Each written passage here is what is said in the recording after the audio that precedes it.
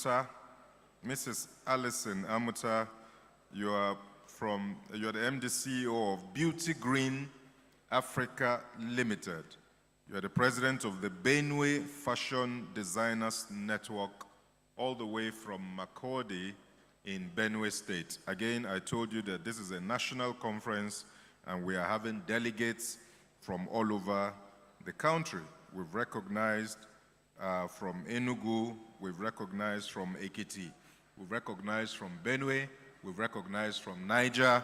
I promise you, there is a delegate from every state in Nigeria here present.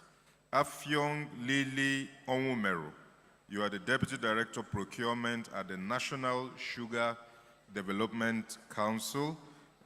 Ms. Onwumeru, we celebrate you and we thank you for joining us here today. Nalue Ifoma, you are from Elwin Amanchasis. I hope I got that correct. Apologies if I did not. Elwin Amanchasis Company Limited. You are the co-founder and executive director, business development of Elwin Amanchasis Company Limited. Alhaji Ahmad Tarika Funtua. Alhaji Ahmad Tarika Funtua, you are from Ahalia Agricultural Business Company Limited. Excuse me. All the way from Katsina State, number 19, Dabai Road, Funtua. Funtua, Katsina State. You are major producers of shea butter, moringa, sesame, neem oil, baobab, castor oil, and indeed all agricultural products. Ambassador Maya Salis, you're the CEO of Maya Salis International Limited. Would have loved to know where you're from, but thank you very much for joining us here today. Alhaji Kamaruddin Adetunji Lawal. Alhaji Kamaruddin Adetunji Lawal, you're the CEO of Farikas Concept Solutions Limited. Again, please, we would like to know where you are from. Don't just tell us your company, let us know where it is located. You never can tell who has been wanting to do business with somebody from that location. So please, as you are writing your company, you are writing your designation, do not forget to let us know where your company or your organization is situated. Maruf Olamide Hafiz, you are the CEO of Array Global Investment Limited, Eko Onibaje. You know what to do. You said you are from Lagos State. Thank you very much, Maruf Olamide Hafiz, for letting us know that you came all the way from Lagos. Plateau State team. Plateau sent a powerful delegation. Plateau State team is led by Honorable Sule Musa, who is the Honorable Commissioner, Plateau State Ministry of Commerce and Industry. Honorable Musa, are you in the room here with us today? Honorable Sule Musa is the Honorable Commissioner, Plateau State Ministry of Commerce and Industry. And of course, Engineer Albert is the Permanent Secretary of that ministry, Plateau State Ministry of Commerce and Industry. We thank you very much for coming. At the appropriate time, they will all be properly celebrated, but we would like to thank all the directors of the Nigerian Export Promotion Council for being diligent since yesterday in assisting the executive director to make this conference a success. All the directors of the Nigerian Export Promotion Council, you have been very wonderful in working with the ED and CEO to make this conference a success. Pwajok Milcha, Mrs., is the CEO, Emajo Food Processing Limited, located in Jos, Plateau State. You are a rice flour processing mill. We celebrate you and we thank you for coming. Ms. Amina Sanusi is the Executive Secretary, Niger State Investment Promotion Agency. Thank you very much, Ms. Amina Sanusi, for coming to join us all the way from the Niger State Investment Promotion Agency in Mina, Niger State. Ms. Sanusi, we celebrate you. Aisha Sanusi is the Executive Managing Director, very important, Executive Managing Director of Erani Limited. I think from Ogun State, but I need to Again, please let us know where you're from. Thank you. Mr. Sadiq Sarafuddin. Mr. Sadiq Sarafuddin is the president of Quickness International Limited. They are importers and exporters of produce, and they came all the way from Ilorin in Kwara State. Mr. Sadiq Sarafuddin from Ilorin in Kwara State. Nelly Osage Ndaguba is the National Secretary General of the African Women's Entrepreneurship Program. African Women Entrepreneurship Program. She's also the CEO of Nelsag Enterprises Limited here in Abuja. We welcome you and we thank you for being a part of the 3rd National Non-Oil Export Conference. Ambassador Ahmed Alex Omar is the president of the African Packaging Organization. The secretariat is at Emerald Hill, South Africa, and they have come to be a part of this program. Ambassador Ahmed is also the founder and chairman of the Advanced Institute of Packaging Professionals of Nigeria, with Nigerian office at Alimosho in Lagos State. Thank you very much for coming with your team to be a part of this event, Ambassador Ahmed Alex Omar. Mrs. Omar Salamat is the CEO of Imar Diamond Global Investment Limited. You are from Ilorin in Kwara State. We thank you for taking the trouble to come and be with us today. We are starting very shortly, so please, once you make your way into the room, do us the favor of settling down immediately so that we can commence in a very short while. Yesterday, we had a bit of unpleasantness with a lot of noise coming from the exhibition area. We would like to plead that that should be minimized as much as possible today. So our exhibitors in the immediate foyer outside of the hall, we plead with you not to allow your exhibition stand to be turned into a place that will generate a lot of noise and disrupt what we're doing here.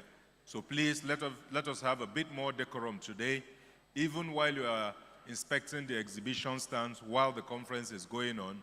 Do us a favor and do it with as much peace and quiet as possible. Engineer Suleiman Isa is a director of Downstream, Federal Ministry of Petroleum Resources, representing the permanent secretary in that ministry. Chief Nancy was looking for you earlier. Engineer Suleiman Isa, you are the director Downstream, representing the permanent secretary, Federal Ministry of Petroleum Resources. You are very welcome, sir. This is duly noted. Abuchi Nwazulu. Abuchi Nwazulu, you are the CEO of the Global Multipurpose Cooperative Society Limited. You empower farmers to do great things, and you are from Adamawa State. Mr. Abuchi Nwazulu, Managing Director, Global Multipurpose Cooperative Society Limited, all the way from Adamawa State. Thank you for making sure that the Northeast Zone is recognized at this conference. Emmanuel Kilani, Soma Okoye, and Roberta Dode, you are marketing executives from Rage Media Group. Rage Media Group. Your MD is a dear friend, and you are export branding experts from Abuja. I can confirm that. Mr. George Omowari, they are an export branding company here in Abuja, Rage Media Group. Emmanuel Kilani, Soma Okoye, and Roberta Dode. You're all very welcome from Rage Media Group. My regards to George. Mrs. Chinagorom Okereke is the president of the Association of Women Entrepreneurs, Women Producers of Abakaliki Rice and other products, all the way from Abakaliki in Ebonyi State. I told you this is a national conference. Delegates are from all over the nation. Mr. Adewale Daniel is the Director of Evergreen Agricultural Export Products Limited. We deal in all agricultural products and they are also partners with MSMEs to provide support to the manufacturing sector in Nigeria. It would have been nice to know where you are located, but that's still fine. Heather Ronke Akani. Heather Ronke Akani, you are a value chain consultant with the World Bank and you represent the Livestock Productivity and Resilience Support Project of the Federal Ministry of Agriculture and Food Security in conjunction with the World Bank. Madam Heather Ronke Akani, you are a very important resource person for the sector and we welcome you. Khadija Yahaya, you are of Misty Scents Limited, shea butter producers. You are the Chief Executive Officer. We thank you and we welcome you. Please, once again, as you come in, make yourself comfortable. Please be seated. I promise you, we are kicking off almost immediately. Chief Nancy is warming up and she's about finishing what she's putting together so that we can kick off this event. The Executive Director, Chief Executive Officer has been here. Mr. Arnold Jackson, who is to take us on a recap of what transpired yesterday, is ready. All our breakout session facilitators are ready. The first panel, our panelists are ready and seated. Today is loaded.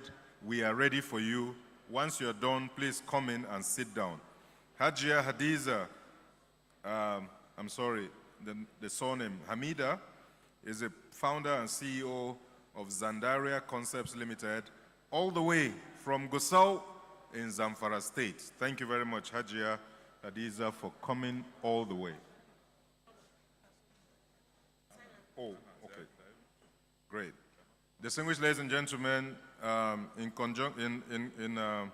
compliance with global best practices, in this day and age, whenever you're having such a public event, you must make provision for those who are visually impaired or, speech impaired or cannot hear to be able to know what is going on and follow along with everything that is happening. So Hannah, our beautiful Hannah here, is our sign language expert who is going to be interpreting everything we have said to those who are non-verbal and cannot hear what we are saying. So she's bridging that gap and making sure that they can follow the conference. The Nigerian Export Promotion Council, of course, is an organization that is compliant with global best practices. So they have ensured, that we make provisions for those who cannot hear us to be able to follow this conference. Hannah will not be walking alone. He's working with Shegun, and very soon Shegun will come and alternate with her. Shegun is in the building, and he will be alternating with her very shortly. All the way from Kano State, the ancient trading and commercial city of Kano, we have Engineer Abdullah Hisabiu Kibia. He's a representative of the Commissioner of Commerce in Kano State, and also Shamsul Lawal Omar is the Permanent Secretary of Ministry of Investment and Commerce in Kano State. The Kano delegation, we thank you. Remember, we have a delegation from Kano, from Zamfara, from Ebonyi, from Ogun, from Kwara, from everywhere. It's a national conference.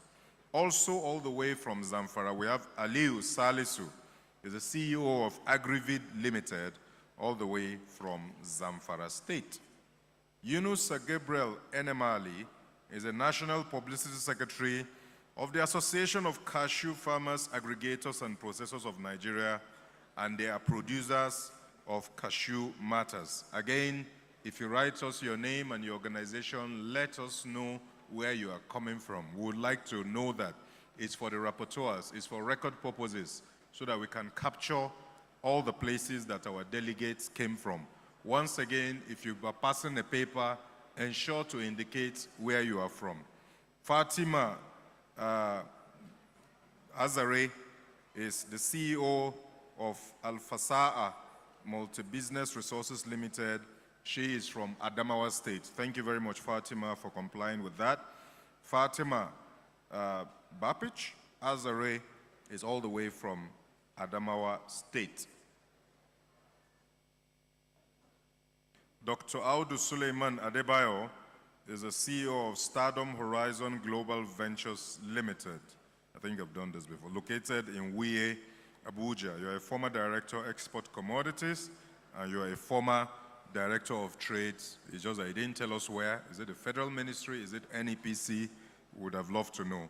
Dr. Maimuna Abdullahi Habib is a retired director and former chief veterinary officer of Nigeria. You are now CEO, Global Security Consultants Limited, and exporters of agricultural commodities. Onwe Nancy Akonna, you are the CEO of Akuchukwu BAM Company Limited, all the way from Ebonyi State.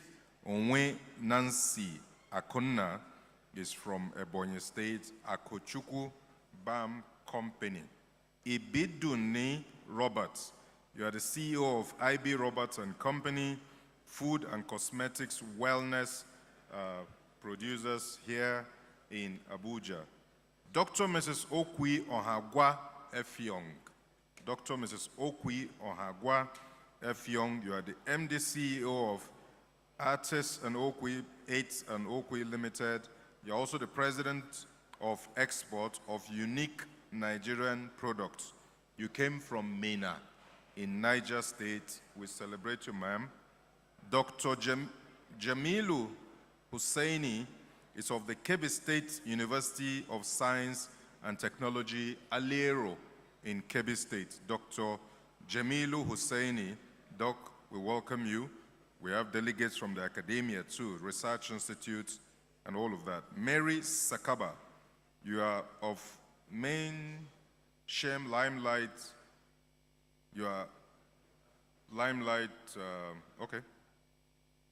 You are from Kebbi State, and we thank you. Alhaji Yerima, you are the Permanent Secretary, Ministry of Commerce in Kebbi State. That's a powerful delegation from Kebbi State.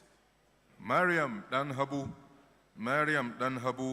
is a shipping lawyer from Foundation Chambers, all the way from Lagos State, a maritime and commercial law firm. Surveyor Olatunde Ayodele is from the Ogun State Chamber of Commerce, Industries, Mines and Agriculture, Ogun Sima, specifically Ijebu Sima, Ijebu Chamber of Commerce, Industries, Mines and Agriculture. You are the first deputy president of that chamber, and you are the CEO of Royal Oasis Investments Limited, all the way from Ijebu in Ogun State, Nigeria. Honorable Open Manasseh Alumo, you are the Commissioner for Industries, Trade and Investment in Benue State. Honorable Open Manasseh Alumo, Honorable Commissioner for Industries, Trade and Investment, Benue State, accompanied by Mr. Nats Adzu. Mr. Nats Adzu is the Permanent Secretary of the Ministry of Trade and Investment in Benue State. Benue delegation, you are all welcome. I hope all the commissioners for trade and investment that we have been recognizing, I hope you have a platform where all of you can meet together and exchange cards and exchange details and be able to talk to each other. All the commissioners of trade and investment from every state, I know I've mentioned more than 12 states so far that the commissioners for trade and investment is here. I hope you have a central platform where you can all meet and talk. Mr. Ogochukwu Anibogo. Mr. Ogochukwu Anibogo, you are the director of palm oil, Flint Foods, all the way from Anambra State. Now you could know. Mrs. Latifa Jibril is the CEO of Riles Farms, all the way from Edo State. Mrs. Latifa Jibril is all the way from Edo State, and we celebrate you. Wani Ahmad Sadiq. Wani Ahmad Sadiq is the Chief Executive Officer of FIRAC Global Services Limited, all the way, ladies and gentlemen, from Jigawa State, Northwest Nigeria. Once again, would like to thank you all so very much. May I once again appreciate all the directors of the Nigerian Export Promotion Council who have been working tirelessly to support the Executive Director, CEO, to ensure that this event goes on seamlessly. We celebrate all the representatives of the private sector, banks. We know that Zenith Bank, Globus Bank, GT Bank, several other banks have been with us since yesterday, and we celebrate all of you. We thank you very much. These are the recognitions we can take for now. And very shortly, very, very shortly, this event will kick off in earnest. Thank you very much as I yield the microphone to Dr. Joe to take it from here. Dr. Joe, sir. Thank you very much, Sam. It's been another beautiful day, and for all that we've had yesterday and we're continuing today, I know it's really, really worth your while. Still in the continuation of our recognitions, I want to take the Yobe State Representative, Dr. Mustafa Abba Gaidan. He's the Permanent Secretary, Ministry of Transport and Energy. Actually, he's representing the Commissioner for Transport and Energy.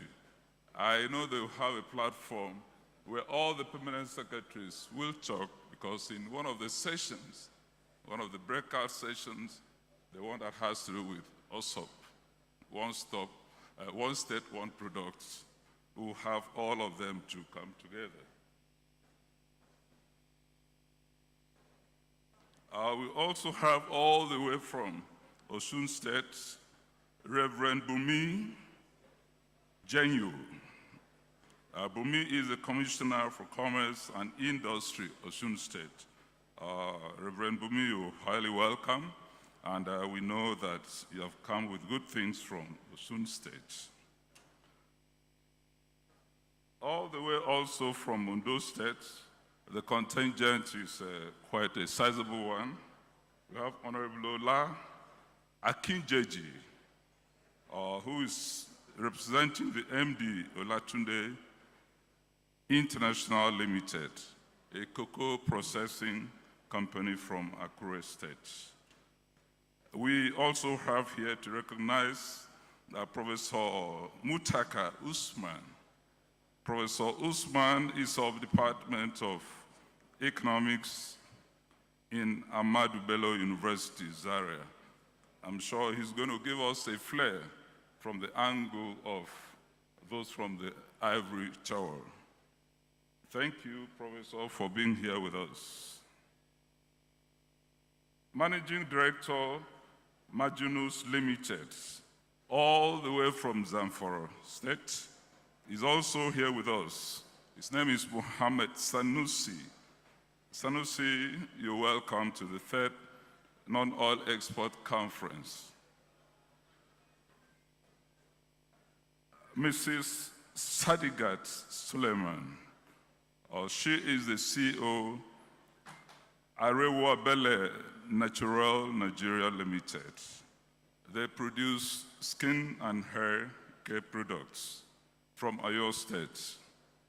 Madam, welcome to this event. Dr. Shafil Hariz, CEO, Semla Limited. They are producers of onion. I'm sure he's one of the members of the Onion National Association of Nigeria. Yes, doctor, you're welcome. You were here yesterday, and he's one of the foremost fabricators of, if you want to move your onions to flex, these are exportable things that you can do because they will fabricate the machines that will take care of this. They are also into modern abattoir. And I'm not advertising for you, doctor, but you have to see how we are able to align this to fit into what we're doing in exports. The CEO of Bernard Forwarders Nigeria Limited, we need you here because one of the breakout sessions we'll be having has to do with logistics. He is Mr. Adebayo Dolumu. He's a licensed customs agent. He operates from Port Harcourt and also from Lagos. Welcome, sir. We also have present with us, I think this one, he was here yesterday, Ichiola Oluwatoyin Elizabeth. She's the CEO of Deeport Unique Resources Limited. They're into export of food products coming all the way from Oyo State to share with us here. Their major is shea butter, honey, black soap, and coconut oil. All these are exportable products that we encourage that Nigerians should go into. Chris Chilsunko, the National President of Potato Growers, Processors, and Marketers Association of Nigeria, from where we have potato the most in the country, Jos. We're going to share our experience in one of the breakout sessions as we continue this event. Very shortly, we are going to start, and I'm sure by the time we set selling, we are not going to stop. Yeah, we also have in our midst today Alhaji Sanusi Hashimo, MON. This is the president of Livestock Producers Association of Nigeria. He's based here in Abuja. Once more, I should recognize Otumba Felix Oladunoye. He is the chairman, COPAN, Cocoa Processors Association of Nigeria. This is one of the foremost export products that Nigeria promotes. And we're happy to have you here, Otumba Felix Ola. The president of Cotton Producers and Merchants Association of Nigeria, Umar Abdul Kader, is also here with us. He's been very consistent since we started yesterday. Continuing today, I'm sure he will share from the experience that he has garnered in the field, the ecosystem of export promotion as it has to do with cotton during the breakout sessions. Rose Kwanzan, CEO Optimal Crystal Agro Limited from Benue State, Makurdi Benue State, is also here with us. Madam, I'm sure you've brought some of the things from the food basket from Benue to share with us. Taribo Victoria, the President Sisters Keepers Multipurpose Cooperative Society from Benue State, is also here with us today. With all that we've had, I'm sure there's a relationship to this. I don't know how many of us are aware that today is World Kindness Day. World Kindness Day. How kind have you been to your neighbor? Even the ones that you have here. If you are not reaching out, it's not everything that has to do with money. You can share the information that you have that has to do with export, because not all export is prime to the growth of our economy here. I'm sure you've been networking. Show some kindness as you are here with us today.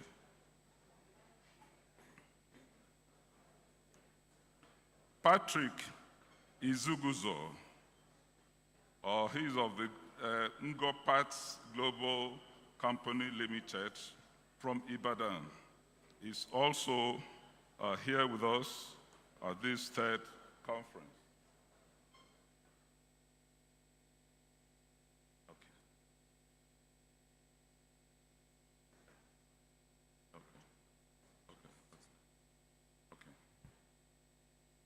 In getting ready for today's very full jam-packed session, I'm sure you are making up your mind to join in one of the breakout sessions. I understand we have 7 streams. Yeah, we have 7 streams. And part of it, we'll be talking on export financing, another on logistics, some other one on one state, one product. I'm leaving the stage now for Nancy to continue. Okay. What do you have in the menu for us, Nancy? We have quite a lot, but of course, please can we be upstanding as we welcome the Honorable Minister of State for the Federal Capital Territory, Madam Maria Mahmood. Please, can we give her a round of applause? We're in their city. You know, Abuja is the one hosting us.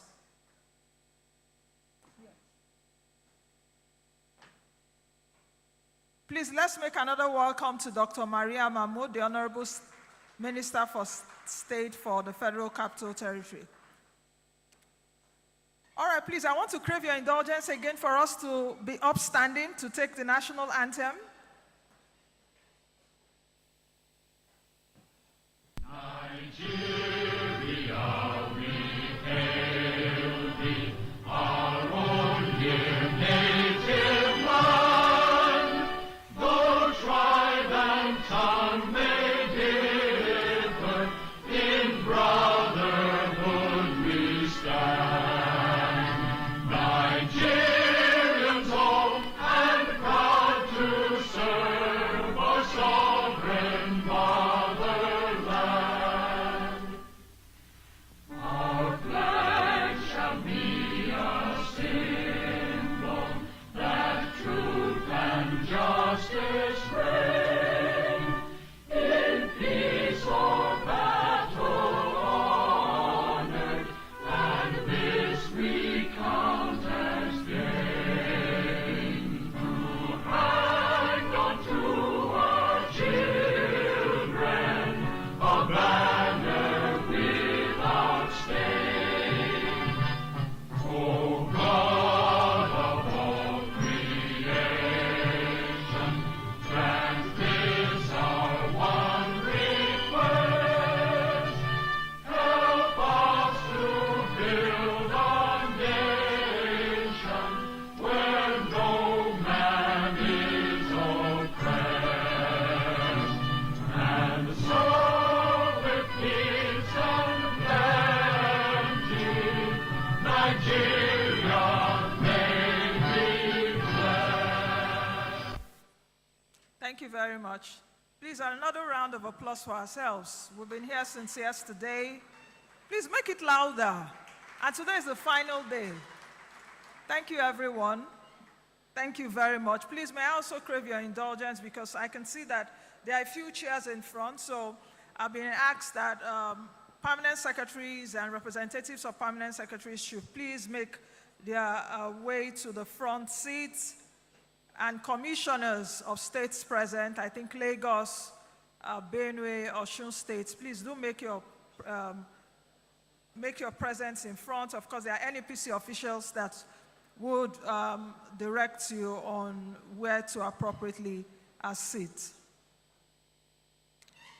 So as we start this second day of this national conference on non-oil exports, it's so wonderful to see you all again, bright and early, and we all appreciate you.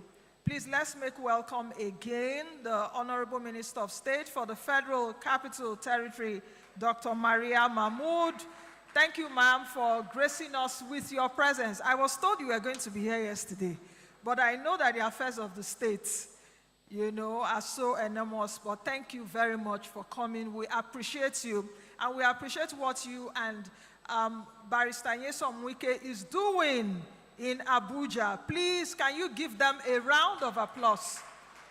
I must say that where I stay, where I reside, here in Abuja, just close by, around here, the roads now are so good. In fact, a friend of mine was coming to my place and she missed her road. You know, it took her like 10 minutes to figure her way out. But we are also asking, Honorable Minister, that the work should continue. We want to see more, not just roads. We want to see more for health, education, and other infrastructure. So please, another round of applause for them. Make it louder. Because whatever we do here, she's going to take back. Or do you want them to eject us out of here? After all, the landlord has, the president said they are his landlord too, isn't it? So thank you very much, ma'am. All right. The Honorable Minister of State for the FCT, Dr. Maria Mahmood. Thank you, ma'am, for coming. We appreciate you. Thank you very much. Prince Akeredolu Toyin, who is representing the Permanent Secretary of the Federal Ministry of Industry, Trade and Investment. Thank you very much. We acknowledge you. We also have Engineer Sulaiman Issa, Director Downstream, representative of the Federal Ministry of Petroleum Resources, the representative of the Permanent Secretary. Please, can we give him a round of applause? Because when I got that, I was like, Ministry of Petroleum is also interested in what we are doing. I think they will be interested because they will come and eavesdrop that we want to diversify the economy away from oil and take all the secrets that we have here and take back to the minister. So thank you very much for coming.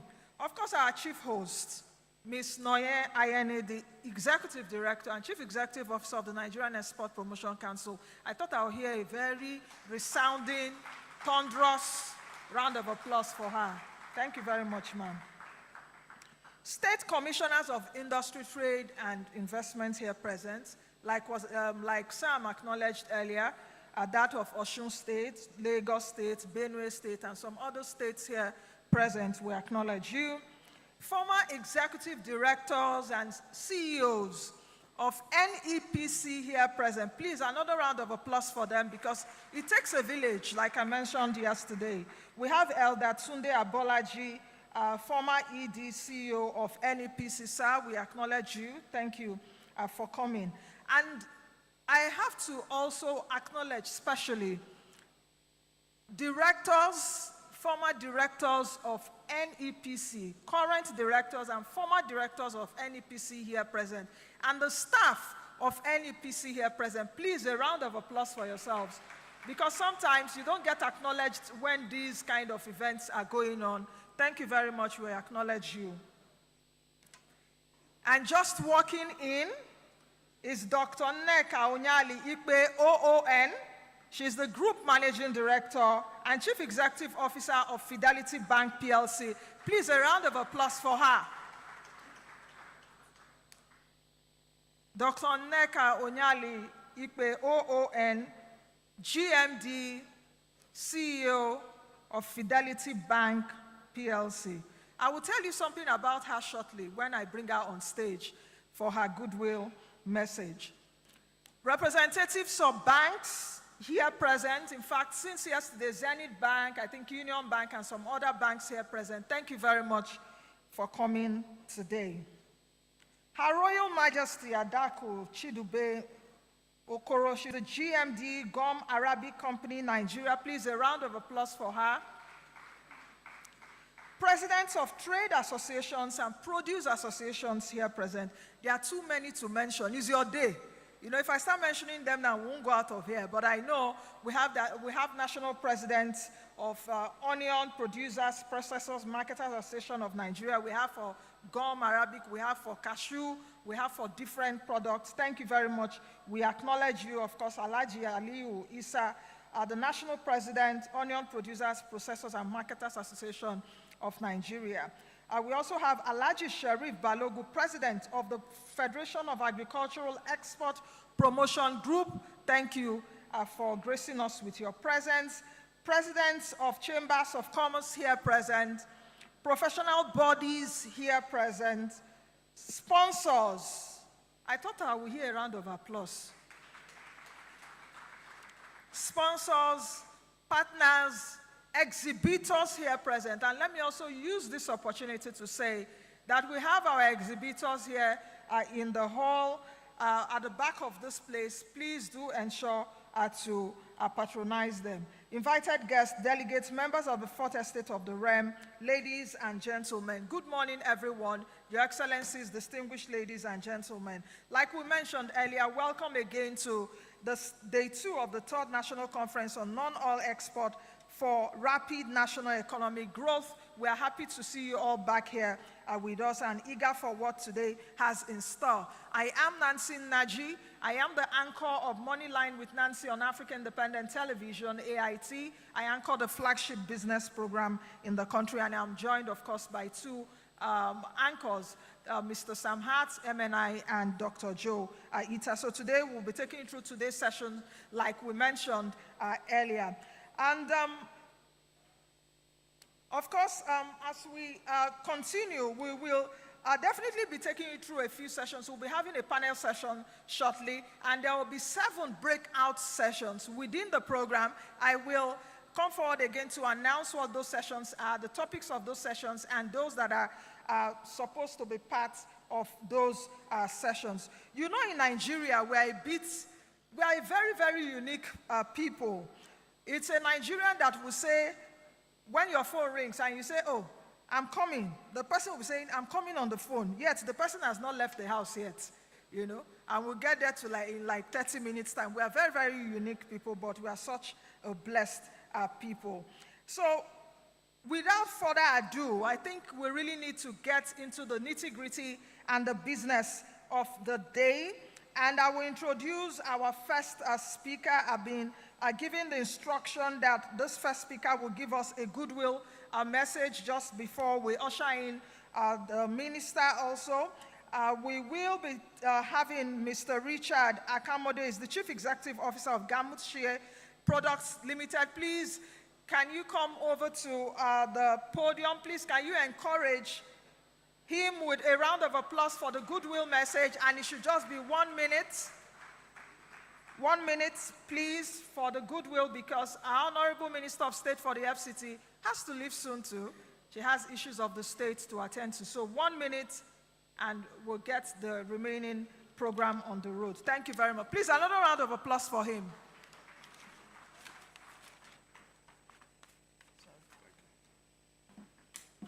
The Honorable Minister, all other functionaries present, all protocols observed. I'm actually representing the National Association of Shea Products of Nigeria, NASPA. The president could not make it. I'm the vice president. And on this occasion, we want to congratulate the NEPC for the good job it's been doing over the years, expanding export opportunities. I know that even in my personal capacity, I have traveled on the sponsorship of NEPC to Sudan, to Egypt, to Tanzania, and I know they have also gone to other parts of the world. The challenges facing the sector, the shea butter sector, is not different from those things that were discussed yesterday. But the good news is that we're also rising up to the challenge. New factories are coming up, and the market is waiting for the Nigerian shea butter. And I believe that conferences like this will also help us to further optimize the opportunities we have. Once again, I congratulate NEPC, and we look forward to our continuous partnership. Thank you very much.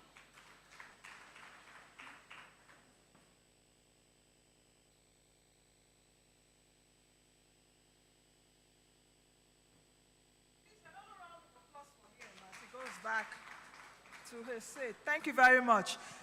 We're trying to do this a lot more briskly than yesterday, you know, so that we can really get the show on the road. Like I mentioned earlier, the minister will be up in just 2 minutes to give her goodwill message. But Your Excellencies, ladies and gentlemen, let me bring this next speaker on stage, and definitely it's my honor to introduce her. She's an inspiring leader whose vision and commitment to excellence has set a remarkable standard in Nigeria's banking sector, as she is not only a trailblazer, but a true icon of resilience and strategic leadership. Since joining Fidelity Bank as an executive director, she has been instrumental in driving growth and transformation within the institution. In January of 2021, as she made history as the first female MD CEO of Fidelity Bank. I thought I would hear a round of applause for that. Leading with integrity, innovation, and dedication to empowering her team and customers alike. Her achievements resonate beyond the banking industry as she stands as an inspiration to women all over Nigeria and all over the world, and professionals across various fields. Please join me in welcoming to the stage Dr. Nneka Onyali Ikpe, OON, for her brief goodwill message. Please make it louder. She's going to be with us today, at least for her, for one of the panel sessions. So all the questions you have to the bankers, she's here. Please, another round of applause. Yes, thank you very much. Thank you very much. Thank you very much, and good morning to the minister. And please permit me to stand on existing protocol. So I've been told to make it very brief. I stand here today very proud of my bank because a couple of years back, we were very deliberate about growing exports. Every day we go to meetings, central bank will give us more money and all of that, small dollars. I said, this cannot work. We have to grow the Nigerian export business. But deliberately, like I said, the bank started with capacity building because first of all, you have to teach the people how to fish. So we had in partnership with Lagos Business School, close to 10 years ago, a capacity building session, which we call the Export Management Program. And I'm very proud to say that many of the very big exporters today are our participants who graduated from the school, from the program. So we started with that deliberately, and then we progressed to, when I became managing director, I told my people that you cannot stay in Lagos and be exporting in Kaduna and Kano and Calabar and Ondo, that you have to move to the location. It wasn't a good decision to make at that time. I mean, they didn't like it, but it came through that that was what needed to be done, because they needed to be on the ground with the exporters to understand what their challenges are, so that we know what you are dealing with. And I'm proud to say that Fidelity has grown to become the third biggest in terms of volume in exports, out of 32 banks. So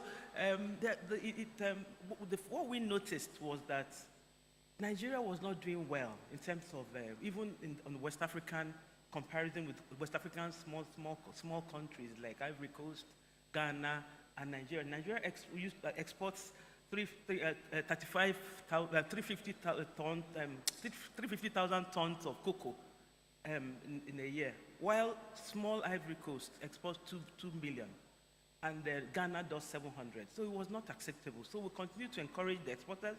We put them through programs. But what came through shortly after that was that the value addition was the way to go, because exporting the raw products was not bringing in the kind of money that we expected, considering the effort. So we also went ahead to engage with the central bank to get loans for factory enhancement and importation and all of that.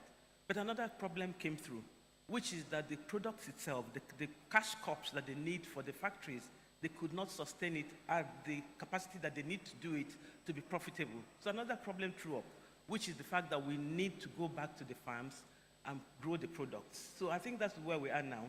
And it can only be done by the DFIs. It has to be done by single digits because this is a long gestation period. It cannot be done with commercial loans. So our hands are tied at this moment, and at every forum like this, I ask, where is Bank of Industry? Since Central Bank says they're not doing it, Bank of Agriculture. We need to get back to grow the plantations, because our cash crops, because they are old, the plantations are old, they're not producing enough, they're aging products, we're not competitive anymore in terms of pricing. Because what we have also seen is that the prices have tripled since in the last 2 years, and our products are no longer competitive. So the exporters are struggling. So we hope that programs like this will bring the problem to the fore, and attention will be given to it. So Bank of Industry, you need to give money to our exporters to plant more, to grow their plantations back to the quantity that, the crops, the quantity that our factories will be able to produce optimally. Thank you.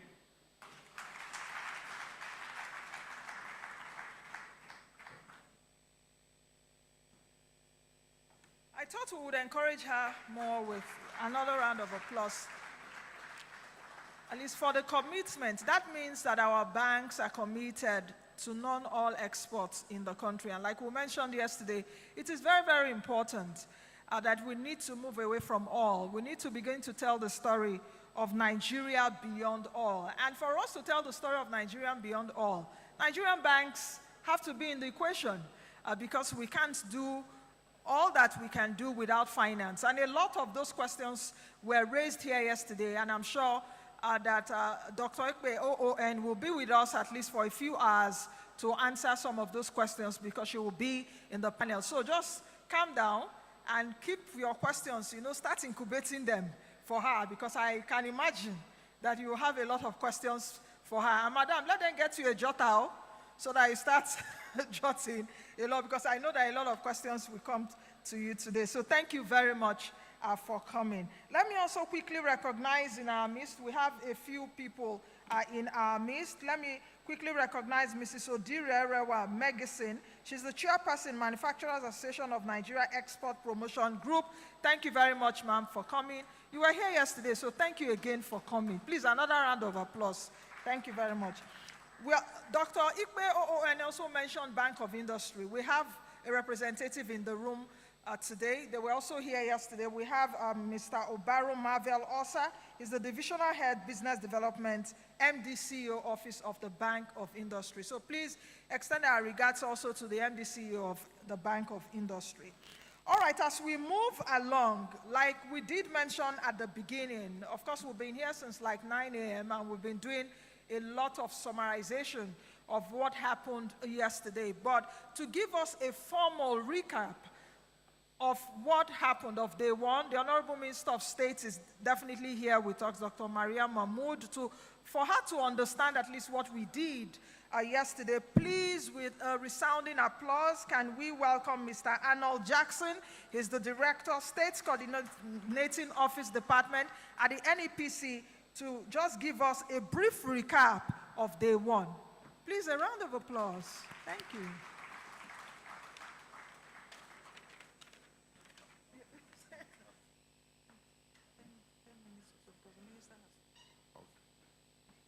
Good morning. Good morning. Okay, I just needed to get your attention. I will say good morning to special guests and dignitaries that are present here today. I'm just doing a short recap of what happened yesterday. Day one yesterday was the 12th of November, and the meeting started by 9:30. The theme of the program still remains promoting non-oil exports for rapid national economic growth. There were arrivals and registrations of participants commenced at 8 o'clock. The program started at exactly 9:30.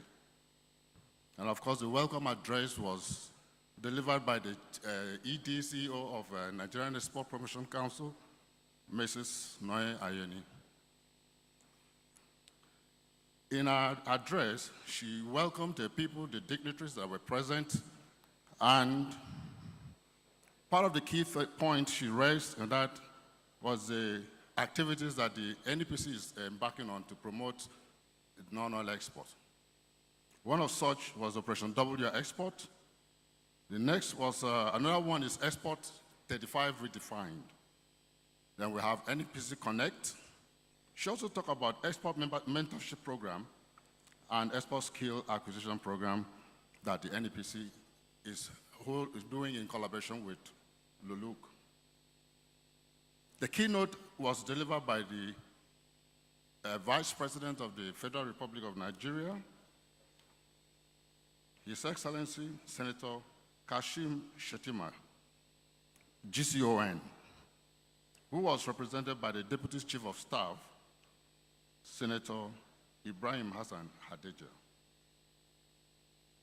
The representative of the VP spoke about the federal government's commitment to the Renewed Hope Agenda, which aims to promote economic growth, and the theme of the conference captures the essence of the agenda.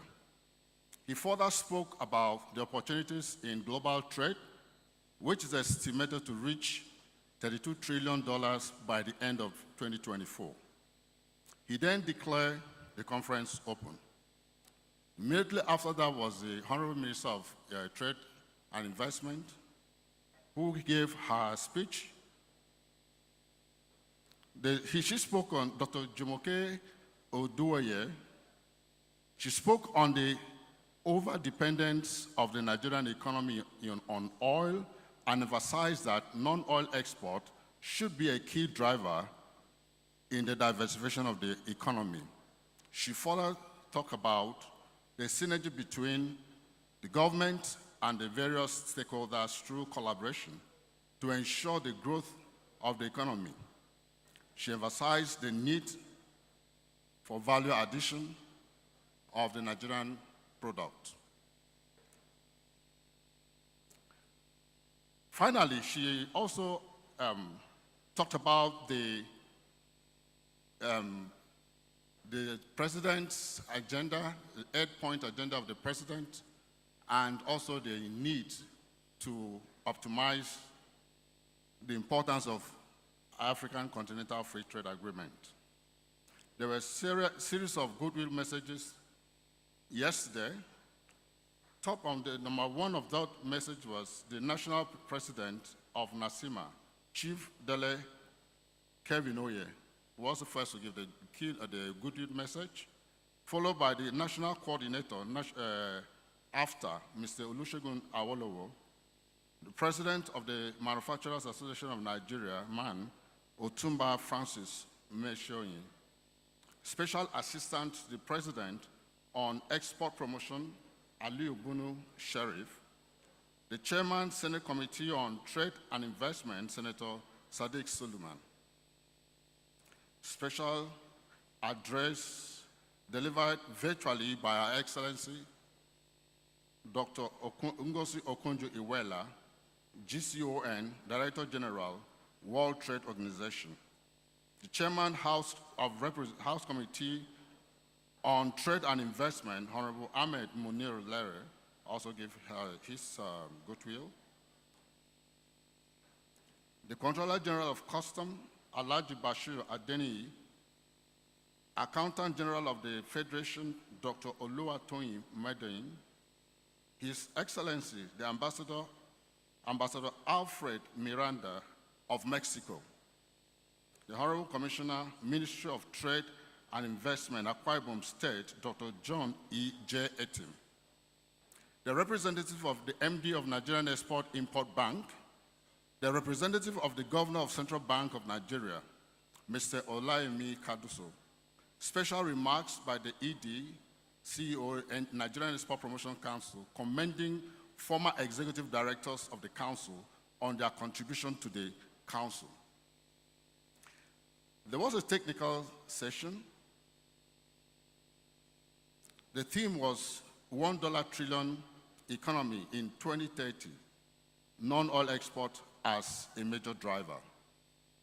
The late speaker, Dr. Mudu Yusuf, founder, CEO, Center for the Promotion of Private Enterprise, CPPI, the session was moderated by Dr. Ken Okoa, President, National Association of Nigerian Traders. There was an overview of the overview of the paper the lead speaker, Mr. Mudu, gave was one, the conceptual issues on the role of non-oil export in the realization of $1 trillion economy. The current state of the non-oil export sector review of services sector. Implications of current economic reforms for non-oil export sector. Developmental content of non-oil export in Nigeria. Trade facilitation role in repositioning the non-oil export sector to drive the realization of the $1 trillion economy and export financing issues. The moderator, Dr. Ken Okoa,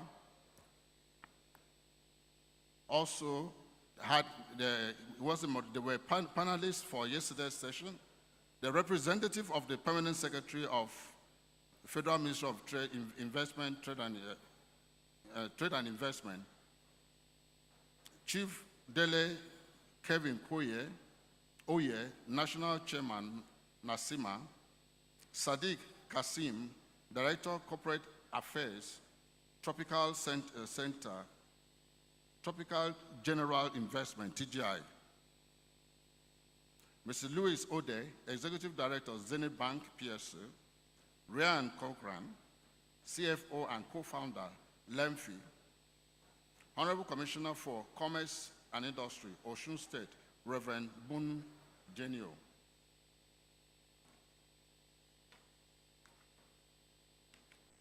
In a nutshell, those were the activities. Because of time, so we need to stop it at that. Those were the activities for yesterday. And we hope today is going to be a bigger and a more robust season because of the series of panelists that is going to take place. Thank you very much.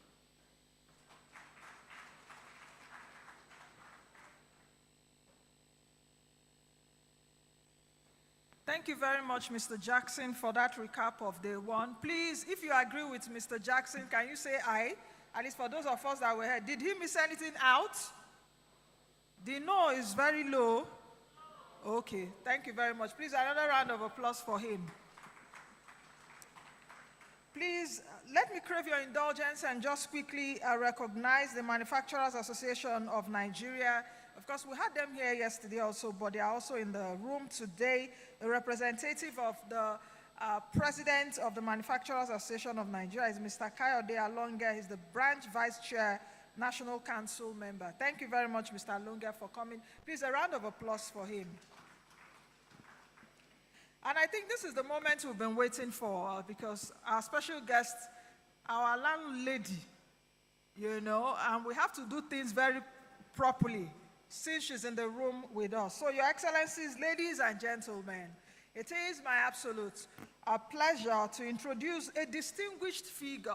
If you've been following her, she's been a public servant. Some of you may not know, but I'll tell you how. Her passion and dedication to public service has left an indelible mark, and one would say how. She's a woman of remarkable credentials. She's not only a medical doctor, she is a medical doctor because some of you do not know. So allow me to tell you this morning that she's not only a medical doctor and a consultant in family medicine, but also a former commissioner of higher education in Kano State.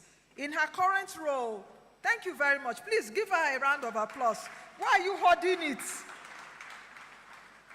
In her current role as the Honorable Minister of State for the Federal Capital Territory, she stands as a pillar of strength and commitment, working tirelessly alongside the Honorable Minister of FCT, Barrister Nyesom Wike, to drive impactful change in our capital. You know, they say that wherever you see a successful man, check him out. Beside him is even a more successful woman and a stronger woman. Please allow me to welcome on the stage warmly our own, we are proud of her, Honorable Minister of State for the Federal Capital Territory, Dr. Maria Mahmood. Please, a round of applause for her goodwill message. Let it be only my clap that is going on in the mic. Please, can we clap for her? Thank you. Yes, it is. Thank you.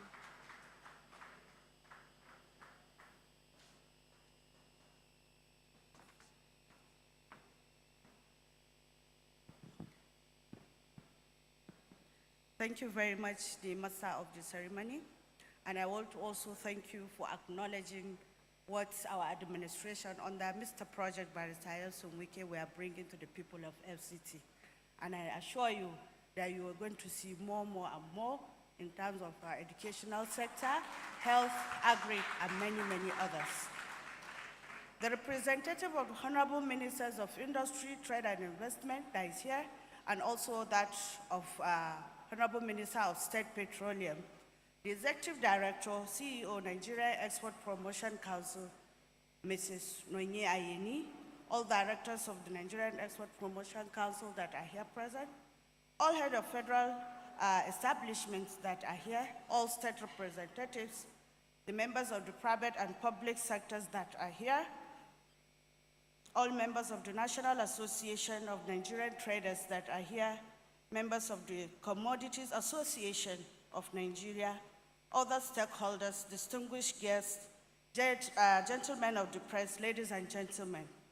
On behalf of the FCT administration and the entire residents of Federal Capital Territory, I consider it an honor and a great privilege to be here today at this significant gathering. That's the 2024 National Non-Export Conference, Non-Oil Export Conference, organized by the Nigerian Export Promotion Council. Permit me to begin by welcoming all of you to the beautiful city of Abuja to attend this auspicious event. Distinguished ladies and gentlemen, this conference is crucial as our nation continues diversifying its economy, and non-oil exports are rightly taking center stage in our growth and development agenda. I commend the Nigerian Export Promotion Council for its unwavering commitment and collaborative efforts, which have led to an impressive 6.26% increase in our non-oil export earnings in the first half of the year. The Federal Capital Territory Administration is proud to be an active partner in this mission. We recognize that the strength and resilience of our economy depends not just on the oil sector, but on the diversity of Nigerian rich resources, entrepreneurial talent, and manufacturing capabilities. Through initiatives designed to promote ease of businesses, strengthening the infrastructure, and support exporters, we are working alongside stakeholders to transform Abuja into a vital hub for trade and investment. The FCTA is committed to creating an enabling environment that fosters innovation, supports exporters, and attracts international partners, making Abuja a gateway for non-oil export activities. This year's conference theme, that's promoting non-oil export for rapid economic growth, could not be more fitting as it captures our shared vision for a resilient, diversified, and sustainable economy. This vision, which is in line with the renewed hope agenda of our dear President, His Excellency Asuwaju Bola Ahmed Tinubu, GCFR, is not merely an aspiration, but an achievable reality. As demonstrated by the success we have already seen under the NEPC's W Effort Initiative. As we gather here today, let us embrace the momentum, foster new partnerships, and seek innovative solutions that will continue to drive the growth of our non-oil sector. I'm confident that this conference discussions, insight, and collaborations will propel further towards our goal of building a robust and dynamic economy that benefits every Nigerian. On behalf of the FCTA, under the leadership of Barrister Yeltsin Wike, I wish the NEPC and all the stakeholders a successful and impactful conference. Thank you all for listening, and I wish you all the best. Thank you very much.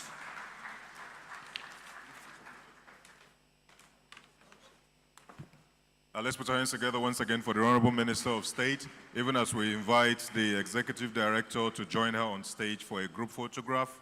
And may we also have Mrs. Nneka Onyali Ikpe, GMD Fidelity Bank, to please join us on stage for the group photograph. And indeed, Her Royal Majesty, Adako, Mrs. Megison, please let's join representative of the Federal Ministry of Industry, Trade and Investment. Thank you.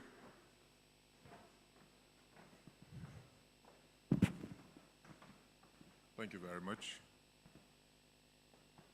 And our former executive director here present, please, if you can kindly join us, sir. Thank you. Our former ED.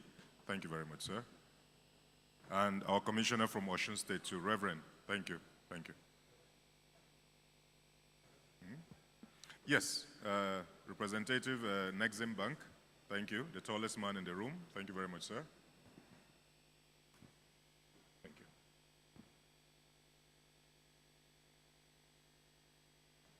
As this is going on, I would like to request Mr. Lawal Shehu Dalhat, Mr. Lawal Shehu Dalhat, to kindly get ready as he comes on stage to give us the performance dashboard from 2022 to 2024. Thank you very much, Honorable Minister, for gracing us with your presence. We celebrate you. We commend you for your kind support, and we thank you so very much for all you have been doing for us residents in the Federal Capital Territory. Thank you so very much. As the rest of us go back to our seats, can we appreciate them with a round of applause, please, as they go back to their seats? Thank you so very much. Distinguished ladies and gentlemen, flight day 2 of the National Conference on Non-Oil Exports organized by the NEPC, Nigerian Export Promotion Council, has begun in earnest. We would like to thank all our guests who have honored us with their presence, and also thank all our delegates from all over the country who have been here with us since yesterday. Usually on day 2 of conferences, you don't see people, but because these people are interested in what they've come here to do, and because they are guaranteed that they are going to get value for their participation, it is day 2, and the hall is still packed full, which is unprecedented in multi-day conferences. Please put your hands together for yourselves for this show of dedication, this show of interest, and this show of commitment to what we are doing. With the kind permission of the Honorable Minister, we are delving straight into the panel session, which will be discussing sectoral perspectives in the development and promotion of non-oil export. To give us the opening speech for that and to set the tone indeed for how that panel will flow, permit me to invite the lead discussant, Mr. Lawal Shehu Dalhat, who will come and give us a performance dashboard from 2022 to 2024 on the sectoral perspective in the development and promotion of non-oil export. Let's put our hands together for the gentleman. Even as he comes to the podium, all our panelists are on ground, our moderator is on ground. As soon as he is done giving the overview, we'll move straight into the panel. Welcome, Mr. Lawal Shehu Dalhat. The floor is yours. Okay.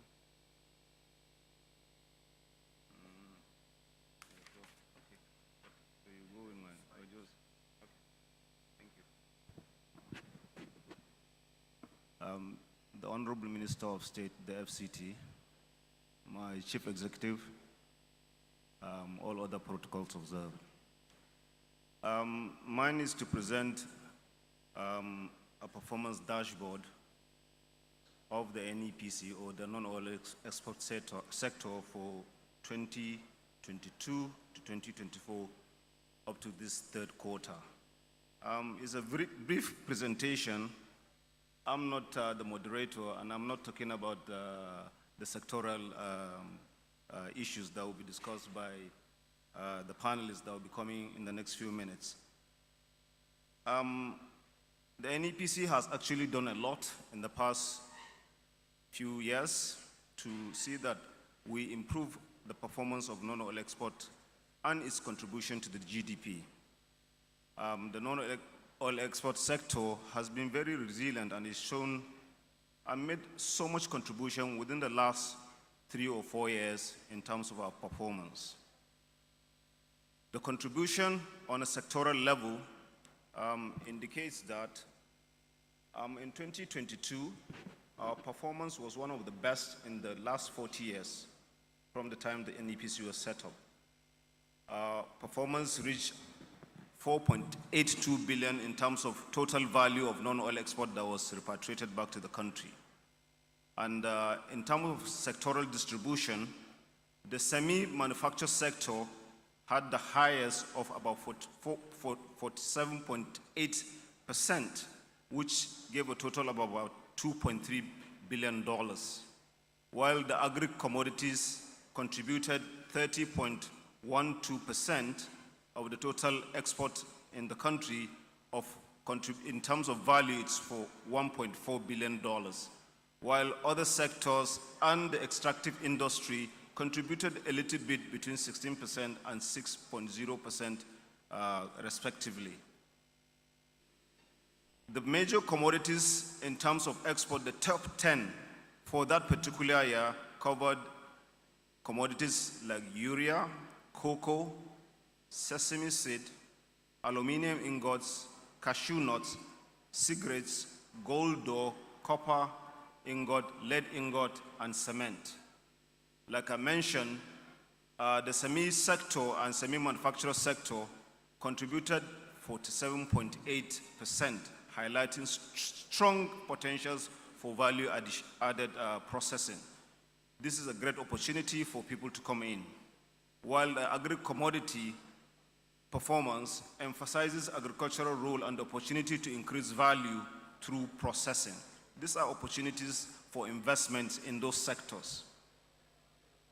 While our performance in 2023 was a bit low in view of what we all know, it was a year for campaign. There was a lot of political activities within those periods. So generally, in every country where elections are taking place, export performance is a bit low in terms of other years. But we did well. And performance was $4.5 billion in terms of non-oil export value. And then the agricultural sector actually did much better with a performance of almost 50% in terms of the total value percentage of export that went out within those periods. And it was equivalent to about $2.2 billion in terms of value, while the semi and manufacturer sector contributed 31.5% of the total value of exports within that period, covering about $1.4 billion in terms of value. I want to mention that the extractive industry actually did a bit better this time around with about 7.2% growth and covering about $326 million in terms of export. And it also emphasizes the need to actually focus on the extractive industry, that is the solid minerals, which the NEPC is actually focusing on. And I want to mention that in view of the importance of the sector, the management, with the approval of the executive director and our ministry, a department was set up for solid minerals so that it will give it the focus attention that it needs in order to generate more value from that particular sector. While the 10 exportable commodities, top 10 commodities this time around, we still had urea and fertilizer doing very well as number one, with cocoa, sesame, soya appeared within these ones. And then most importantly, hibiscus flower also came into the sector, it did very well in 2023, and we're expecting more from it. Maybe that was why we had the ambassador of Mexico, because most of our exports of sesame goes to Mexico, and he was here yesterday at this program. And then other commodities like gold ore, copper ingot, and lead ingots also did very well within those periods. In terms of our performance for the first 3 quarters of this year, it's really incredible, and we've really done well. And from all indications, we are going to outperform what we did last year. As it is now, we have a total of about $3.8 billion in terms of exports value from January to the 3rd quarter of this year. And so far, agricultural commodities is leading with about 50.4% in terms of value, while the value is 1.9. And for semi and manufactured commodities, we've done close to $1 billion, which is 900 million, with about 39.9% in terms of the value.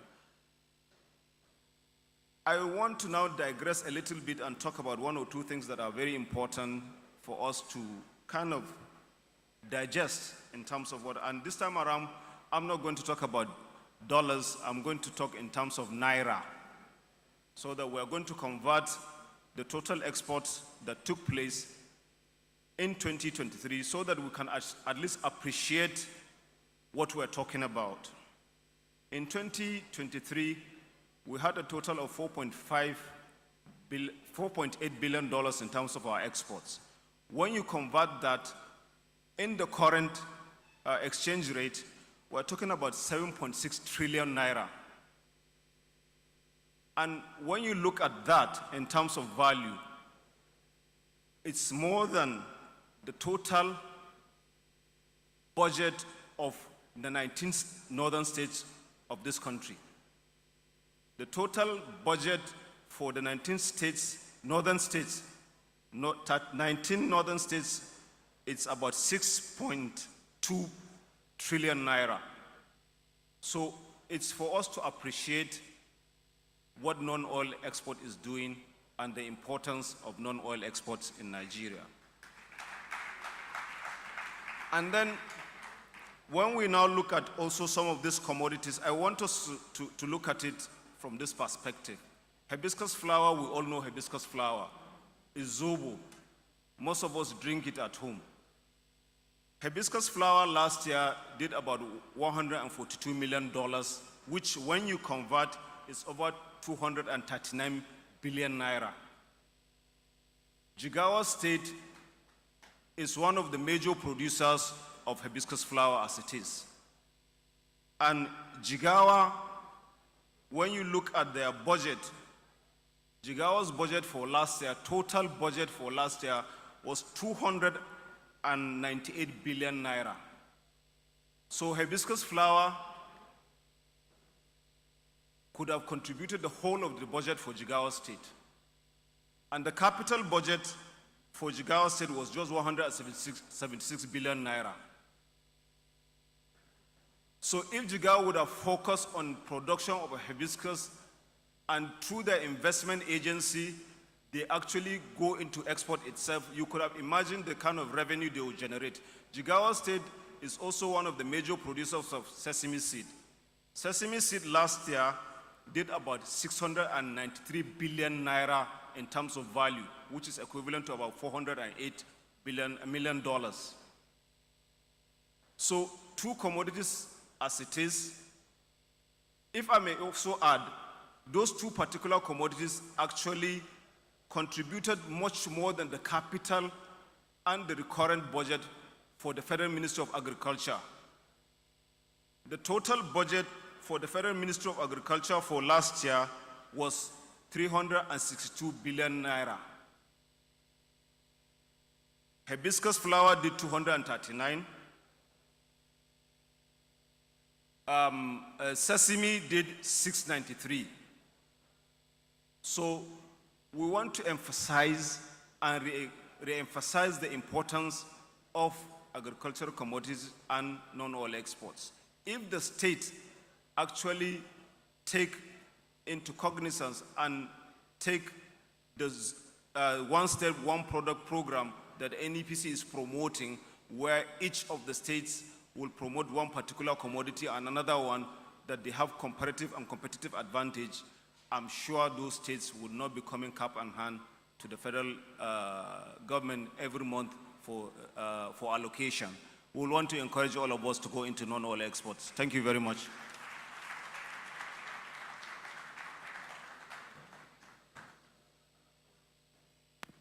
Ladies and gentlemen, Mr. Lawal Shehu Dalhat, who is the Director, Policy and Strategy at the Nigerian Export Promotion Council, has just given us the performance dashboard from 2022 to 2024 of the sectoral perspective in the development and promotion of non-oil export. The Executive Director, NEPC, Mrs. Noye Ayeni, your work is cut out for you. You heard Mr. Lawal Shehu Dalhat, and the objective is that the states, the subnational units, do not have to be coming to Abuja every month, cap in hand, waiting for allocation before they can run their various states. Every state in Nigeria has minimum of a product that can bring in a lot of money into the coffers of that state if properly managed, if properly harnessed, and if the value chain is properly developed. That is what we have come here today to discuss, and I'm very sure that I'm very happy with the presence of many commissioners of industry, trade, and investment from the various subnational units, and it is our hope, expectation indeed, that by the time they go back to their various states, they will be able to apply the measures that have been discussed at this conference. Let's put our hands together for ourselves one more time.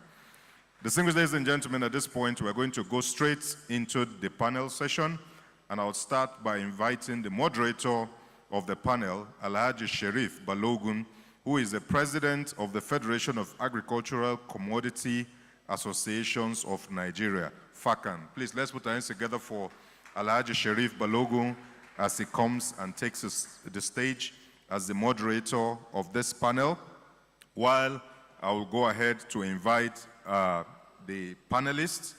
Ladies and gentlemen, she has been here since yesterday or the day before even. She was there all of yesterday.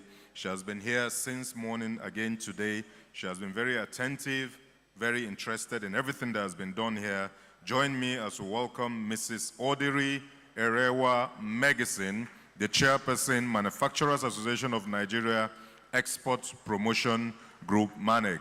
Very elegant, very beautiful. She has been very demure, very mindful, and very cutesy. Oh, okay. I see there are Gen Z people here. Oh, yeah. That resonated with you? Isn't she lovely? It is. Amazing, thank you. I had to relate with you people. I'm Gen Z too, by the way. So also, let's put our hands together for a trailblazer, an Amazon who is doing great things. Ladies and gentlemen, Dr.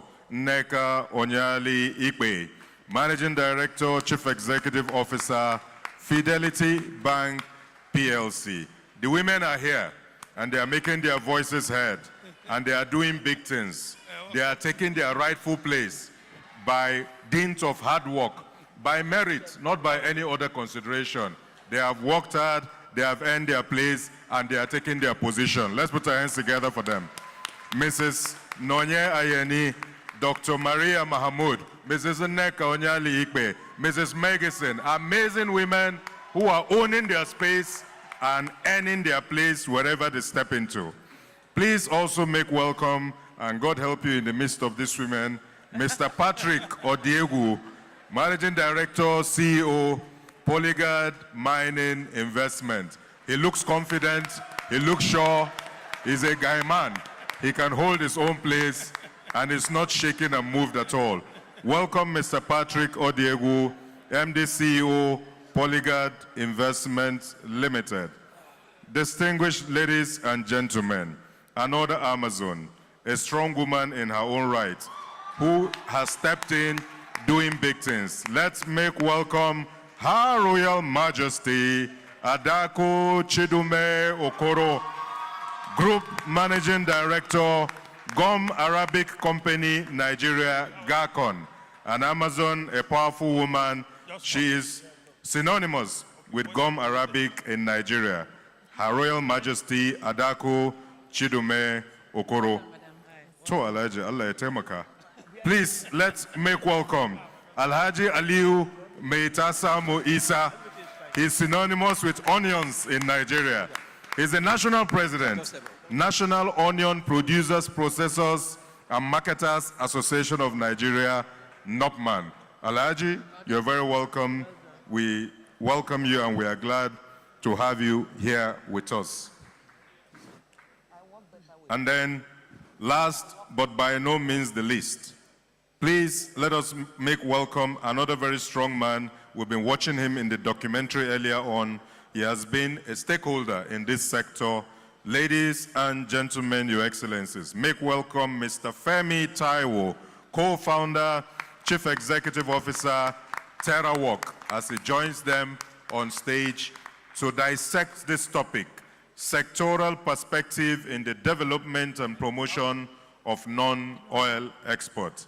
Your Excellencies, ladies and gentlemen, let the moderator of the session, Alhaji Sherif Balogun, President of the Federation of Agricultural Commodities Association of Nigeria, take the session forward. Let's put our hands together for them. Thank you. Yes.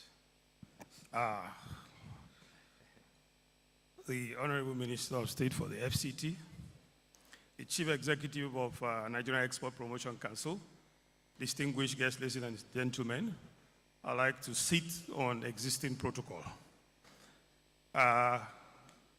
Good morning. Distinguished guests, esteemed panelists, and attendees. I am honored to welcome you to today's panel on sectorial contribution to development and promotion of non-oil exports in Nigeria. As we explore these vital roles in a different sector, I believe we are collectively positioned to identify actionable solutions to drive economic stability and growth for Nigeria. And before we go in it, I'd like to take us into a journey of historical overview so we can understand where we were, where we're coming from, and where we want to go. Our nation has had a rich history of export activities that dates back to pre-oil days, when agriculture was Nigeria's economic backbone. Commodities like cocoa, groundnuts, palm oil, and rubber not only provided foreign exchange earning, but also supported large communities and development of regional economies. However, with the oil boom of the 1970s, our economic focus shifted heavily towards oil. This dependency has often compromised our economic resilience, especially during downturns in oil prices. In recent years, however, we have seen a deliberate and shift back towards non-oil export. And we must commend the Nigerian Export Promotion Council for driving this, as has been presented by Mr. Dalhat. You have seen the dashboard. You can see there's been a tremendous improvement, and we hope to see more of it. And from outcome of today's deliberation, we will have a better insight, more and improved solution to driving the increase. To truly understand the power of non-oil export, let's look at those role of specific sector and see how they continue to contribute to Nigerians' diversified future. Agriculture. As one of the largest sectors, agriculture remains fundamentally one of the biggest providers of employment in our country and one of the main contributors to our GDP. Manufacturing. This sector, as you can see also from the report that was presented on the dashboard, driven by semi-processed products and also manufactured products like urea, ingots, gold, has since increased over 40% in growth. And we can see those big figures that this is providing. Mining and solid minerals. Segilola is exporting gold from Nigeria. A lot is going in from there. If we look back to those glorious days when Nigeria was one of the largest exporters of tin and columbite, which we left, I'm glad to say that we're going back to that. Nigeria exported last year $63 million worth of tin and also exported over $80 million of lead. However, we need to stop exporting just primary minerals, but to go into process. And to bring this to play, I'll just cite a very small example which will surprise us about exporting non-processed solid minerals. We are exporting lead presently from Nigeria, and a ton of lead is about $2,026 presently. However, our lead, most of the lead in Nigeria has occurrences of silver and also gold. And we have seen a situation where you have about 0.5% occurrence of gold in some of our lead. Now, if we don't process, we export this lead. And for a ton of the lead, we obtain $2,026. However, the countries that we export the lead to will process the lead and separate all the other important minerals that are there. So if you remove 0.5% of gold from a ton of lead, you are going to be left with about 5 kilograms of gold. 5 kilograms of gold today will fetch you over $440,000. Meanwhile, we are exporting what contains $440,000 of gold as $2,000 in lead. So what are we doing? So we need to have separation plants to be able to process our solid minerals. And this can not only be done by the private sector, but the government with full support. And we're happy that Segilola has a gold refinery, and they are doing great. I just made this specific example to make us see the potentials that we have, where we are going. And with this small background, before I bring in my panelists, I also like to mention that we have seen the figures presented by Alhaji Dalhat on our dashboard. But let's look at it. Netherlands, a small country that is smaller than many states in Nigeria, is exporting agricultural products. What, in 2022, they exported $126 billion of agricultural goods in Netherlands. Kaduna State alone is bigger than Netherlands and has the potential to produce and export such. We're happy that the administration of President Bola Ahmed Tinubu has set up the Ministry of Livestock Development, which we hope will drive agriculture, will drive renaissance in ensuring that we export. Part of what Netherlands exported, of the $126 billion in agricultural goods, milk and egg, was $11 billion. Just milk and egg. So I think we're on the right path with the creation of the ministry. I hope that we will all together take advantage of this and move our country forward. At this point, I'd like to bring in my distinguished panelists. I know. Okay, sorry. Apologies. We have one more seat, and to have institutional participation in the conversation to give proper insight, distinguished ladies and gentlemen, please join me as we make welcome Ambassador Sule Audu, a former Director of Commodities at the Federal Ministry of Industry, Trade and Investment, to kindly join us on the panel and take the last seat. Let's put our hands together for him. He has institutional memory, institutional knowledge, and he'll be able to provide institutional context to the topic that is being discussed today. Thank you. Let's make him warm as he comes to the panel, please. Thank you.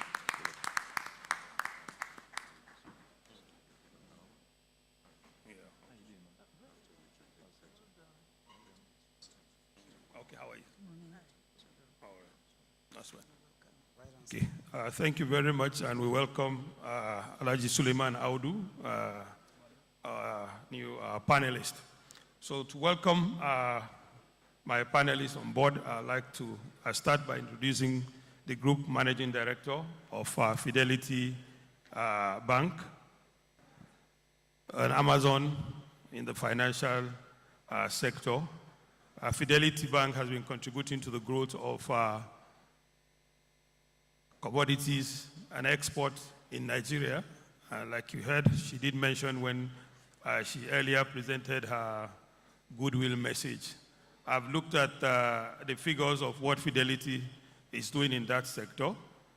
Fidelity Bank has provided funding of $40 million to a company that is involved in cocoa, and we commend you for that. You can also Fidelity also has provided over $99 billion in financing agriculture. But however, Madam, you did say that for most of the funds, for production are things that development banks or institutions will have to come into play. But at this point, I would like you to tell us what innovations you're bringing into financing of agriculture before I'll come back and take you on a question on what I think you can also do as well. To set our tone, please, each panelist will have 3 minutes to make a presentation before we come on to the questions. And the MC had just showed me the timer in front of us, so we have to make it brief and ensure that we take this. So you're welcome. Thank you very much, and welcome once again, dear participants and the audience. Our export story as a country, there's a lot of improvements with my dear colleague and dear friend Noye. But going by the numbers that we have on the globe, globally, just like you said, there's so much more to do. There's a lot of room for more work.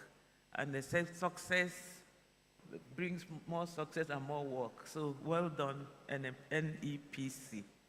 The numbers, just to put the numbers in perspective, so that normally, you know, in the banking industry, you put the budget in front of your staff so that they will see the budget and that makes them to be inspired what they need to grow up to.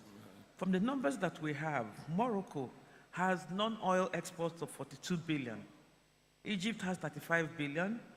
South Africa has $107 billion. Indonesia, $199 billion, and Nigeria, 4.7. So what this shows us clearly is that there's a whole lot of room for growth. So programs like this are very important, so that everybody knows the amount of, that there's a very big gap for us to close. So I thank my colleagues, NEPC, for putting this very important program together and to focus on the fact that we have so much more to do, and that the country is so blessed with natural resources that we really have no excuse to be where we are. So now going straight into what we're supposed to do as a bank, I want to speak to three sides to speak to it from three sides: from the fiscal side, the monetary side, and the industrial policy side. Just to wrap this up, to help exports, we need on physical infrastructure. We also need energy and gas. We also need ease of doing business and expansion of our grant programs, which I already spoke to earlier on, and tax incentives. On the monetary side, of course, we need to gauge and manage our inflation and the exchange rate stability. And on the industrial side, we need export processing zones. When I deepen this conversation, I'll tell you where this comes in, and the free trade zone agreements to be in place, because that's what our competition is doing, and that's what is helping them. So on our own side as a bank, where do we come in? We come in terms of the working capital. But like I said, there are two sets of working capital. You have the working capital that's commercial, then you have the one that's from the DFIs, from the likes of Bank of Industry and Bank of Agriculture. We need to call them out, because we know very well that the next level of growth that the exporters need, they've done so much on the commercial, and with what the commercial rates are now, it's impossible to do anything on that side, because these are the products that take a long gestation period. Cocoa, for example, even the best breed takes about 4 years to get to maturity, to be harvested. And likewise, cashew nuts and all of that. Nobody can do that on a commercial rate. So it must be the government, the rates by the DFIs, and this is single digit. So it's very important that we continue to emphasize on this with the government, to come to the table to help the exporters to do what they have to do. Because if they must meet these international and global numbers, they have to have the incentives and the support that those governments give to in those countries as well. So like I said, to do the project finance, which is the value addition side, I mentioned it a little bit earlier on, that you can't do that without having to enhance your facility as an exporter. You must have plants and machinery, and all of that has to be financed by the DFIs, not commercial rates, because it won't add up. So if that is done, and on our own side, where we come in is that we provide them with bank guarantees. So we actually do the support. We do the support. The DFIs don't go there. We are the ones that are in the field and in the trenches. They normally work with our BGs, and they get A ratings, while we get the lower ratings, because the exporters are the ones that, so we've been telling them that they have to compensate us more. But however, that's a conversation between us and them, because I know some of them are here, so that's why I'm speaking to them, because we do the dirty job. So we go to the farm gates and work with the exporters, but we provide BGs for the BOIs and the NEXIMs and the Bank of Industry. NEXIM and BOI have been excellent in supporting us thus far, because most of our customers have facilities from them, and we give them bank guarantees to enable us source the money. Of course, apart from the current account, working capital, I've also spoken to the project finance for the machinery that they need to value addition. Why are we emphasizing value addition? For cocoa that you export, if you export shea butter, and although, cocoa, the paste itself, you get 3 times the price in the global market. So you don't want to send your cocoa to the likes of Cargill, and Cargill will make all the money and you're left out. So it's better that we process, at least at the minimum, the first level of processing to add value.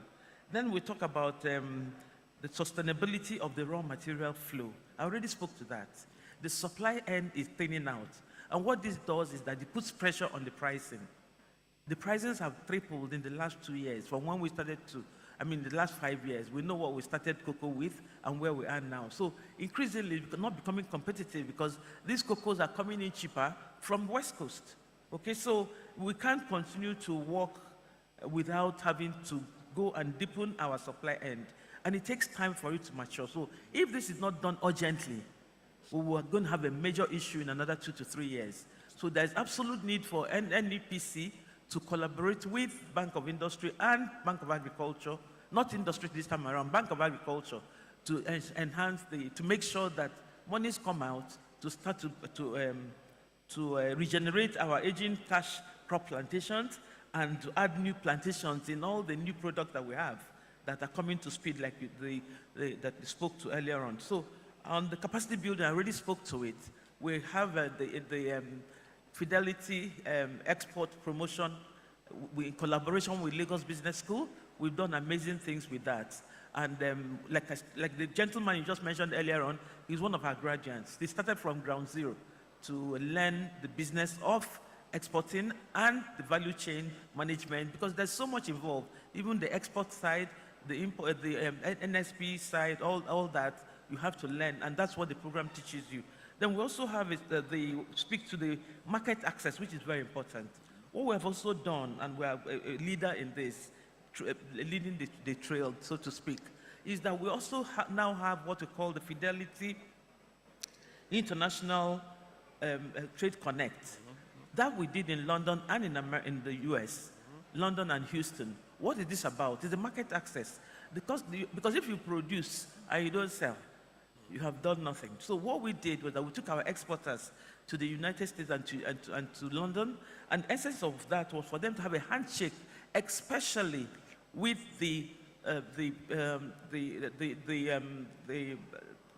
ministries that are in charge of the quality control. We had them come to the expo, to the international expo. They had breakout sessions with our exporters. We took 160 to London and 160 to Houston. And we funded most of those things on our own to show that we are encouraging my dear friend Noye. So at that event, they were able to meet the quality control people of the other countries, of those countries, so that at least you know what you're exporting. But what we noticed is that there's a lot of rejection rate, and that discourages exporters, especially those that are doing it for the first time. They get discouraged because the goods are rejected at the port of entry. So what that does is that you know exactly what you must not export to those countries. For example, it was one of those breakout sessions that they told us that we cannot bring beans from Nigeria into London, into Europe. Why? Because of the pesticides. So if you want to produce beans for London, for use in UK, you must not use pesticides to grow it. So we took that back as a to-do, and we communicated that to all the other exporters who were not able to go with us. So we continue to support, we continue to give financing, we continue to give advisory service. Advisory is very important. That is why I said earlier on that we insisted that our staff must go to the farm gates. And at the FITC event in London, we signed out this particular product, $40 million for this customer. Yeah. And the total number of deals that were signed at those programs is over $400 million. Wow. And I can tell you that my exporters have grown in leaps and bounds. As we speak now, one of the exporters is now a challenger. He wants to buy Cargill. Oh. He's pricing Cargill. So we are very proud of what we have done with export business, and we're willing to support him. And we're not only going to do our own funding, we're also going to make sure that we get all the international banks to help him to acquire that asset. Thank you very much. Thank you very much, the group manager. A round of applause for her. Thank you. It's gratifying to see one of your customers interested in purchasing Cargill. Those are the kind of deals that we're interested. Yes. If we are one of the biggest producers, we should control the international market. Yeah. Thank you. At this point, The exports from Nigeria is growing in most of the commodities. However, in some, we have stagnated. Sesame seed from a figure of about 50,000 tons, right now we are doing 550,000 tons. Cocoa, we have gone back. Look at the value of cocoa today. Cocoa on the international market is worth about 9 million naira per ton. But unfortunately, we're unable to take most advantage of it because of the low production that we have in cocoa. And of course, like you said, it takes time, to grow cocoa, 2 years in the improved seeds at least. Cashew nuts, we're up there. And so we need to do more to take advantage and grow more. So I'll come back to you on question about the production, like you said, the supply side. With this, I'd like to bring in another distinguished panelist, Her Royal Highness Adaku Chideme Okoro, an Amazon woman exporter, one who is exporting multi-products, not just one. They're known mostly for gum arabic, but they're exporter of hibiscus flower, ginger. We can see an increasing trend from what we have seen in the dashboard. We'd like you to share your experience with us. Let's know how have you done it, what are you doing, so that other people can see what you're doing, learn from it, take advantage, challenges, and way forward.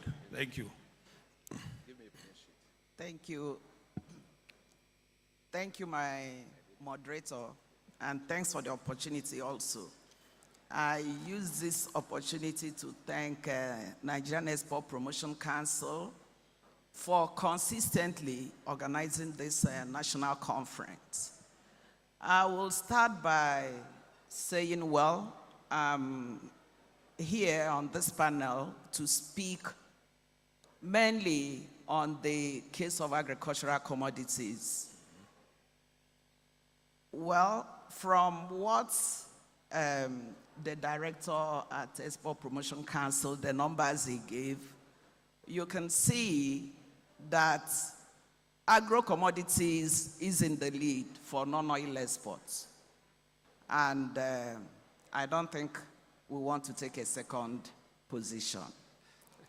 Having said that, yes, there are challenges, I'll come to that. But let me start on a good note by telling us that agribusiness is the very first business that God himself instituted. You remember the Garden of Eden? So it's a business that cannot go out of vogue. And so long as we are eating food, so long as we are still human, agribusiness has to go on. And also, the other resources are somehow finite. Agriculture is an infinite resource. God has blessed Nigeria with the adequate climatic conditions to grow most of these agricultural commodities. Unlike in the developed nations, where the climatic conditions are such that they have to incubate, make special environmental conditions to plant. Ours is God-given. Going from the tropical zone where you get palm oil, cassava, yam, to the middle belt, where you get a lot of the commodities. You're talking about groundnuts, you're talking about hibiscus flower, up to the northern part of the country where you get gum arabic and the rest of them. So God has given us so much resources that we need to tap into this and propel the Nigerian economy to where we want it to be in the shortest possible time. Also, the world over now, everybody wants to eat natural food. No more synthetic food, no more GMOs. And when you come to Nigeria, we are blessed with a lot of these natural foods.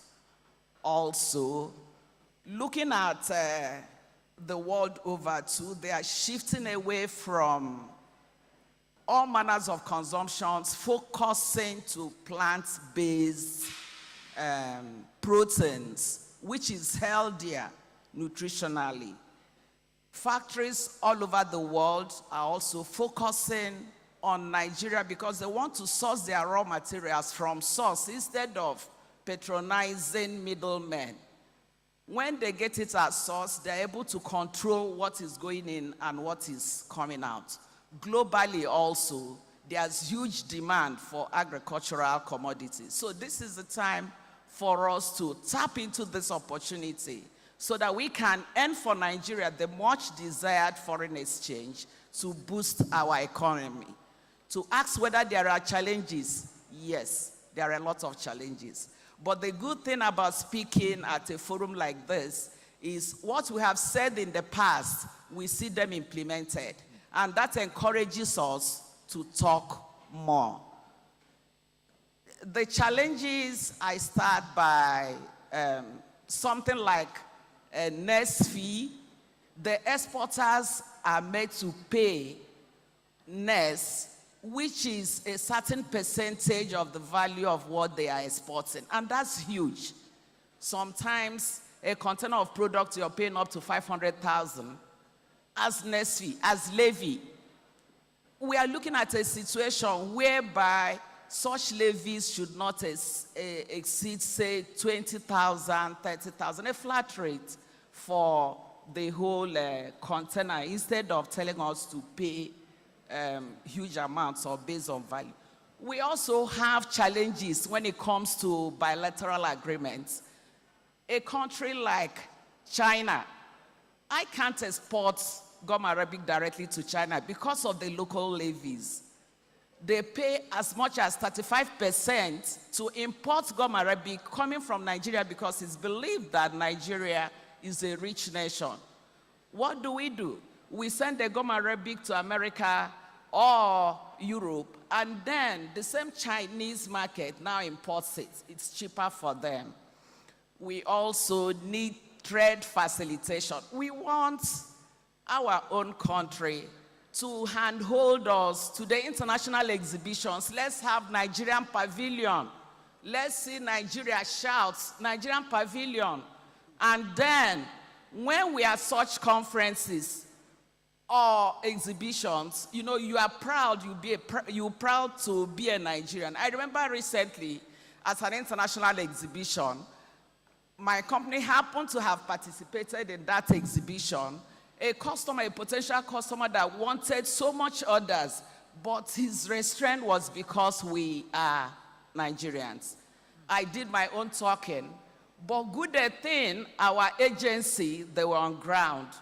And then when I was on the verge of losing that transaction, the Holy Spirit in me said, talk to your agency. I asked the potential customer, will that make a difference? He said, yes. I now talked to my agency officials that were around, and they said, okay, we will underwrite this transaction if she fails, and that made a difference. So please, imagine if we now have a Nigerian pavilion, what we can do. We will go places. Nigerians are determined to make the difference. Nigerians are determined to bring the much desired foreign exchange, but we need encouragement. Also, when it comes to, yes, there are incentives, export expansion grant, but we want this export expansion grant to be timely paid. A situation whereby a company is being owed 3 years export expansion grant is not helping our processes. So if the export expansion grants can be attended to as and at when due, that will also help us a lot. Then recently, one of our major lines of products, that is dry split ginger, I'm sure those in the export commodity. One minute. Okay.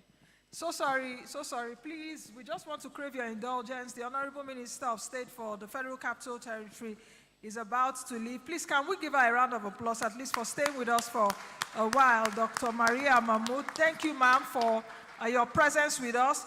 Please, the panel will continue. She will be accompanied by the personalities in front. She will briefly, for 2 minutes, go to the exhibition ground to actually take a look at our exhibitors, and from there, she would leave. So please, another round of applause for her. Thank you very much, Honorable Minister of State, for the FCT. Okay. Thank you very much. Right, sorry, I just need to say something before the Honorable Minister leaves. I was hoping you will still be here, but since you are leaving, I'd like to create your indulgence to ask you for something specific.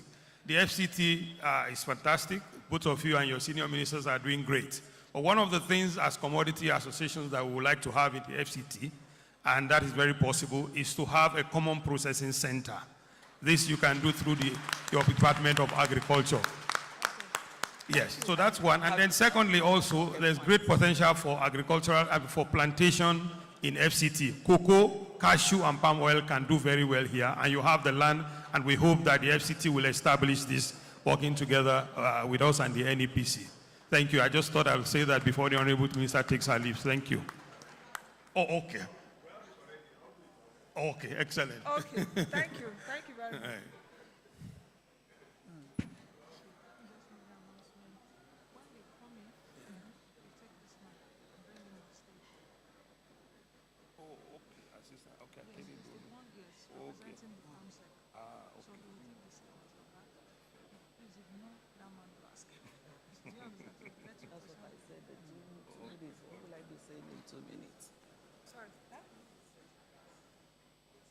So,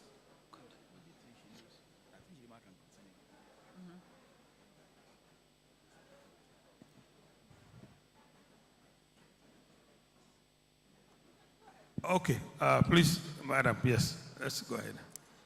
Sorry Thank to you. interrupt your thought process. Thank you so much, my moderator, and sorry for that brief interruption. So, for one of our major products, dry split ginger, which Nigerians dry split ginger is noted for very high oil content. The pungency is there, the aroma is there, and the world over is sought after. But recently, last year, we had an epidemic that affected the ginger production in Nigeria. As I speak, that made our ginger export to nosedive. As I speak, I don't think we are very optimistic that there will be much improvement. Yes, there has been some interventions on the part of the government, but what is playing out is even the farmers that dare to plant ginger this year, they are keeping it as seedling for next year. So the revenue we would have earned from dry split ginger, exporting dry split ginger this year, if care is not taken, it might be a mirage. That's true. Then, also, we keep talking about value addition, but a situation whereby you want to add value, you are importing machinery, and that machinery, the duty on the machinery is so discouraging that you don't even want to go into that. Logistics issue. As I speak, I'm talking practically of what we encounter on a day-to-day basis. At Apapa, within Apapa, to send a container after stuffing to the shipping line costs as much as 750,000 naira, almost as much as freighting that container from Kano to Lagos. Something needs to be done. If we had rail lines at or attached to our warehouses, just like you have in the developed nations, that wouldn't be the case. And we also have logistics delays. You drop container at the shipping line, some will stay there for 3 weeks, 21 days before getting shipped. So something like hibiscus now, Egypt also exports hibiscus to the rest of the world. But you see your customer preferring to go to Egypt because once they place order, within, say, 25 days, they get their consignment. It's not the same here. Something needs to be done to lengthen some of this time being wasted on this. Then the testing laboratories. We don't have any standard testing laboratories for the major things importers want to check on the products they want to import. So we need government's intervention in this. Now, like my company, we send our samples to Germany to be tested. First and foremost, you are paying over ₦500,000 to even DHL to courier that sample. And when it gets there, you're paying $1,000, $2,000 just to get one sample tested. We need such interventions. If we have standard laboratories here, testing for aflatoxin, testing for all manners of parameters, I'm sure our challenges will be less. And then we need development and research-based organizations, located in areas where these produce are coming from. It is known that in Nigeria, Kaduna State, southern Kaduna, is where you have ginger. So let's have research institutions researching on how we can grow more ginger, on how we can prevent future epidemic, researching on how we can even cultivate the same parcel of land and get higher yield. We need such research institutions located in the areas where the crop is being cultivated. The same with Kano. Kano is noted for hibiscus flower. But what is playing out is the farmers, they farm a particular product when the price is high. When the price is low, they don't touch it. So we now have these epileptic price issues. And depending on what we're able to supply, we are at the mercy of the importers. Okay. They give us their price. And it's either you take it or leave it. Thank you. And we also, the last but not the least, Thank you. we also need the regulators to come in and, help, like in hibiscus flower, there's a particular chemical that the EU market, they don't want. And this as a result of residues from the chemicals they use. So if the research institutions can now monitor what chemicals that result to such residues, I'm sure they will be better, the farmers will be better advised. And when the farmers are better advised, we are now better suited to assess the EU market and such other similar markets. Thank you. Thank you very much for that very extensive treatise on export, taking you through various commodities. We feel your pain about some of the challenges, transport costs for discounts of 20 kilometers in Lagos costing 750,000, as much as moving goods from up north to the south, cost of logistics, all that will be taken note of, and I hope the rapporteurs are listening very well. We'll come back to you, madam. Thank you very much. Before I bring my next panelist, I would like to invite to join us on this panel, Prince Akeredolu Toyin Johnson, the Assistant Director, Commodities and Export Department, representing the Permanent Secretary, Federal Ministry of Industry, Investment, Trade and Industry, Trade and Investment. You're welcome, sir.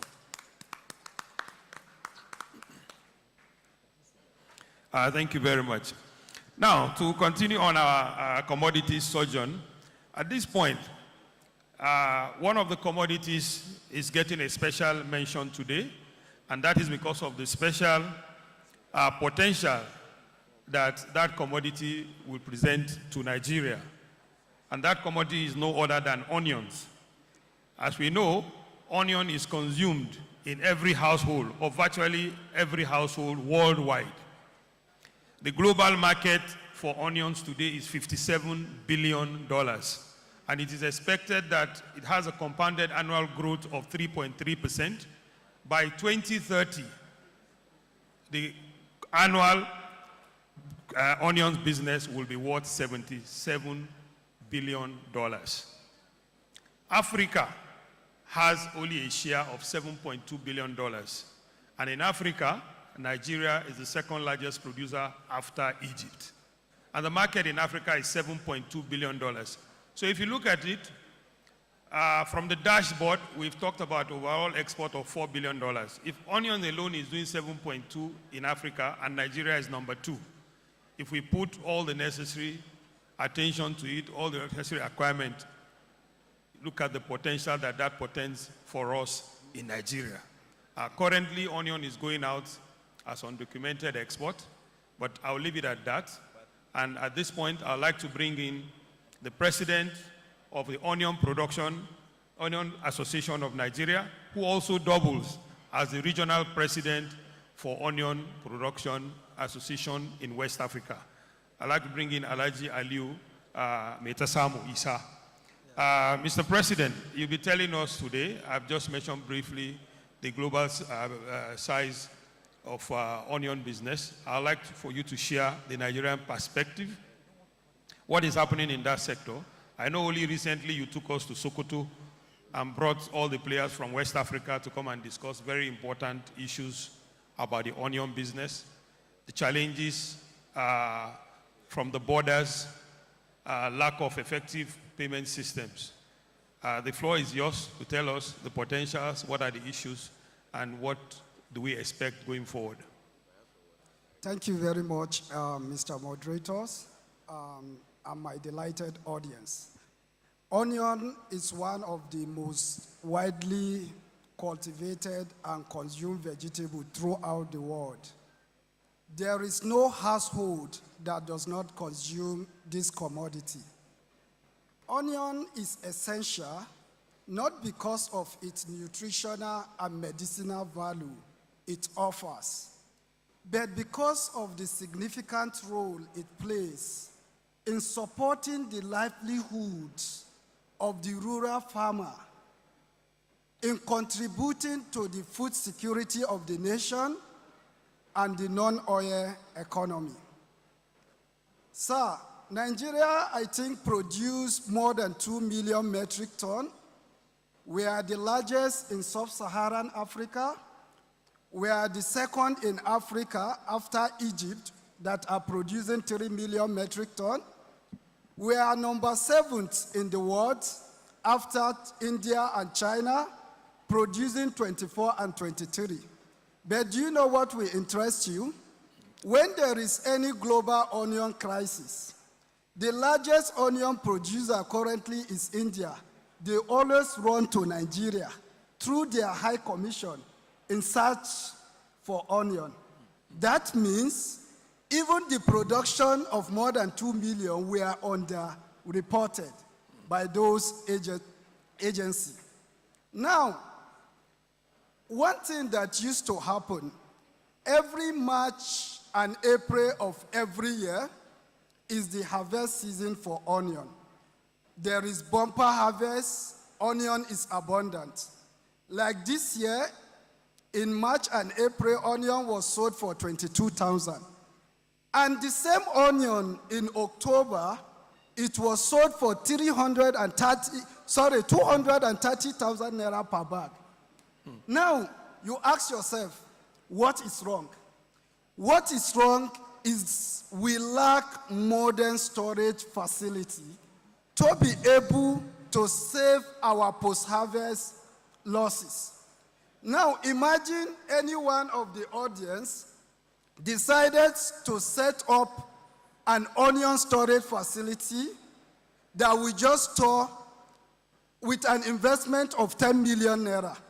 That means by this time, you are going to make 7 times of your investment.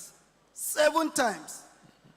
So, and also, but currently we have someone who has built 10,000 metric ton storage facility in Kano, but it's not enough. Compare 10,000 with 2 million. It's insignificant. We also have a processing plant in Sokoto with a capacity of 30,000 metric ton annually. 30,000 plus 10 is 40,000. From above 2 million is still insignificant. So my audience, I have given you a business case. You have to think about it. Come to Sokoto, come to Kebbi, go to Kano, and make real money. Exactly. Now, From April to October this year, we have exported onion of about 131 billion, 181 million, 800,000 naira from Nigeria through Sokoto, Kebbi, Lagos, and Maiduguri Aziz.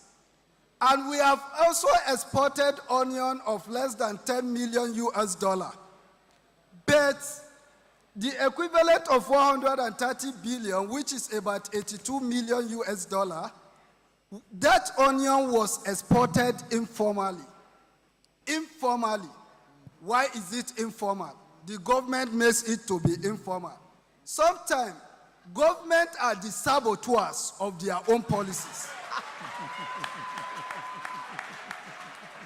I am exporting onion to Niger Republic, Ghana, Cote d'Ivoire, Burkina Faso, Cameroon, Chad, and Central Africa.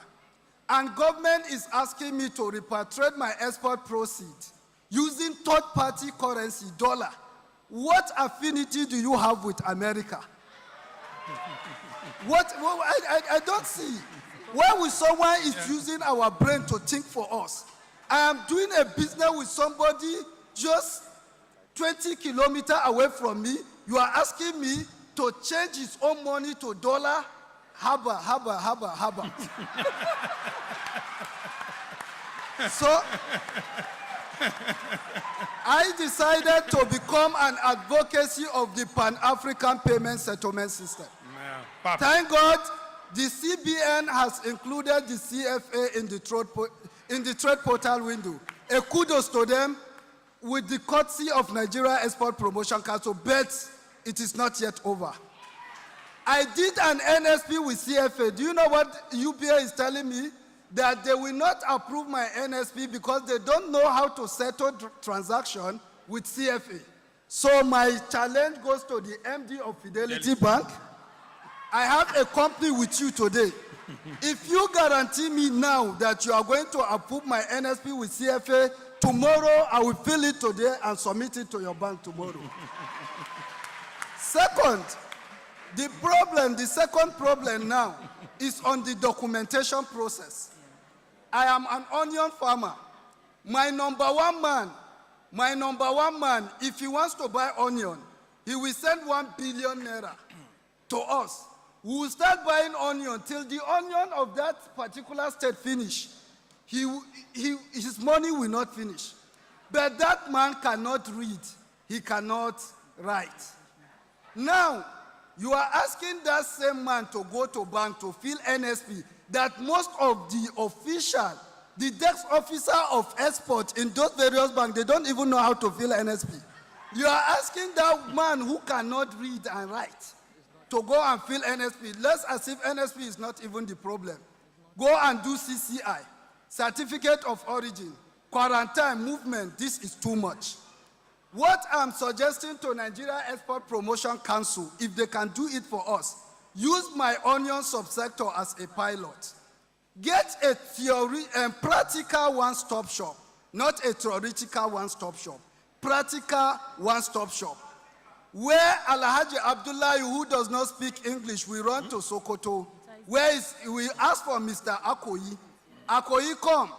I want to export 2 trailers of onion to Ghana. Akoyi, we said, give me your company or your cooperative information. He put it in the form. Give me your personal information. He writes it for him. Give me your product information. He writes it. After finishing, Akoyi will not tell me, my next levy for that export is 500,000 naira. I pay using a POS that will go direct to federal government account. Issue a receipt, get me quarantine and origin. That is the only 2 things I need. I will just enter my truck. Mr. Okoye, with all his Microsoft engineer knowledge, comfortably should enter that data into the system by himself. It's not my problem. We have time. Before I get to the border, the data is in the border. I will just show my form. I don't hear English. You look at the form number, look at it in the system, stamp him, and let me go. Exports should be as easy as this. Look, Mr. Tinubu should not be thinking of even increasing tax rate. What Mr. Tinubu should do is should increase the tax net, onboard more of the informal sector into the financial and export system. Look, the formal people does not even have money. The real money is outside financial system, and we are the one that control it.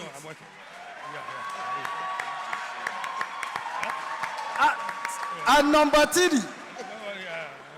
three of the problem is with our trade corridors. In Africa, we have something they call ETLS, ECOWAS Trade Liberalization Scheme. But one thing that will surprise you, when I want to export a truck of onion from Sokoto to Ghana, my government will collect 0.5% net levy. But what will interest you is when I get to Benin Republic, Benin now position themselves, Benin and Togo connive together to position themselves very well. They have something they call transit levy. Look at Archie's goal. They will ask us to pay for security, corridor security levy, road maintenance levy, statistics, custom stamp, custom bond, which is both Benin and Togo, we collect 12% of your FOB value. While the country of origin, you pay 0.5%. Now, what happened to the ETLS agreement? What is ECOWAS in the first place? What happened to the African Continental Free Trade Area Agreement? So if we must promote after, if we must do business together, we have to treat ourselves the way it's supposed to be. The only levy that is morally and legally okay in that is the road maintenance levy. ECOWAS need to do something on that, and the Ministry of Foreign Affairs need to work on that. Lastly, sir, we have a particular border, the whole of Northwest, that border is called Amia border.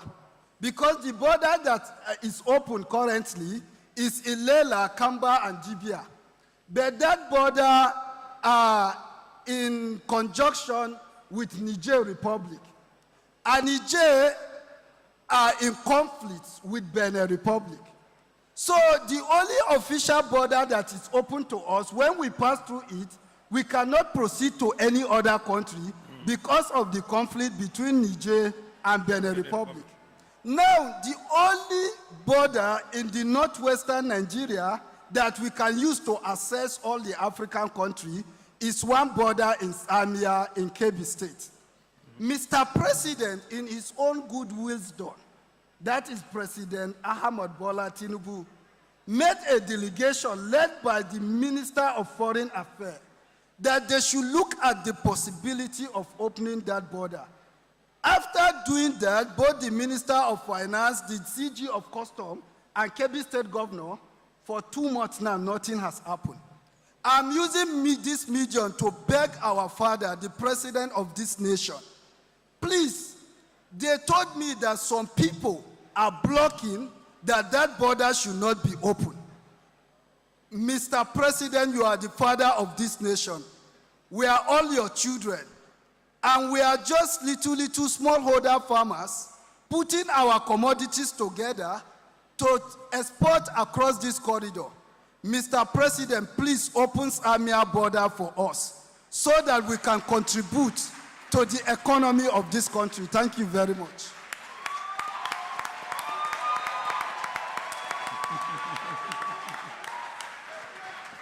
Thank you very much. As you can see, Alhaji Aliu is very passionate about the business, and I told you that onion holds a special place for us. Onions is one of the products that can increase our export value, and he has talked about several problems, some of which are work in progress, and some of which I hope will form part of the communique when we end this program. Trade corridors, payment system, ETLS, those are some of the issues that government really needs to look into. And I hope that the Nigerian Export Promotion Council will be in the forefront to ensure that these issues are overcome so that we can get the full potential of the onion business. At this point, we have looked at the agro space and from the export, and we'll go into production and processing, which is ultimately where we should be heading and where we should look at. I'd like to bring an expert in this area, Mrs. Odiri Erewa. She's of the Manufacturers Association of Nigeria, and she brings to play vast experience. She's also with the Nigerian Tobacco, British American Tobacco Company, who are foremost processors and exporters from Nigeria. You've heard from some of our discussants about some of the issues, especially those who export primary product or semi-primary products. So from a manufacturing point of view, I'd like for you to share with us what are those issues. We have seen that manufacturing export is contributing over 40.5%, as showed to us on the dashboard earlier on. Of course, increasingly urea has taken a major stage now, aluminum ingots, gold, and some other manufactured goods. So tell us, coming from the man, what are some of the issues that you have overcome in expanding the export of manufactured goods? What are those things that remains to be done?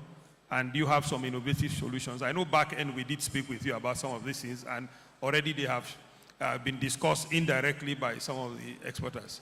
So let's hear from you. Thank you. Thank you, Mr. Moderator. Good afternoon. Good afternoon, everybody. I'll first like to thank the NEPC for the opportunity to be part of this panel, my co-panelists who have spoken exceedingly well.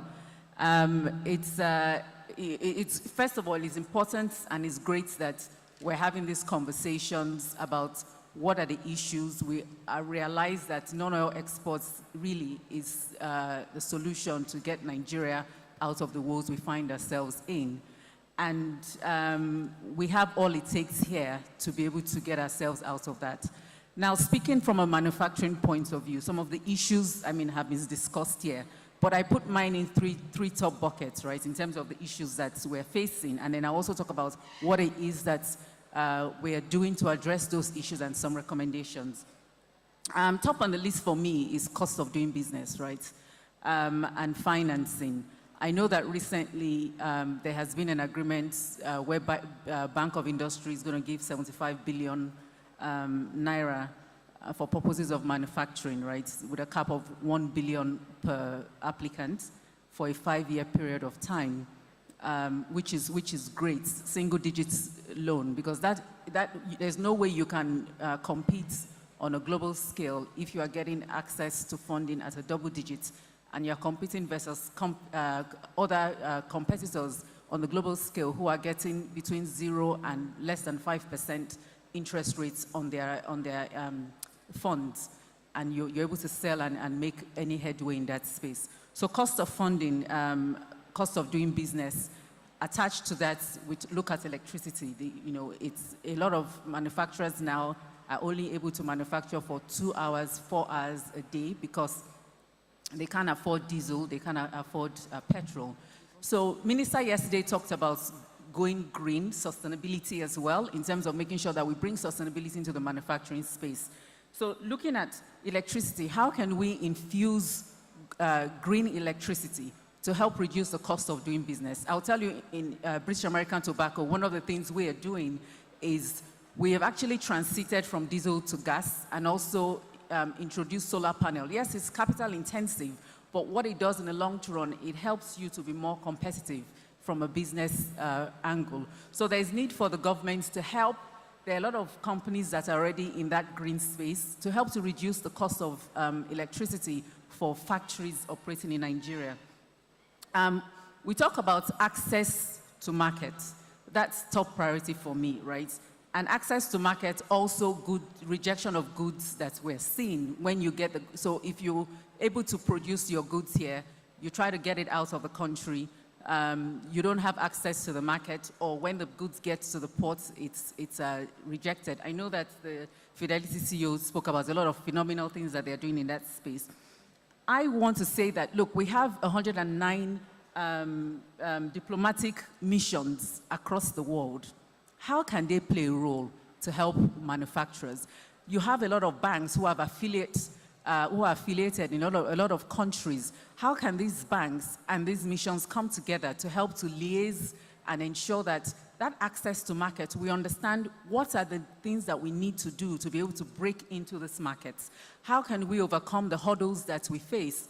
When you say goods are rejected, a lot of my members say that just having made in Nigeria on your products and exporting it out of Nigeria, having that made in Nigeria alone is a detrimental fact. Your goods are rejected just because you have made in Nigeria. The same good is taken to Ghana, repackaged and exported, and it's accepted. Why is that, right? So there's a lot of roles to be played here. I know part of that, you'll have to look at the branding, the packaging, the standards that needs to be put in place to make sure that you meet the standards for the countries that you're going into. Like she spoke about beans. You can't, any product that has insecticide in it would be rejected going into the UK. So these are information that is critical coming in for the manufacturing sector. Now, another one is incentives to drive competitiveness. You have done all of this. Incentives, like the only incentive that works right now is the export expansion grants. Now, there's been a lot of barrage of issues with this. You still have a lot of exporters whose grants have not been paid between 2009 and date. The time value of their money has been eroded. There are 34 companies right now who have not gotten their backlog of export expansion grants due. I know that there's been a lot of work, working closely with NEPC CEO and also the ministry. Don't accept it. Don't accept it. So Ghana, for example, call out Ghana, right? Call out Gambia.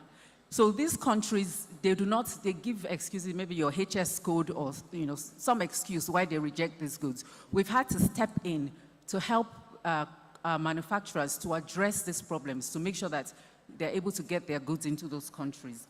And we continue to do that. It's also important that we have capacity building, right? Because a lot of, and that's one of the things we're doing at MANEG right now. We're training people on how can you tap into exports? How can you have a sustained business, grow your export business by leaps and bounds? The Onions guy spoke about documentation. The documentation is humongous, and a lot of people do not want to they remain in the informal sector, because when you think about the hurdles of the documents you have to fill, with all the regulators you have to deal with, they are put off, and they remain in the informal sector. They do not want to become legal exporters, which we need. So we're helping them, training them in terms of capacity building. What are the forms that you need to fill? Helping them to fill those forms, helping them to see how can you get funding, where can you get funding. We also, at a time, we had some sessions with UK Commonwealth Centre for Development as well, to see how can they help us address issues with our goods being rejected going into the UK as well. So a lot of that is happening at the background. And then the last point I want to talk about speaks to innovation, right? Innovation can play a lot of help here in terms of not just digitization, using AI technology, using e-commerce platforms as well, to help to bridge the gap for exporters, to be able to have access to markets, speedier access to markets, to be able to even decide, understand what's your markets, the consumer in those markets, what are their needs? How should you do your branding packaging? I'm sure with AI technology, we can even determine what level of foreign materials are in the finished products that would make sure that will prevent these goods from being accepted when they get into those countries. So how can we infuse innovative technology to help exporters? And I think there's a lot of work that the Minister for Technology can do in this space, to also come in and partner with NEPC and also the Ministry of Industry, Trade and Investment in this regard, because the world is an oyster. There's a lot that we can do, but there's so many things, impediments that are stopping us from breaking that boundaries and really taking the place that we can take on the global stage from an export perspective. Thank you. Thank you very much. We've heard from the manufacturing side of it, which covers virtually all product needs processing. They need manufacturing. And you talked about the cost of doing business, financing, access to markets, and also packaging. I think there's a company that I had an engagement with about 3 days ago. They are setting up a first-class packaging manufacturing facility in Abuja here, and I think they said it's going to be open in the next 2 or 3 months. You know, so I think that's going to help in the areas of packaging. You know, we need to have common packaging facilities where, you know, companies can be brought together and then teach them about packaging, help them in their design, like is done in so many countries. Companies get help, assistance in branding and packaging, you know. So I think the NEPC, and I'll be talking with Madam to see if I can put them across with that company so they can see, you know, as one of the interventions that they do, how they can collaborate with that and be able to help in the issue of packaging. And I think, Madam, also issue of access to market. The NEPC has been organizing trade missions, and I only hope that they will continue to do this so that they can take manufacturers to some of these trade shows and have Nigerian stands and pavilions in a lot of these places. Like you say, it's very important having your presence there, and then, you know, you can have validation of those exporters who put their products at those stands. And, you know, that gives them credibility and will help to push their product into the market. Now, having done that, we're going to go on to the solid mineral sector. We're supposed to have Segilola to share their experience on their gold export from Nigeria. But we have an expert, Mr. Austin Menego, who is a miner. He's part of the Mining Association of Nigeria and has considerable experience in this. Nigeria has exported over 114 billion naira in solid mineral in 2022. But like I did said when I was making my opening remarks, the potential in exporting solid minerals, products that are in the products that we think we're exporting. I'm going to make another example of lithium. Some of the lithiums that we have in Nigeria has other minerals in it that are more expensive and more valuable than lithium. But we are exporting lithium in its primary states, and currently price of lithium is about 200 and something thousand naira per ton. But there are some minerals in that lithium, if separated, can fetch 10 times that price. This we discovered recently. So, Mr. Austin, what are the hurdles facing the mining sector to be able to expand our capability, processing, beneficiation, if you like, or separation? We'd like you to share with us your thoughts and tell us what we need to do to ensure we get to the promised land. Thank you. Yeah, thank you. Thank you very much. Let me start by appreciating NEPC for this groundbreaking effort that you are making to develop and add value to Nigerians, corporate Nigerians. Much appreciation, ma'am. And also, permit me to appreciate Fidelity Bank for the effort that Madam is making. I've been on a trip on the conference in London, as well as in Houston last year. And one of the great takeaway from the Houston trip last year was a very tiny country, Morocco, takes over 1 million metric tons of barite to US. And Benue State, where I serve as Vice President Mines, Benue Chamber of Commerce and Industry, has enormous barite mineralization. But could you believe that the mainstay of Nigerian economy currently is oil and gas? By the way, we're supposed to be producing more than at least 5 million metric ton barrels of oil every day. And if we're not doing that, the question is, why are we not doing that? Why are we not doing that? Why is Saudi Arabia doing 8 million barrels per day? And we are still at last. I imported barite. Meanwhile, we have barite that can serve Nigeria in the next 22,000 years. You heard me correctly. I think something is wrong. And that's really where we need to get it right. But can I also start by correcting the name? My name is Patrick Odiegu. Oh, Austin was here yesterday. He's inadvertently absent today. Okay, sorry. So, apologies. I serve as Chief Servant of Polygon Investment Nigeria Limited, a licensed barite lead zinc mining company. Direct to your question, I think there's a conflict, a serious conflict on corporate Nigerian. What does he really mean to be a Nigerian? We have to address this issue. The essence of minerals are value to our country, and it's with great pain, tremendous pain, that a lot of countries are getting it right. Minerals are industry.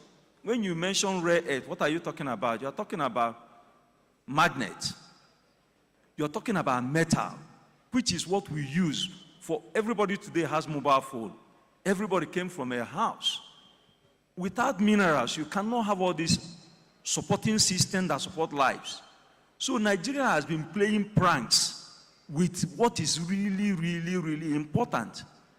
We've been talking about mining from crisis point of view, instead of value appreciation, value creation towards national development. National development. It is the individual miner is not the owner of the minerals. Nigerian corporate state is the owner of all minerals. All minerals. So we need to be extremely deliberate. It is with great pain that our financial institutions have not yet gotten it. They are playing at the periphery without deep insight, deep understanding as to what is it that we are talking about. Like he mentioned, barite, or may I say lead, contains silver and so many other derivatives, which we Nigerians will fully give away to all these countries. One of them is Chinese people.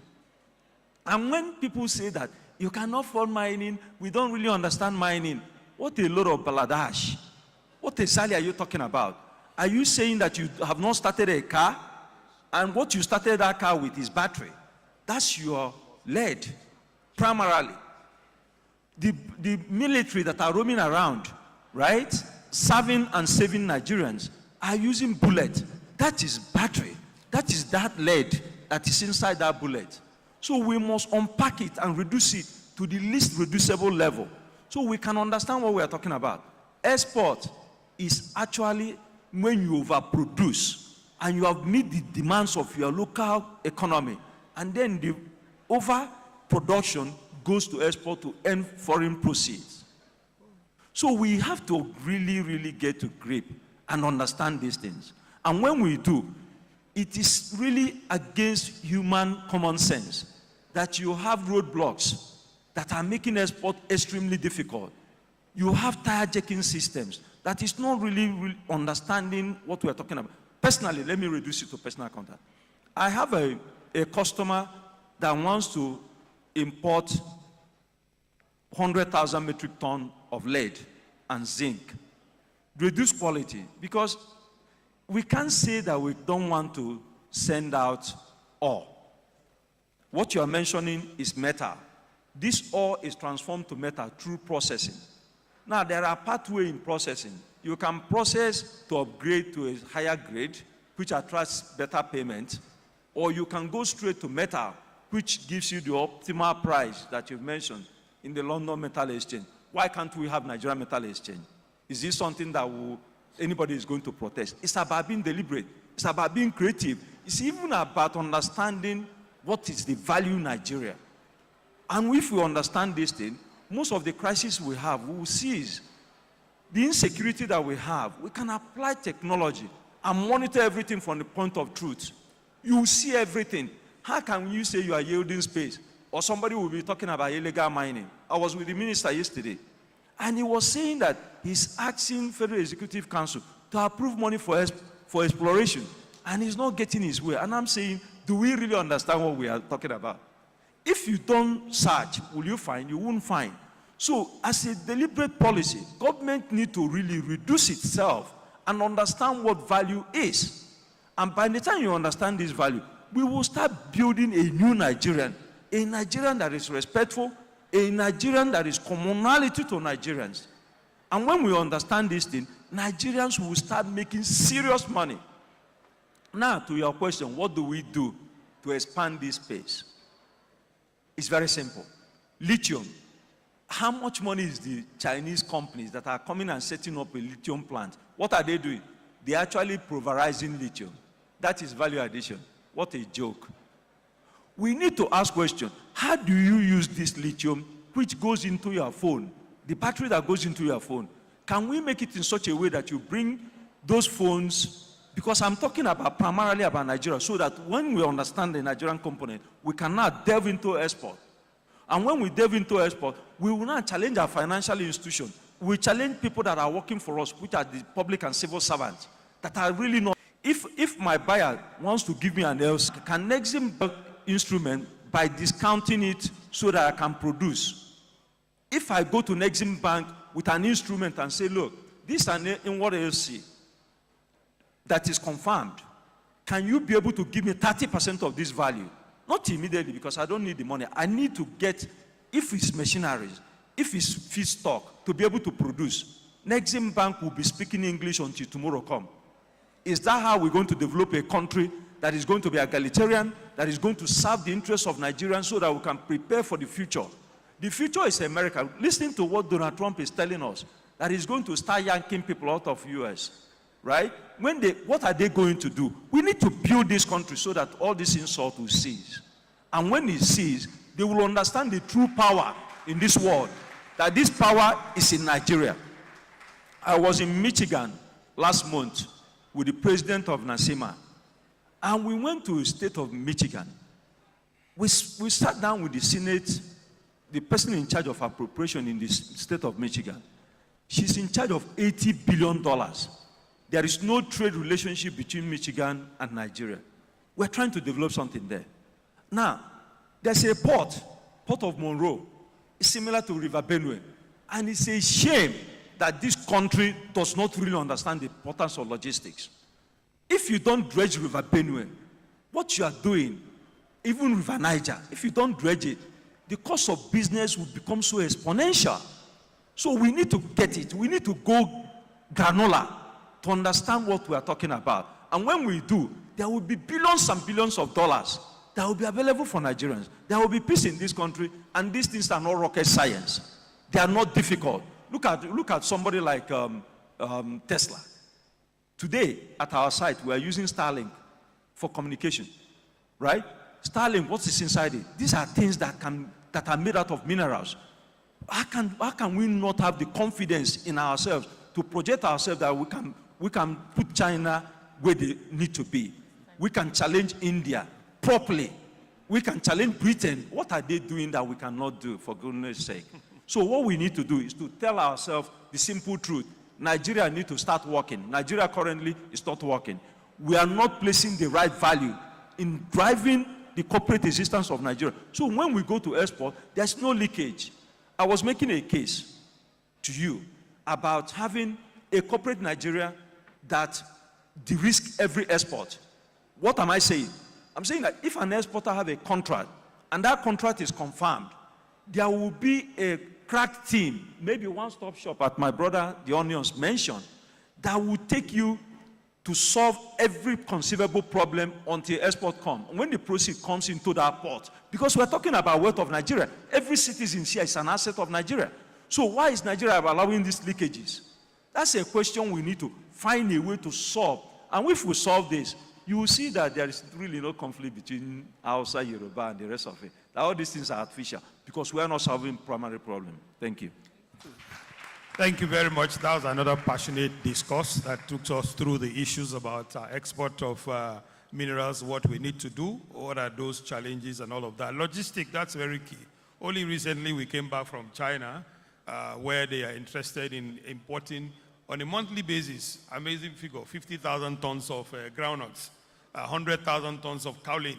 You know, but after sitting down, we looked at it, and I thought about the logistic alone. It's going to be a nightmare. 50,000 tons of peanuts divided by 30. You need how many thousand trucks to do that? Where are you going to move these trucks from to get them to Lagos and export that monthly? So if you sign a contract like that, you know you've signed a failure. So those are some of the pertinent issues that we need to be addressed. If we dredge our rivers, then we can move goods in volume through those channels. Thank you very much. And I know we're for want of time, but people have said we should continue to quickly bring in the service sector.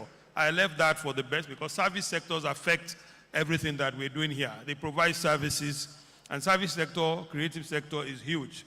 Last year, Nigeria exported about $1.5 billion in service. But guess what? We imported over $22 billion in service. And this cuts across so many things. Some of these are invisible. The ones that we're doing, how are we going to capture them onto the space so we can tax some of them?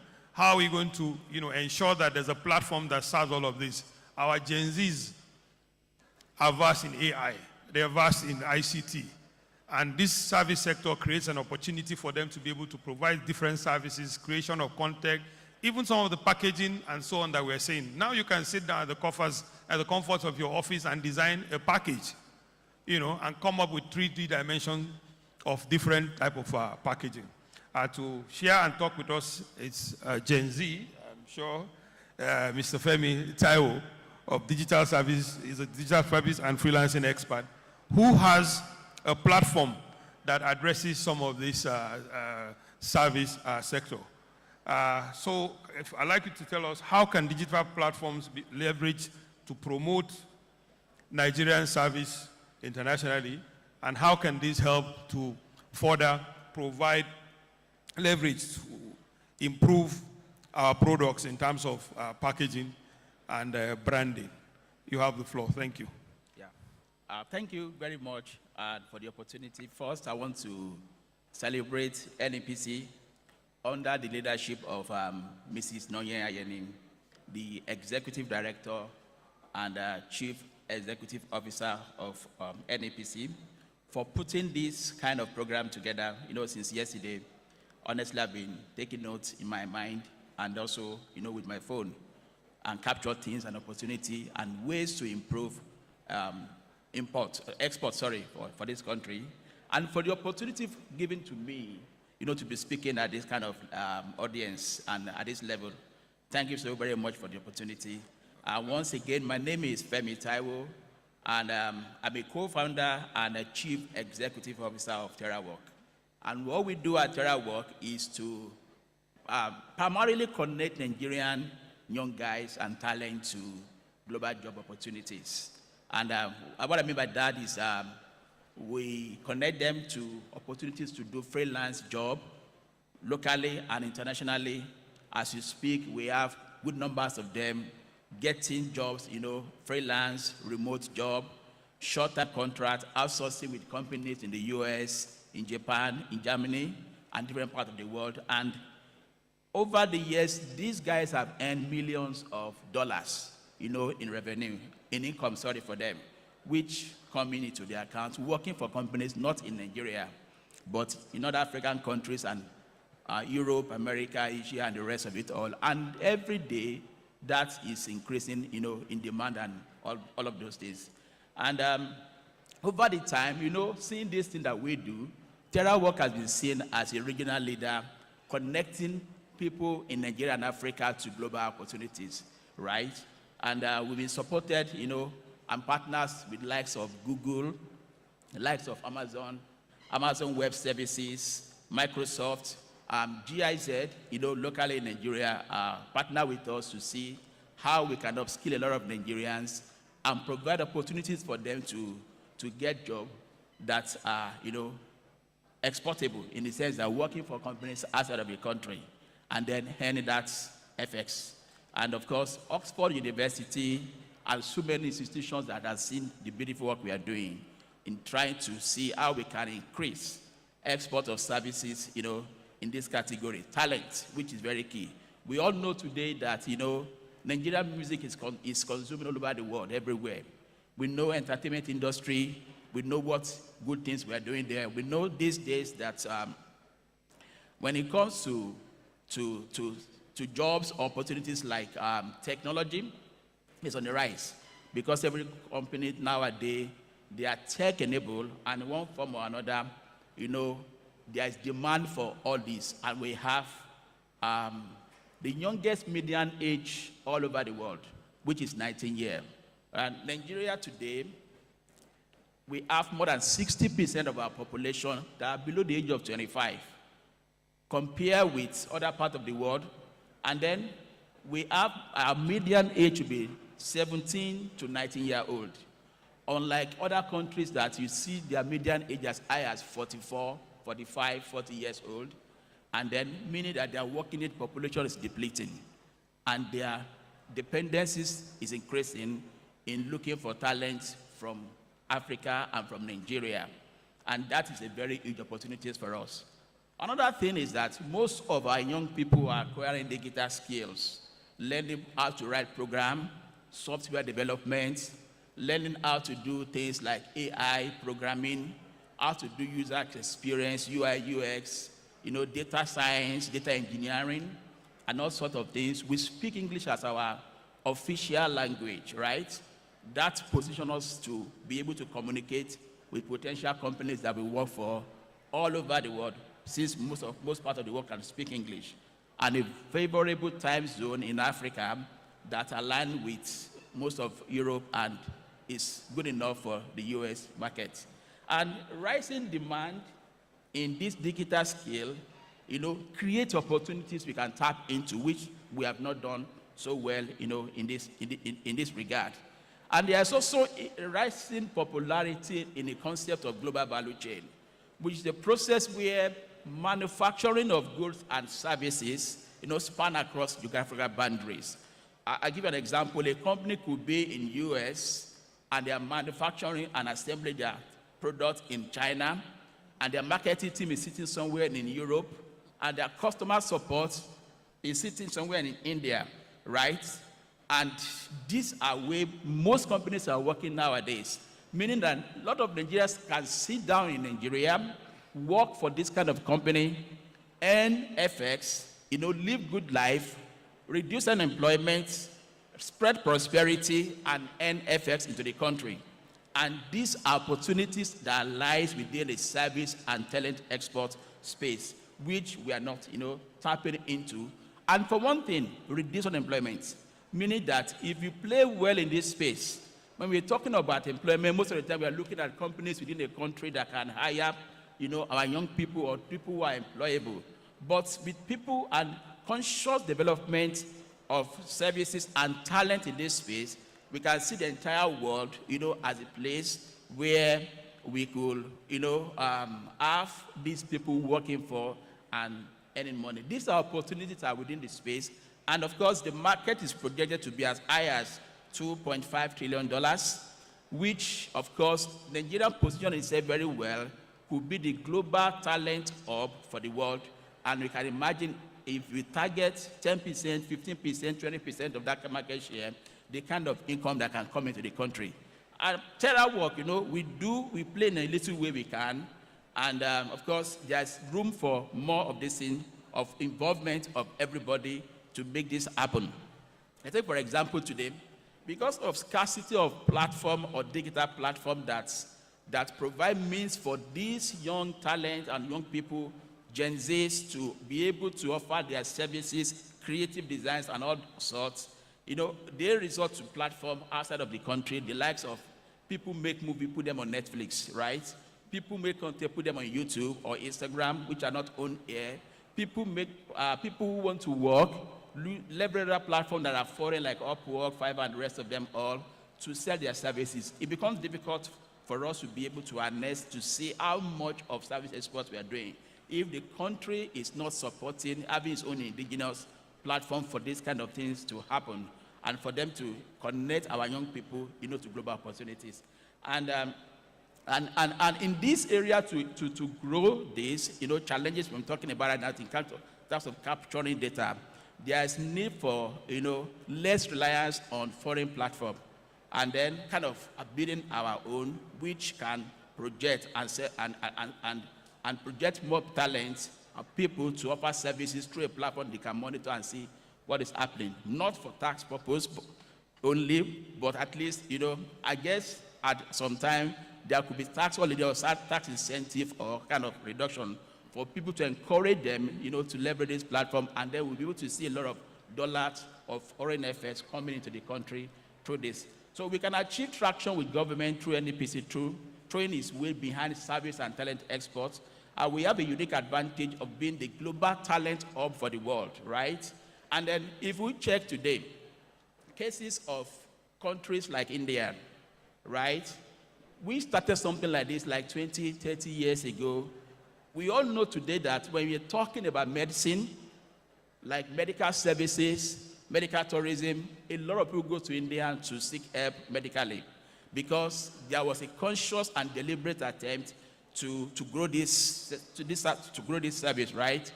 Today too, when we're talking about, there is no IT or company in the world with tech department that you not find in India, either working remotely or supporting them through customer support or writing programs, software development for them, or all sort of things. Because there was a deliberate attempt, Google, companies like Adobe, companies like YouTube have their CEOs as Indian, right? And maybe almost, if Trump didn't win, probably they will have an American who is also an Indian origin. And because there was a deliberate attempt, sometimes in the past, to grow that platform, to grow that sector, and help to see that they project a lot of their young people or people to offer those services in a way that bring value back to the country. And if you look also within Africa, there are current conversations with Kenya and Germany where they are looking at exporting, they are doing exporting of talent from Kenya, sitting in Kenya, working for countries like Germany, and then earning FS into the country. And then another thing that we have seen is quality control, right? When people are offering services, it has to be of the international standard, where the quality of what is done in terms of working, let's say you are writing program or you are doing UI UX, has to be at par with what is acceptable, right? Through training and upskilling that help them to get into that level of quality service delivery. Else, we are going to be seeing a lot of rejection and all that. Not to waste much of our time, there's a very huge opportunity, right, in the talent export space, and then tapping into this with deliberate, conscious efforts of government producing or working with private sectors like us to have a digital platform robust enough to see how we export our talent and services to the world is very key. Thank you very much. Thank you very much for that presentation.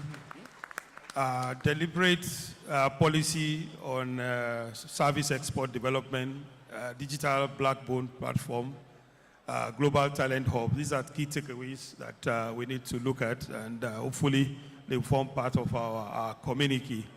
At this point, I'd like to bring in the Prince Akere Dolutoyin, the Assistant Director, Commodity and Export Department of the Federal Ministry of Industry, Trade and Investment, to talk to us on the policy view.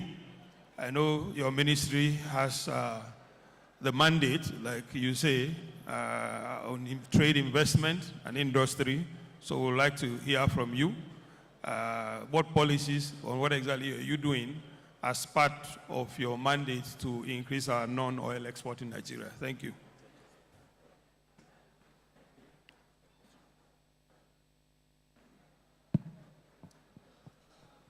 Thank you, Mr. Moderator. I would like to appreciate the opportunity for me to be here, especially to share the same stage with my former boss. It is a great pleasure. Now, the Federal Ministry of Industry, Trade and Investment is saddled with the mandate of developing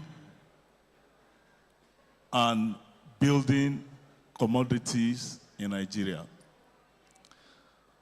Now, we have Federation of Agricultural Commodities Association of Nigeria, FACAN. Incidentally, the president is the one that is moderating this session. Under FACAN, we have established and set up more than 60 commodity associations, which are directly under my department. I say the Department of Commodities and Exports. What we do basically is for us to identify commodities that has value for export. And by so doing, we bring the stakeholders together, work with them, nurture them, and see how we can position them to develop those products and then add value. That's the main thing, adding value. We try as much as possible to discourage exports of raw commodities, because by so doing, we are only exporting and outsourcing our jobs, which are for each of these commodities, on local processing, on exports, labeling, packaging. And I want to say that most of these associations, they are doing very well. They work with the ministry, we guide them. But at the same time, we see some of them, they deviate from the policy direction that have been developed by the ministry. And you know what it means. When you deviate, the result you get is not going to be in line with the focus of the government. Government has prioritized value addition, and government has prioritized exports. But we see that most of these associations, they are fond of exporting raw commodities, even when there are market access opportunity for export of processed and enhanced products. So, in a way, you can see that the exporters, although I wouldn't blame them, some of them too, they see that it is an avenue for them to make quick money, because the processing of agro products is capital intensive. And most of them access to capital to build industries is not an easy thing. But on the part of the ministry, issuing letters of exemption of taxes on equipment, these are ways that the ministry has, these are the policies the government through the ministry has put on ground to enhance value addition and export of agro commodities. So, but in other way, we see that some of these exporters, because the export levy is another area where they want to shy away from. They would like to dodge by all means. And what is export levy? It is just a fraction of levies paid on export. But instead of complying with the laid down regulation on export by going through the normal channels, they go through borders where they evade taxes. All these will not build our economy, because the taxes you pay to government is for government to develop the sectors. My brother, the other time, he was referring that government is frustrating their efforts in one way or the other. But I would not like to join issues with him, because I know most of the issues, most of the problems that came up from the onion sector was political. You will recall, and you can bear me witness, that about 2 years ago, the association came out and said they will not move onions to some part of the countries. And this created a lot of problem for the suppliers. There was a huge loss on their part.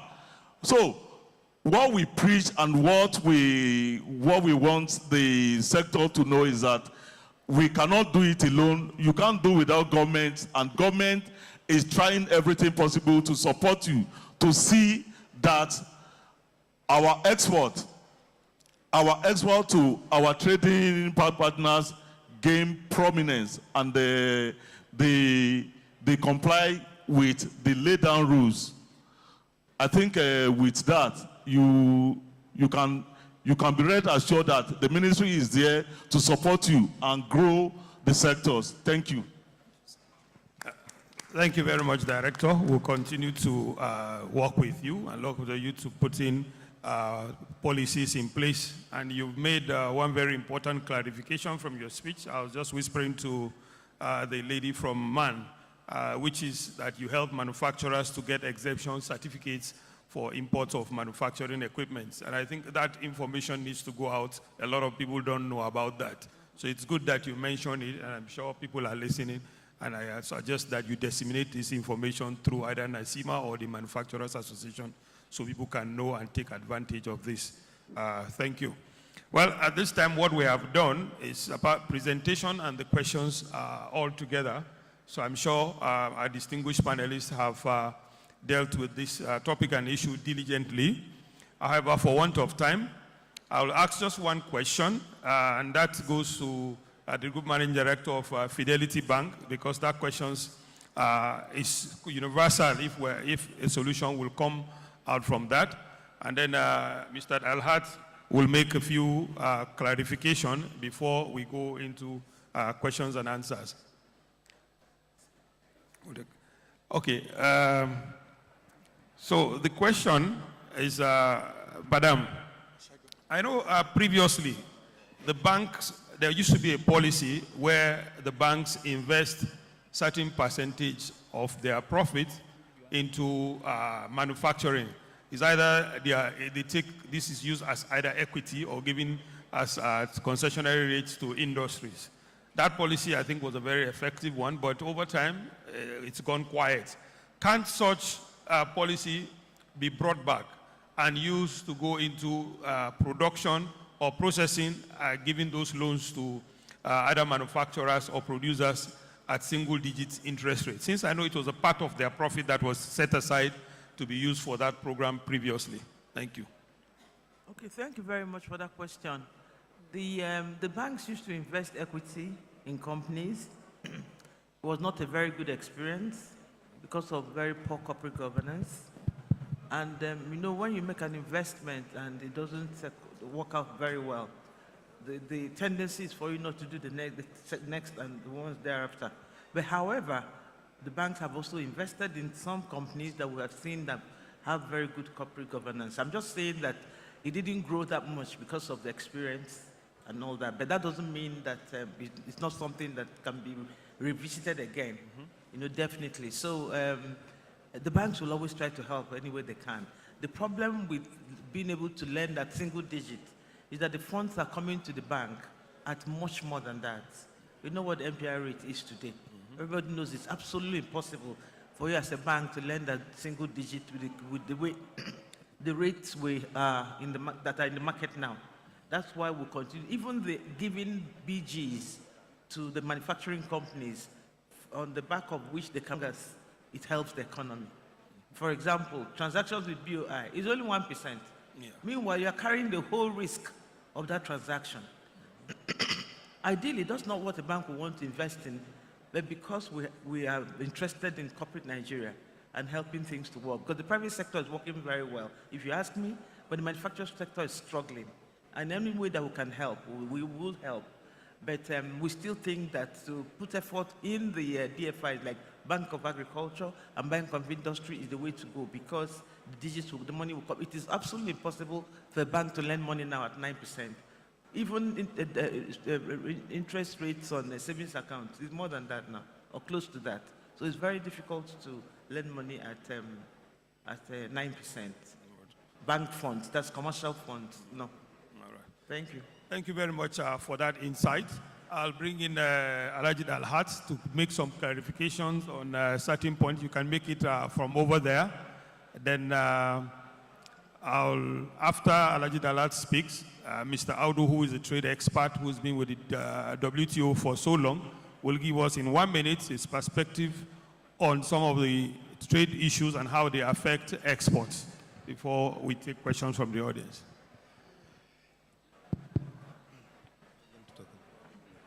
Okay, thank you very much. Sorry, Mr. Dalhat. Can I just say something? Because we've had the Senior Special Assistant to the President on Community Engagement with us here for a while.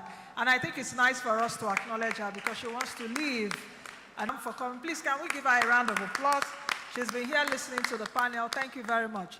So over to you, Mr. Dalhat, for your intervention. And moderator, we just have to be very quick with the next, yes, and let's get prepared our questions so that we can leave for the next item. Thank you. Okay, thank you very much, MC and the moderator. I think there are about 2 or 3 questions regarding the NEPC.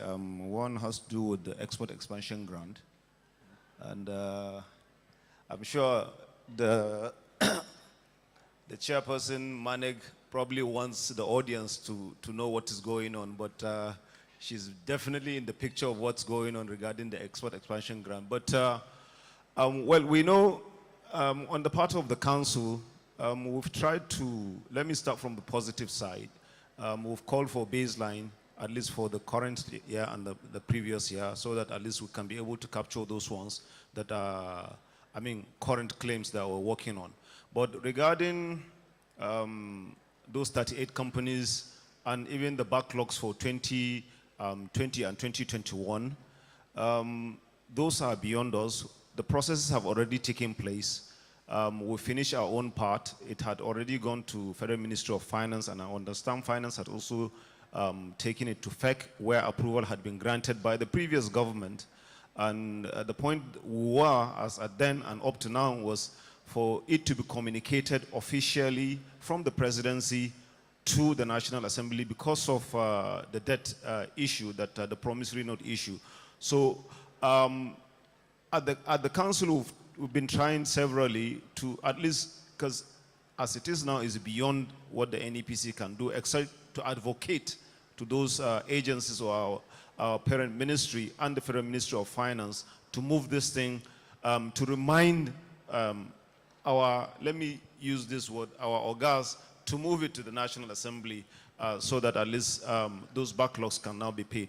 We're still on it, and we also appreciate at least Manek and other stakeholders that have also been helping in trying to push this thing so that at least the backlogs can be settled. So that's where we are as it is now, and we're not resting on our oars. And I understand even when our minister came in, when our CEO went to brief the new minister, it was one of the first things that she discussed with her, so that at least it can be one of the first issues she will raise when she gets to either the FEC or meet with Mr. President.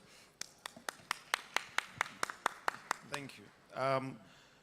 On women inclusiveness, I'm sure this issue was raised, I think, during the last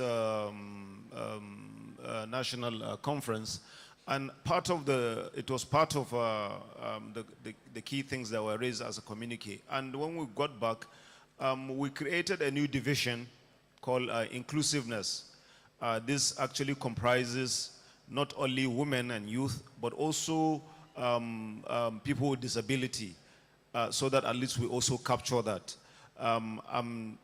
We are working on that, and they've been active in terms of some of the programs that we've been trying to carry out. all our capacity building programs, our interventions also include those ones. And then there are specific programs that are targeted to women, especially by that particular department in the areas of she trade and other activities that we're doing that is also helping women and other the vulnerable group in order to also incorporate them within the basket, with the export basket net, so that at least they can also be exporting like other things. And then what I will encourage those that are, especially women and those people living with disability, is to constantly follow us on our social media handles, our websites, to now be able to know the programs that we're organizing and we're carrying out in order to help them and build their capacity, and also be able to export just like any other group. Packaging, labeling, capacity building, these are things that we're doing on a constant level, on a constant basis.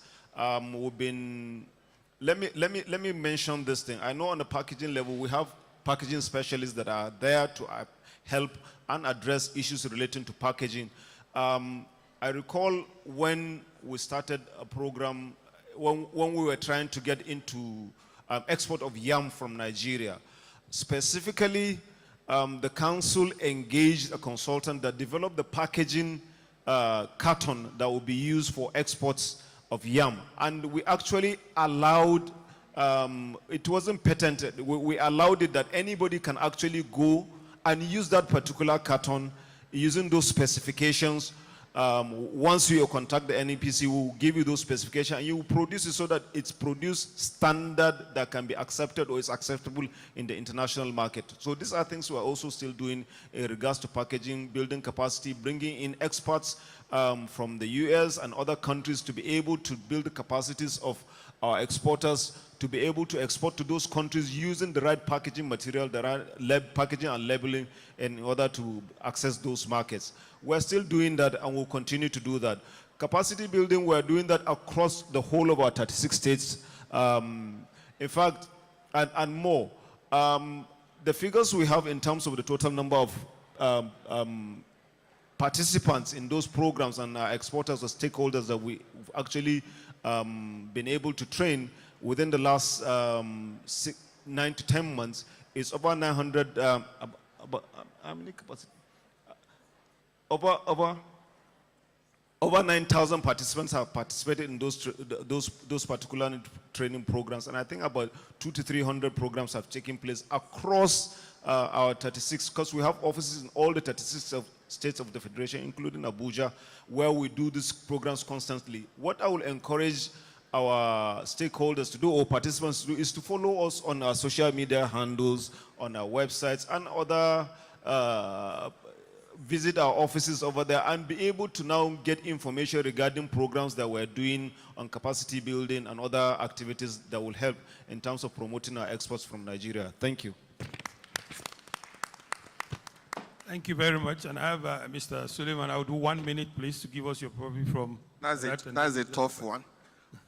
Let me start also by appreciating the NEPC under the inspiring and purposeful leadership of the MD, Mrs.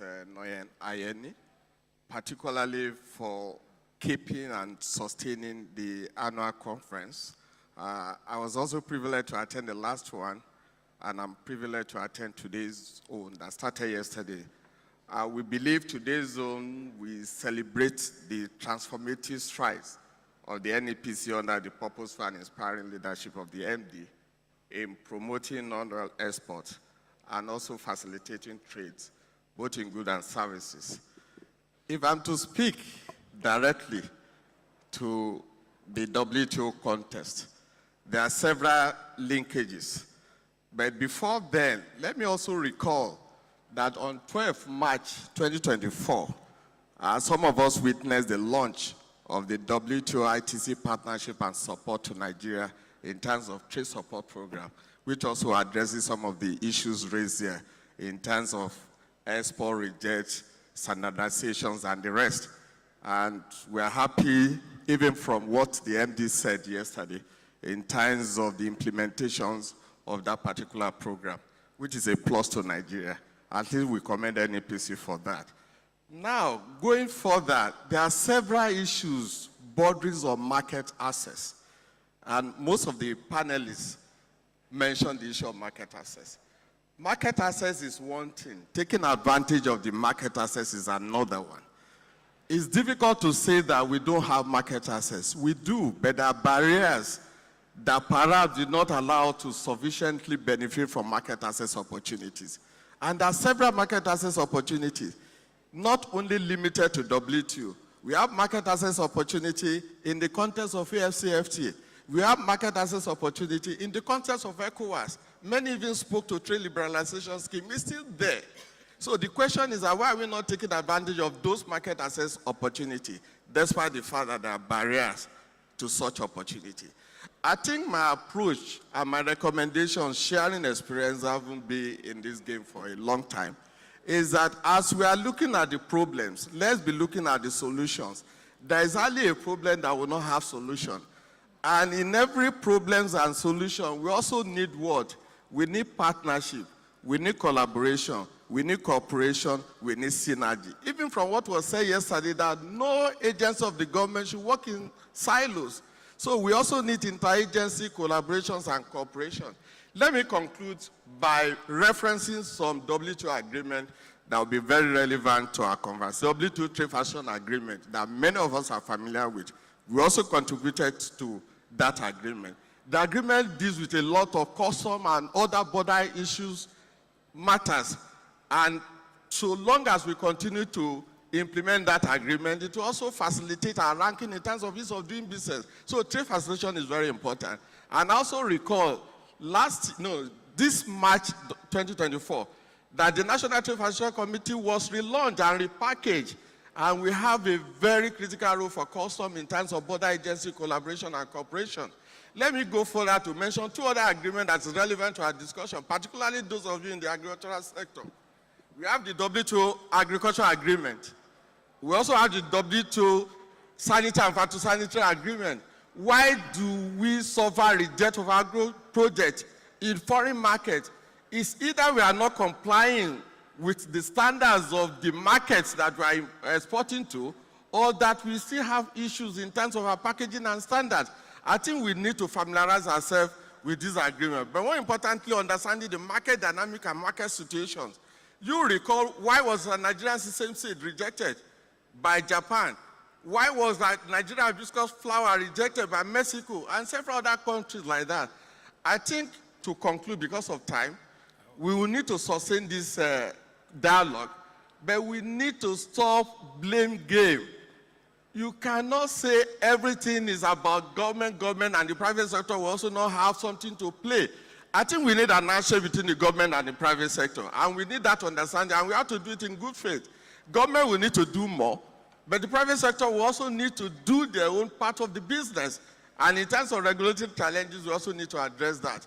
I think I will stop here, but I'll be ready to take questions. But let me also say this for the last one. We have several policies of government and documents. And in deciding these documents and policies, everybody will be invited as a stakeholder. So if there's anything wrong with any policy of the government, including implementation, then we should all have ourselves to blame for that of either the policy does not address our challenges or that perhaps there are some issues in the policy. And also recall that in every policy you have monitor and evaluation. So in monitor and evaluation, you should also be able to come with specific recommendations as to how that policy can be revised in a way or tailor-made to address 21st century issue. Once again, I thank you for the opportunity, but I didn't have time to deal with another issue. Thank you. All right, thank you very much, Director, for that intervention from the part of WTO. The world is a global standard, and we're bound to play with the global rules and regulation. We talked about some of this policy, so it was deliberate to bring you in at this time to talk about that. But one thing for sure is, I think the ministry, in conjunction with NEPC, need to, provide more information about some of these policies, domesticate them at the level which stakeholders will understand and be able to take advantage of some of them. And especially in the issue of market linkages. We've talked about ETLS, AFCTA. But what are we doing as a country to be able to steer our stakeholders to take advantage and to benefit from this. So I think these are part of ongoing discussions, and we'll take them into our communique. At this time, I'd like to thank our distinguished panelists. First, probably even thank the stakeholders and the listeners here for being wonderful audience. You made our panel very interesting. You had an array. And what we have done was to combine the presentations with the question. So we had a hybrid which made our presentation first. So ladies and gentlemen, distinguished panelists and esteemed guests, as we draw the enlightening session to a close, I want to invite the audience for questions, and the MC will handle the order of those questions. Okay, thank you very much, moderator. Just before we take the questions, the GMD and CEO of Fidelity Bank, Dr. Ikpe wants to make a short intervention. Over to you. Okay, I just wanted to mention that the last question that you asked me, I forgot to specifically tell you that it's only holdco companies in the banking industry that can invest in equity now. Holdings. Only the holdcos. If you have a holdco, then you can invest. Is in Fidelity equity. a holdco? Not yet. When are you going to? On the way. All right. On our way there. Thank you. All right. Thank you. All right. Thank you very much. So we will take the questions. You will agree with me that the panel has done a fantastic job, but we don't have so much time for the questions. So our moderator may take like 6 questions from the hall. Then after that, we need to go into our breakout sessions. I hope you've not forgotten that there are breakout sessions, and we have 7 breakout sessions. After the breakout sessions, we come back to the hall again. Then the lead presenters of those breakout sessions will give us what they deliberated. So we still have a while to be here. So please do cooperate with us. Just 6 questions in the hall. And I hope the ushers are ready with the mics. Please, if I do not call you, please. We're all together. So the lady there, number 1. The man in the sky blue suit, number 2. Another lady there, number 3. Let's be a bit gender sensitive. I hope you are taking note of your numbers. Number 3, then I'll move over to that side. The man on the face cap, the baseball cap, number 4. Then from that other side, okay, the man will do me like this with paper. Number 6. Okay, then. No, okay, number 5. Am I right? Then number 6. So let's do this. Let's take the first 6 first. You all agree that we cannot answer all your questions here, you know, so, but let's do the ones we can do. So, number 1, very quickly. You know I'm assisting the moderator now. So if you are going longer, I will hold you. Good afternoon. Thank you very much for this opportunity. My name is Ifoma. I want to say a special thank you to Dr. Neka, MD Fidelity Bank. Thank you very much. And Mr. Liu, thank you so much. You spoke my heart. Yes, I know you're talking for the big guys, but then there are also the little guys, the people who want to sell on like eBay and Amazon, the people who want to export directly from their home straight outside Nigeria. There are really little or no opportunities for us. So about 4 years ago, eBay did something because I was a victim of that. eBay put a ban on, not total ban, but they limited the views that Nigerians could have. So I used to export hair to black people, black women especially, in different parts of the page. I could see was a ban on us, and we could get just maybe like 2 views in 6 months. Please, I just want to ask, is there any opportunity for the little guys, the people who are duly registered and, you know, with NEPC, have registered their companies, but want to export directly? You know, we don't need loans or any of those big things. We just want to export directly from our houses outside Nigeria as we could do before. Thank you very much. Who is that question directed to? Dr. Neka. Okay. Yes, thank you. Oh. But that's the wrong direction. No, it's not. It's not, because they could have points of entry. Okay, for you just said you don't guys. need loans. You said you don't need loans. No. She deals with money. Yeah, I know, but they also they bank our money as well. So we could have, they could be our bankers, and they could show us points of entry. Yeah, into the main market. Thank you. All right, very number much. 2, quickly. And who your question is directed to? Very quickly. Good afternoon, Yeah. everyone. My name is Emmanuel Tochinwa, for the CEO of ETN Classic Design Limited, indigenous company set up in Abuja here that add value to agricultural produce. We specifically focus in adding value before exporting. Our president, Alhaji Balojun, can be testify to our sesame oil. Now we have set up a factory that we can add value in sesame in Horin, in Abuja here. 30,000 kilo per day capacity. My question is, I have to thank again, sorry, I have to thank Madam Neka. I used to hear about her, and I have seen her face to face today. Because I came from abroad to come and invest in Nigeria, what would it take banks, both bodies like Bank of Industry or Nexim, and other banks to do the thing I heard about Fidelity Bank doing? What is that? As a company setting up, I heard Madam up there saying that it's very difficult and expensive to set up agro-processing factories, not screening and exporting. The people that do 1,000 containers, 1 million containers, no. We're talking about people that add value, like to the whole sesame. It requires expensive machineries, not just cleaning and destoning machines, like when you are exporting hibiscus. What would it take bank to challenge people to come to their factory and see what they are doing and give them the minimal they can do? I have finished setting up my factory to look for funds, apply for Nexim Bank. A gentleman called me telling me that you have to go and bring your past transaction. I gave them the one I did last through my former factory in Lube that shows 2020. He said, no, I have to bring current one. That means they want me to be 18 years old and have experience of 60 years old. Coming to set up factory in Nigeria, they announced, come and invest. I came and told them, look at, in countries that gave me money to come and set up this factory, they are not my country people. I'm just living in the country. They gave me loans. What would it take you as a country to know that the syllabus you are using to borrow money in 1980 cannot work in 2024? Okay. How can you tell somebody to give you a letter of intent, bank guarantee, then you go to your bank will tell you we cannot give you because we don't know about the business? Do you know that they export sesame out of Nigeria? I know the market because I live abroad. I have factories, I have company abroad too. They buy it at 1,002 today, sesame seed. If you add value to that sesame seed, if you dehull it, the price is $3,000. And I am the only company so far in Nigeria that has that capacity, even though we are going to start by next week. I move around the whole banks. I stand outside to look. Only one man, I will not mention name, told me that it's only Fidelity Bank that can take risk and help you. Other banks, you are wasting your time. Even Bank of Industry and Nexim, it is quite unfortunate that people sit there and speak English without knowing what it takes to take Nigeria upward. Thank you very much. Thank you very much. Number 3. Thank you for advertising the effort we have been making for over the years.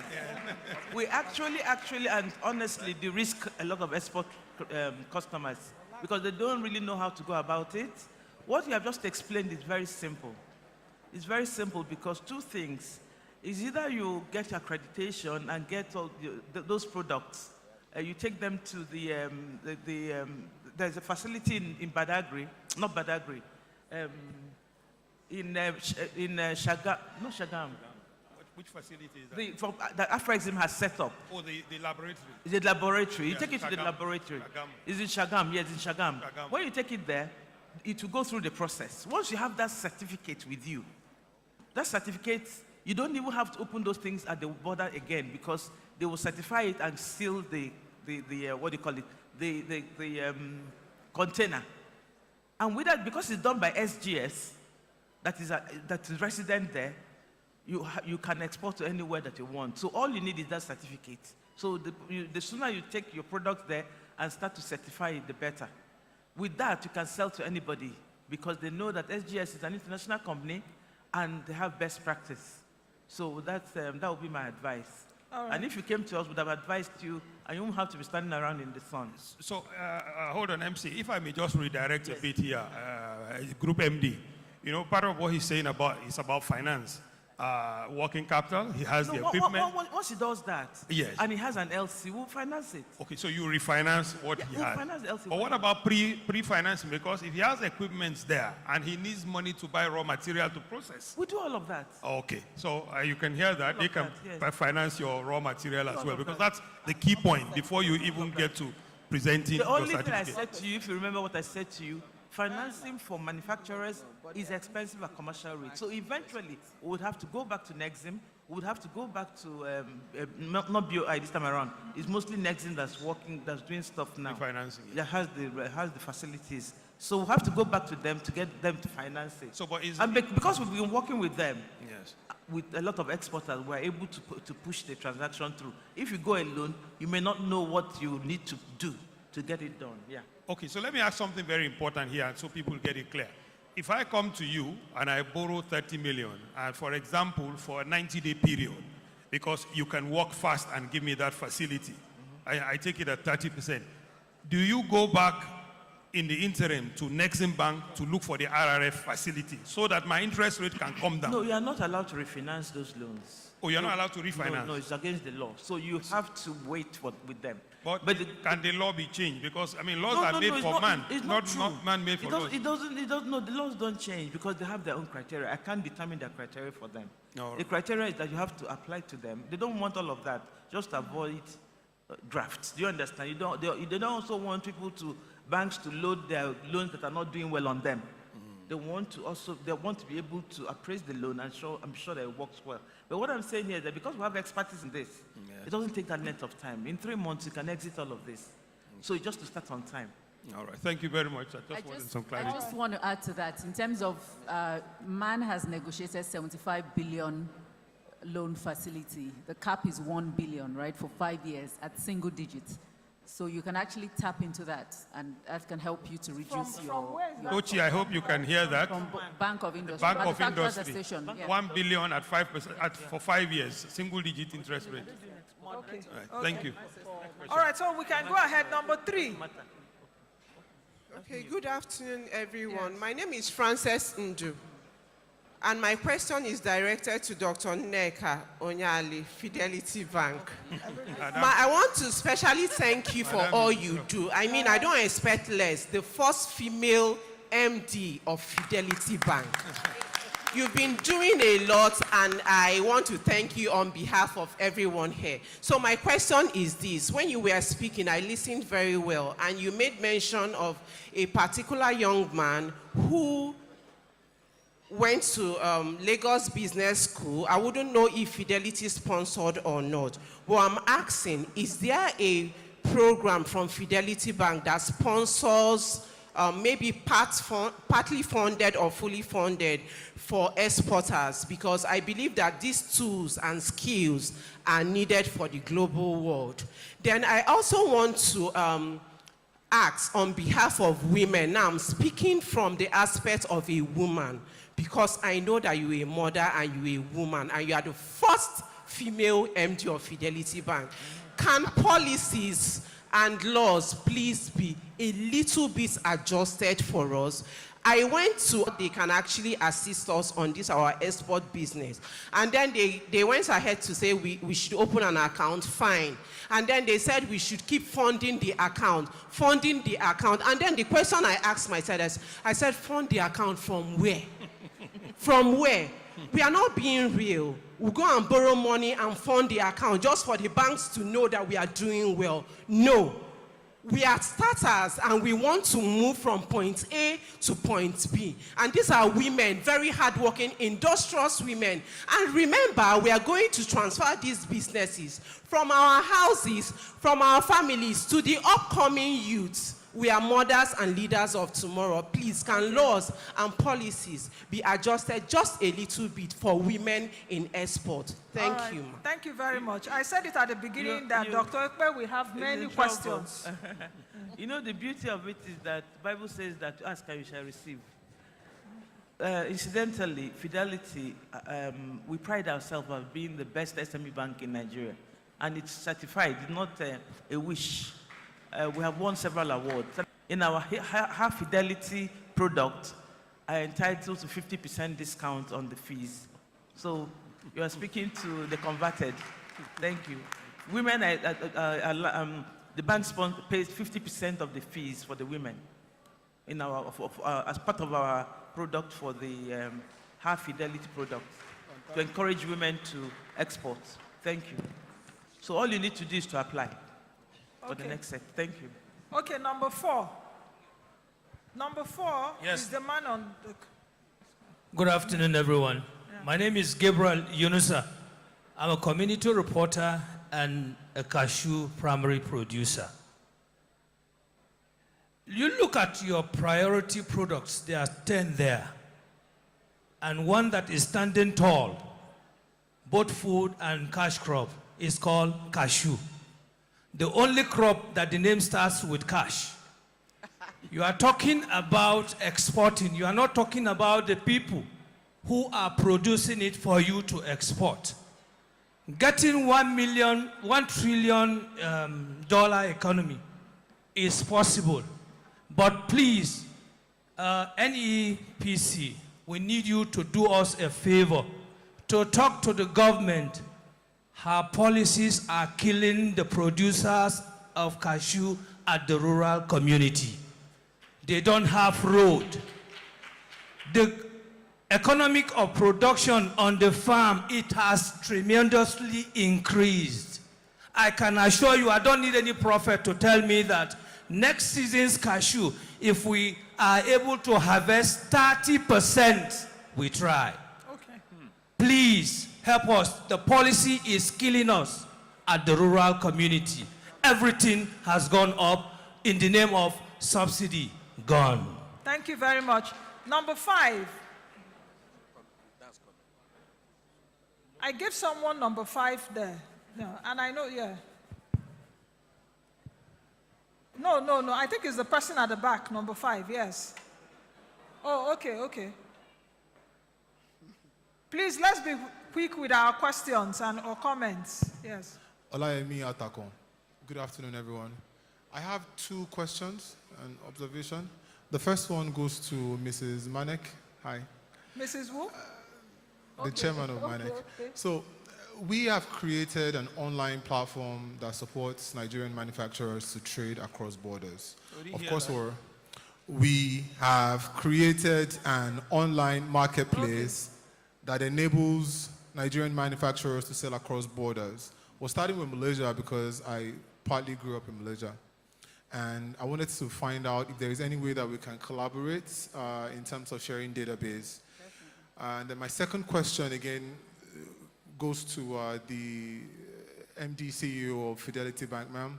Again, from Malaysia, I heard a lot of talks about cashew and all of this, but oil palm used to be a great, profit-making business for Nigeria, and then we have kind of dwindled a little bit, but Nigeria is now being seen as the next frontier. They actually call it the golden frontier because Malaysia has run out of land. 95% of the land has been used.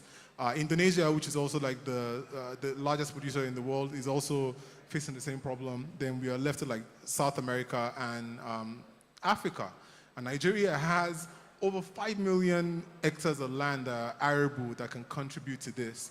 So my question to you, ma'am, would be, if we have support in terms of foreign investments, like in terms of debt funders, is the bank willing to take on, plantation business in this regard for whatever is left of this or the differences? Okay. Thank you. Thank you very much. Okay, can I answer?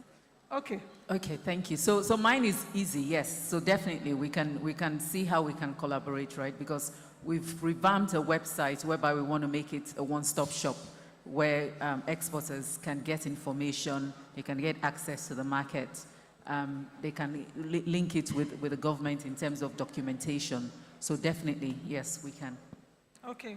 GMD, do you want to answer the question? The issues that we had with plantation, if you remember, I said that the gestation period is very long, so the funding source has to be very cheap. So if the funding source you're speaking to is well priced, why not?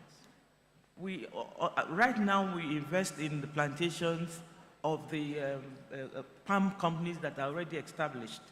And which means that if you do it in a proper way, what we don't want is people who don't, we cannot put our guarantee, because anybody who's giving you money from abroad will want, sorry, I have a cough, will want bank guarantee from us. And we would only do that if we're sure that you understand the business, that you have the pedigree, that you have done it sufficiently and understand it. Even family palm business can be expanded because they have the expertise. So it just depends. What we don't want is people to just wake up and say, there's money in palm produce. Let me go and start planting. No, because you really need to know the way to do it. So if it is expanding an existing plantation, why not? Yeah, thank you. Okay, thank you very much. Mrs. Obidike, I've been asked that for questions for NEPC, you should be getting ready to answer some questions from NEPC. So the 6th question is from here. Good afternoon, everybody. I'm Mrs. Esther Adebayo. I'm the president, Women and Youth Agro Processor, Agri-Gen and Exporters Initiative. Mine is not a question. Mine is sharing my experience as an exporter and even to advise would-be exporters. Number one, agro exporters could only export when the family and the home food security is secured. That's basic. And there are basic areas that a would-be exporter should know of before deciding to go into exporting business. The areas are production, which are farmers, the key player in the export processing, post-harvest technology and storage, processing, packaging and storage, aggregation, and export is the last. How much the exporter know about all these areas is very, very crucial to the development of the business and even to the success of this business. And another area that I want us to note is that our government intervention must be quick and be specific about these areas. And these are the intervention farmers, which are the producers, the finance and the supporting of the exporters. Export business is financially exclusive and enormous, because from experience, I exported 600 kg in August, and I ended up spending about 7 million to start. And the papers at the airport cost me about 400,000 naira. So a startup exporter, will he be able to afford this? So I want to advise us that as exporters, we can join hands together to carry out our businesses. For instance, if you want to export 20 tons of tubers, which is 800 boxes of 25 kg, you need about 8. Sorry, I've worked it out. You need about. You need about 70 million naira for that just one trip. Okay. So the government should please help in that area, and that the several logistics at the airport and the seaport should be looking to make the exporting business easy for the starters and even for the old ones. Okay, ma'am. Thank you. Thank you very much, ma'am. And I think that is why this conference is necessary. What you're saying, in essence, is about interagency collaboration, because it's not just only about NEPC, but agencies that work along that value chain. So your comments really has been taken note. All right, let's take this last question. Yes. Thank you. My name is Abdullahi Medoya, Chairman, Board of Trustees, Dawando International Market. My question goes to the Federal Ministry of Trade and Industry, that is the director, yes, deputy director. Yes. Yeah, some exporter involved in importing contraband and banned product into Nigeria. That gives them advantage by repatriating their phone back to the country of origin easily by involving in exporting some product from Nigeria. And they carry that process through non-proper or non-official exporting by collaborating with some agencies, import, custom, and whatever. Can government not be able to introduce a policy whereby export from Nigeria will be solely mandatory, official, and documented? Like, if you want to import to Nigeria, it's mandatory. You must, insert the BA number of Form M into the BL. Can government not be able to allow any export going to Nigeria should carry the NSP number so that it will be properly documented? Because this is sabotaging the effort of government, especially repatriating the fund, and especially those guys are, disturbing some exporters that are doing their, export through official means. Because when they brought banned product into Nigeria, they want to take back their cash back to their country. They can buy at any price. They can even buy as the cost price of selling the goods outside the country. Please, if government can be able to, bring out a policy whereby export should be mandatory, official, and documented in Nigeria, is going to assist the exporter.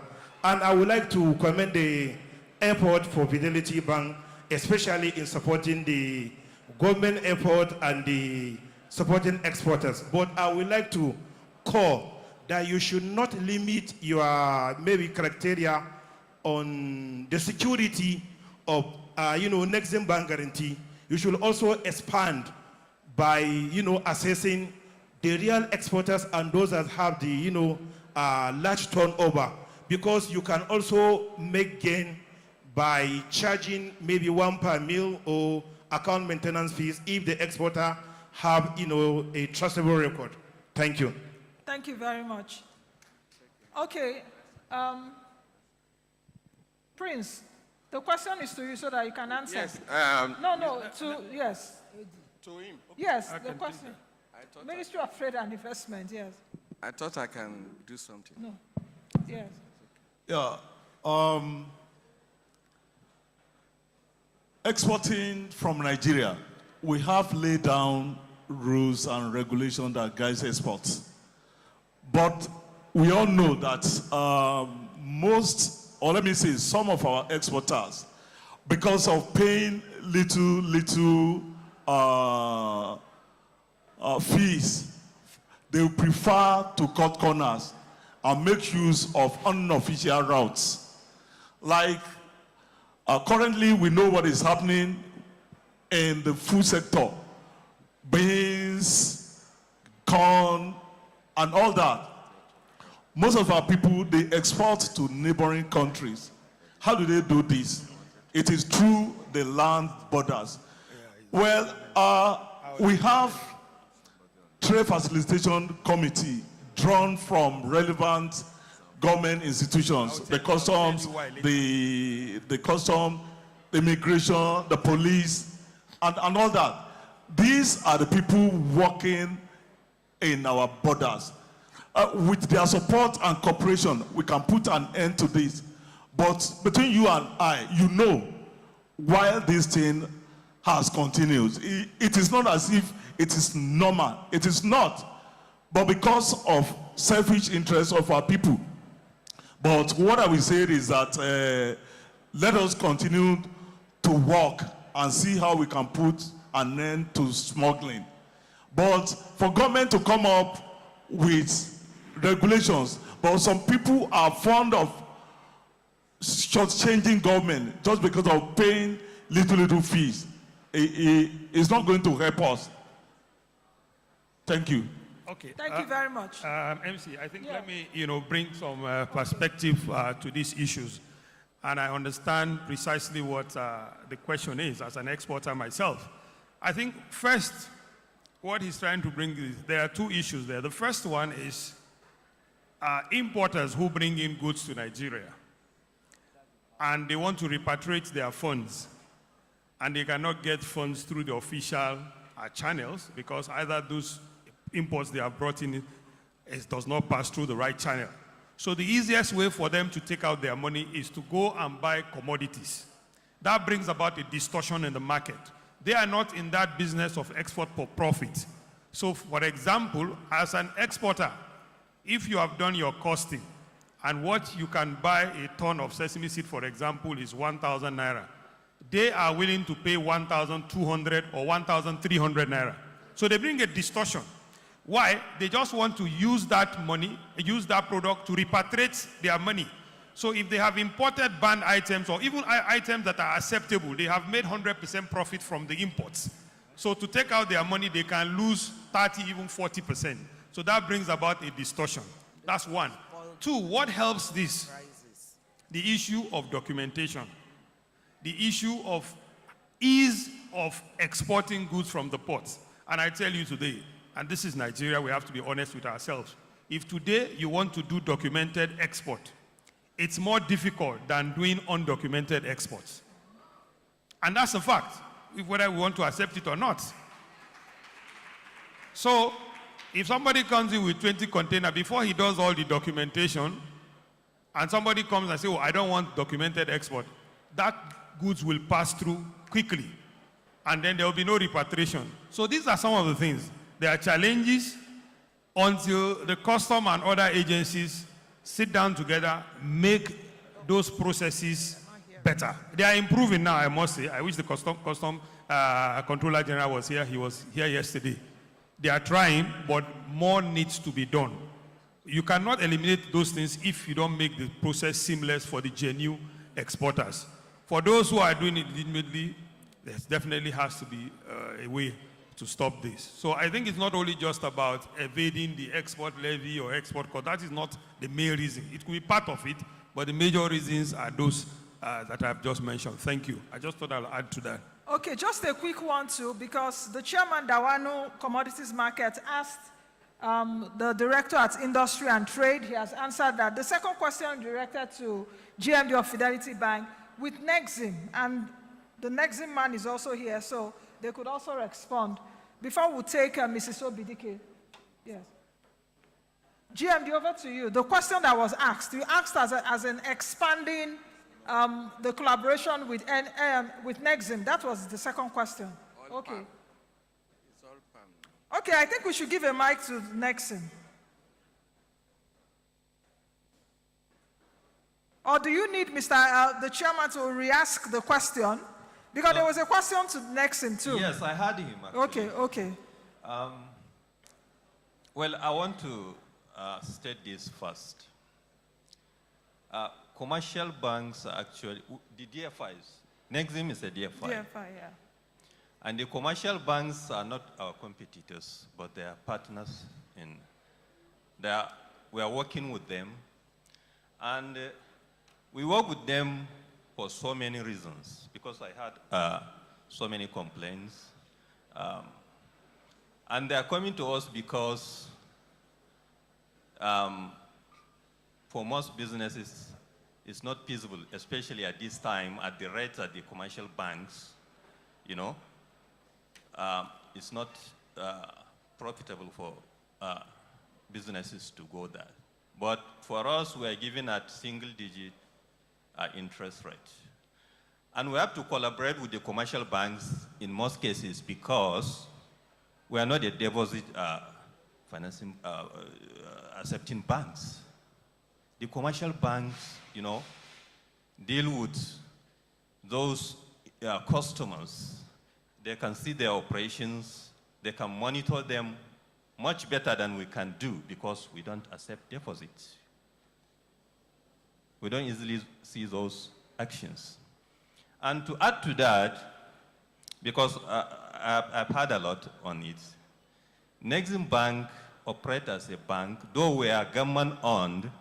We're not the agency that government give grants, subventions to.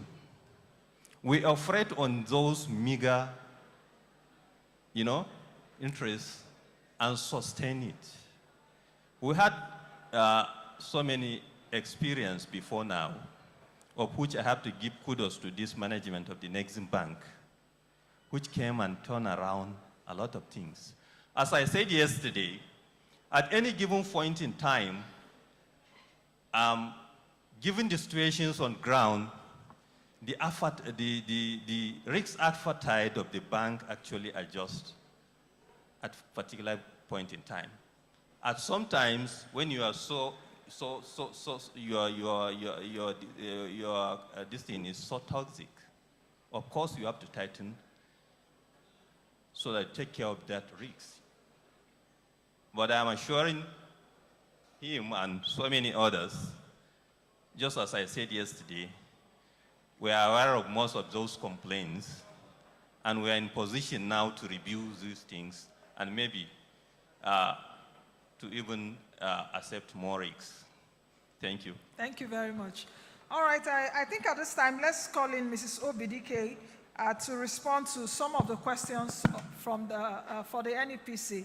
Then after that, we should be getting ready to go for our breakout sessions because we would also spend some time there. I would ask the studio in a bit, you would project the breakout sessions, their topics, and who are those that are supposed to be there. So, Mrs. Obidike, yes, you can respond from there.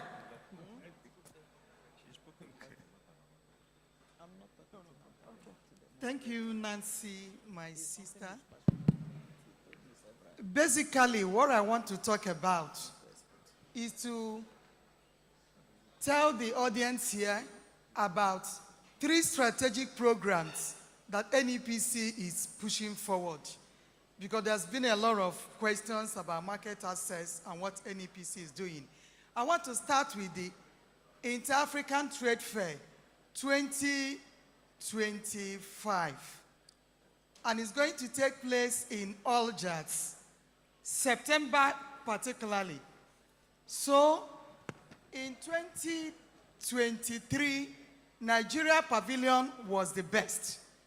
We won the Best Pavilion Award. And those of you that were there saw that Nigeria was in that trade fair with a strong force. Thanks to banks, we had the Fidelity, we had the Nexim, we had the Bank of India. Please clap for them because they made Nigeria proud. We are talking about 33 countries and Nigeria had the best pavilion.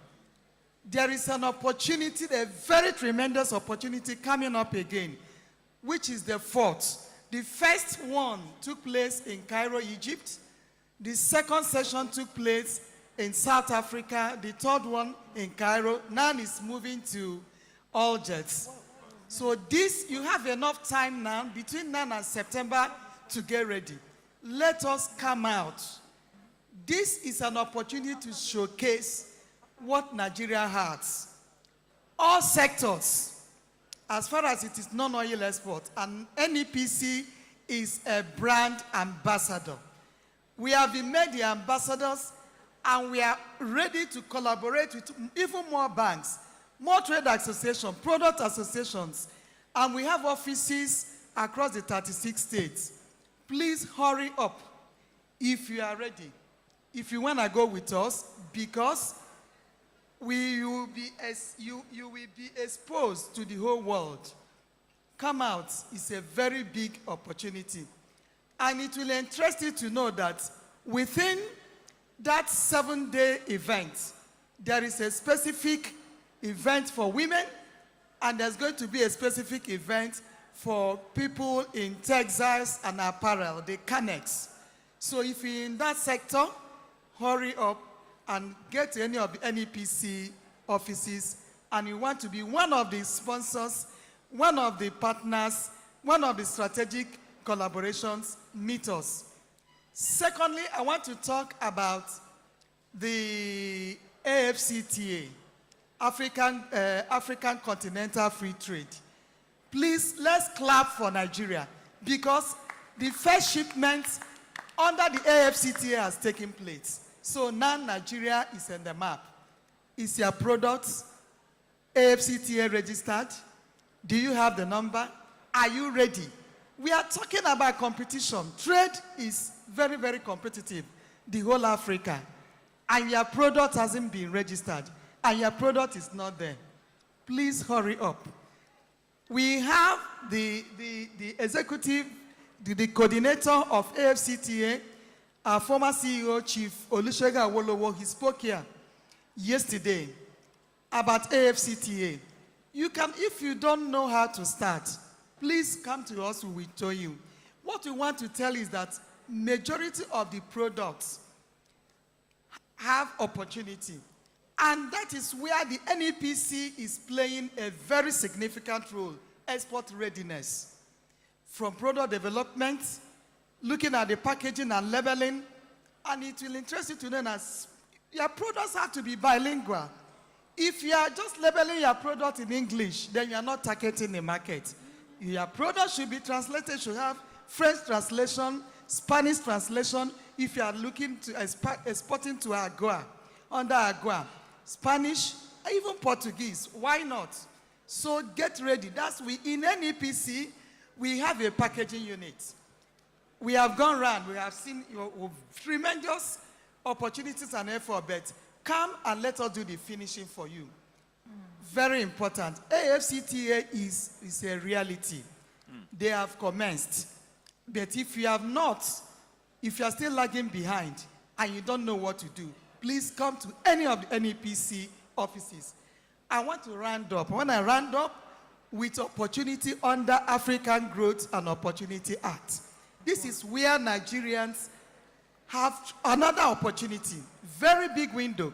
Nigeria products as of today are exported to the United States of America.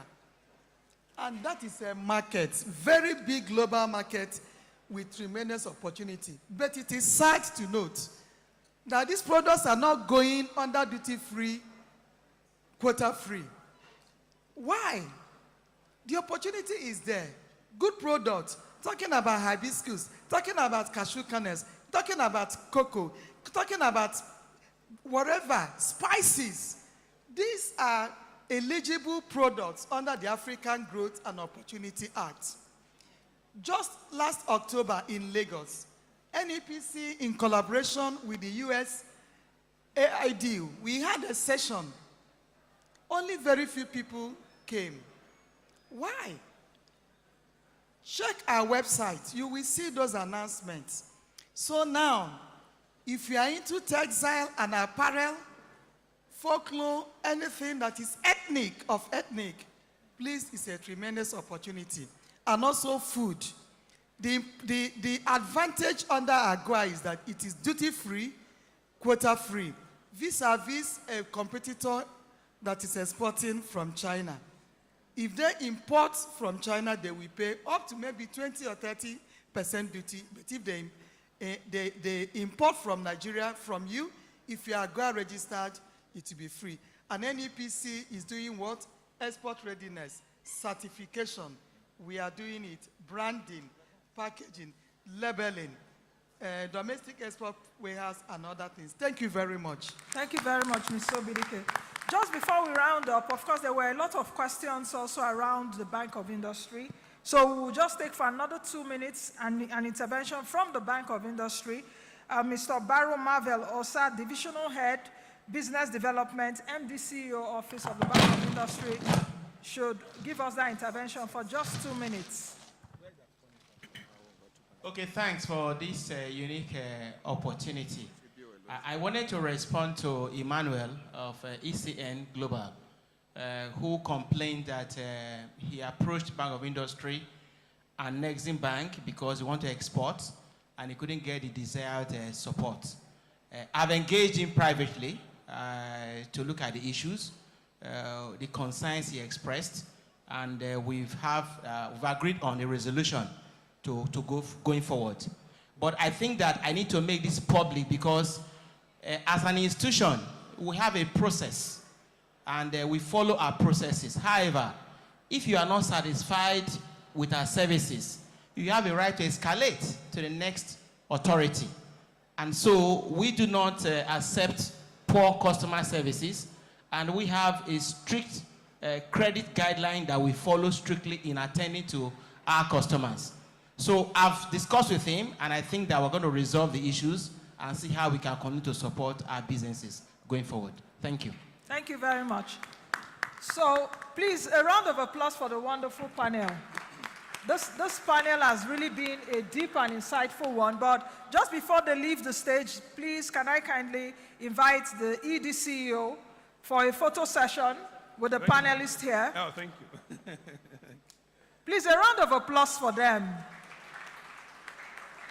The panel actually exceeded 1 hour, 30 minutes, you know. The people didn't want us to. And while that is going on, I would like to make this announcement that the breakout sessions are next. We are having 7 breakout sessions, a session on export financing options, export market access, compliance to trade regulations, supply chain constraints, formalizing informal export trade, increasing non-oil export through value addition, one state, one product as a vehicle to drive non-oil export. These are the breakout sessions that will be going on immediately after this photo session, and they will go on this way. There will be 4 breakout sessions here in the hall. One will be outside, in the hall outside, just to my right. Then 2 breakout sessions we hold in the canopy outside. I repeat, 4 in the hall, 1 outside, 2 at the canopy.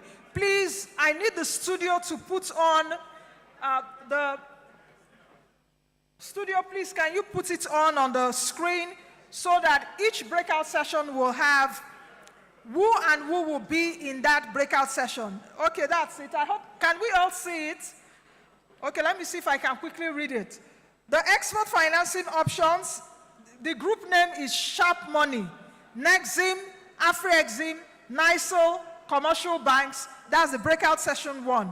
Breakout session 2, opportunities and constraints to accessing non-oil exports, enter global market, JETRO, CBI, GIZ, ECOWAS, after USAID, DBHC, Chinese Embassy. That's the second breakout session. The third one, Zero Project, NAQS, FPIS, NAFDAC, SON, NISAT, EU, BV, AQAC, Connector, SGS, and PIA. The fourth one will be Register Your Hustle, Shipping Companies, NPA, FF, GIG, NSC, Haulage, EPY, Sisto, Due, FACAN, Banks, Insurance, Warehousing. The sixth breakout session will be Manufacturers, Processors, Manang, PMGMAN, CRIN, I'm just taking the acronyms, NSPRI, NCNAN, FIRO, Smedan, Tiger Foods, Aboard, BMCAF, CBN, NISAL, BOI, LCCI, Abusima, Copan, Cashew Process. You are in the 6th one. Then the last one is Grassroots Exports.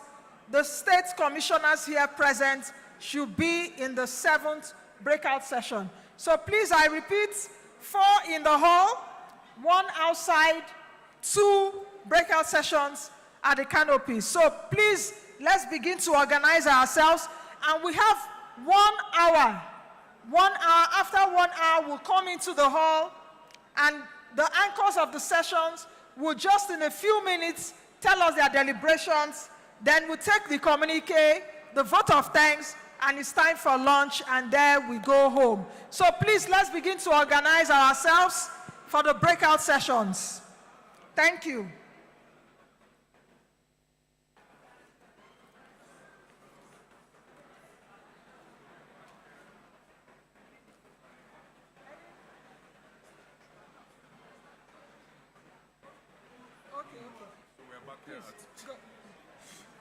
Thank you very much.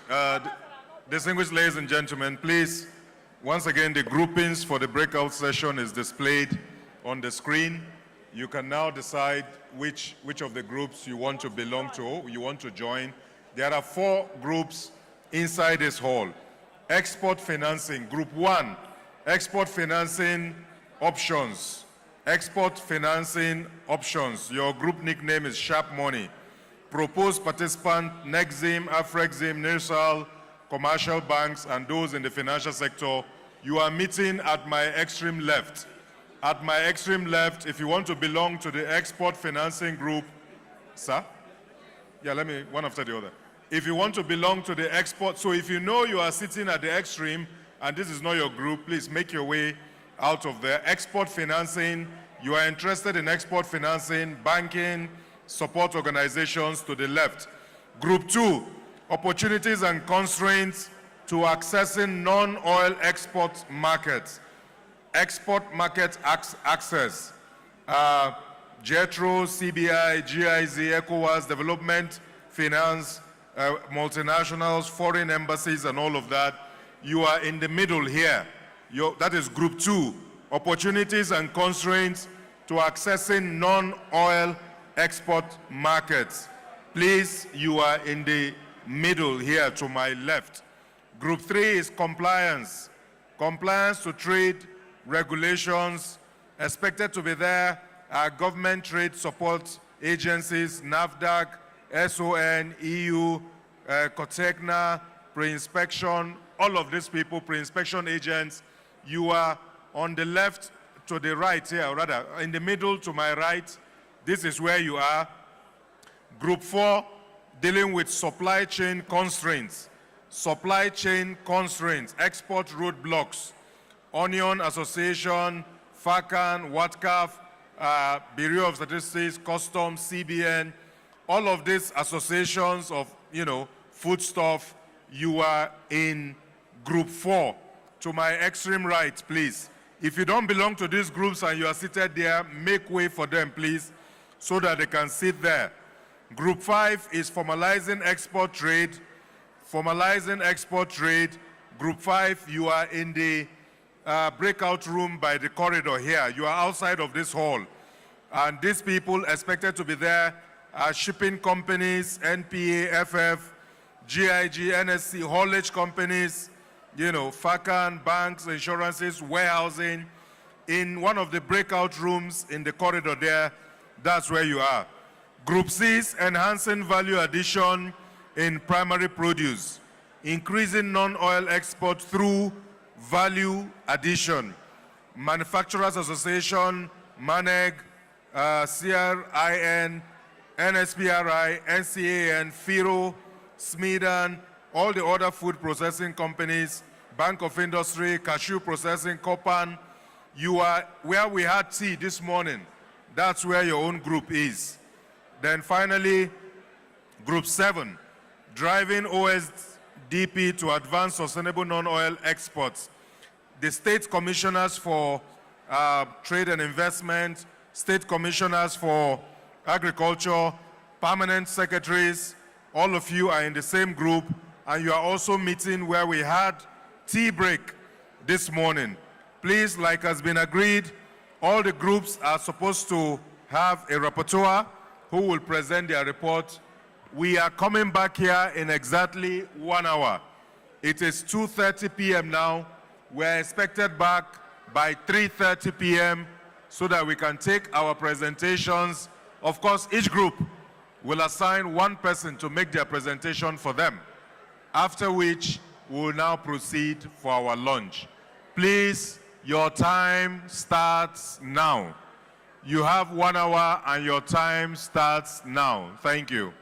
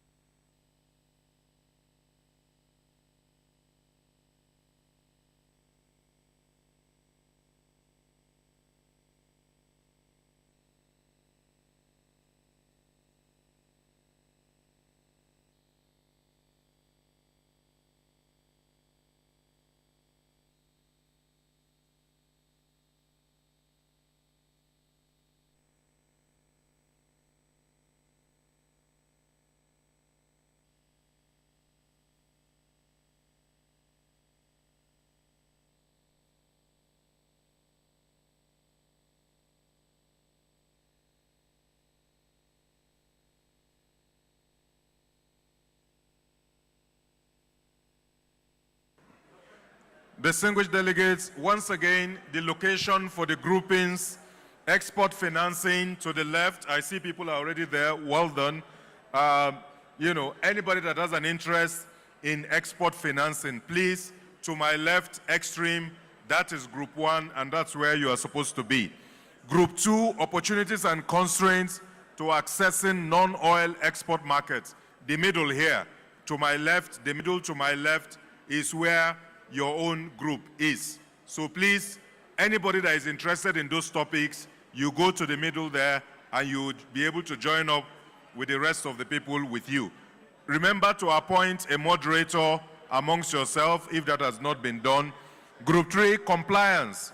Anybody interested in compliance to trade regulations, to my right, the middle to my right. Please, the middle to my right is where your own group is. Group 4, supply chain constraints. Group 4, supply chain constraints. All the producers associations, you are to the right. Inside this hall, to the right, extreme right, that's where you are. Group 5, formalizing export trade. Group 5, formalizing export trade, the corridor. You will leave the hall and go outside in the corridor, one of the tea rooms there that we have inside. Just by the corridor here, outside of this hall now, by the corridor. You are not leaving the banquet hall. Just by the corridor here, where we had lunch yesterday, you will see your group. Then group 6 and group 7, you are outside, where we had breakfast in the morning. Group 6 and group 7, you are outside the banquet hall. And there, once again, anybody that is interested in joining these groups, please join. Group 6 is value addition. Very important. Group 6 is enhancing value addition in primary produce. MANAG, PMG, NCAN, FIRO, SMIDAN, you know, CBN, NISRAL, and any other person that wants to join them. COPAN, you are outside where we had tea in the morning. Group 7, driving OSDP to advance sustainable non-oil exports. This group is made up of representatives from states. All the state commissioners who are here, all the permanent secretaries who are here, you are in group 7 and you are meeting outside where we had tea in the morning. The canopy outside is where the commissioners and the permanent secretaries are meeting. We expect you to please be there. Thank you so very much once again as you comply. Your time is still running. We expect you to be back here by 3:30. Make sure you appoint a moderator as soon as possible who will come and present your report for your group. Every group should have a moderator who will come and present their report by 3:30. We believe that you have started already. Happy deliberations.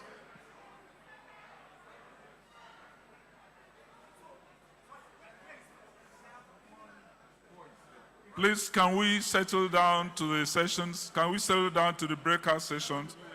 Sharp money is inside this hall, to your left. Please, you are at liberty to appoint your moderator. Appoint your moderator, please, where it's not there. Okay. For group 4, supply chain constraints, export roadblocks. NACO should chair that session. Please, our technical body should continue to share the information on the board so that you can sort yourself out continuously. Display the groups.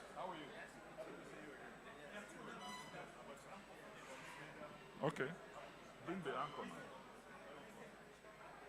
Yeah, the group 3 on compliance, the anchor is already trade negotiation, national trade, NOTN.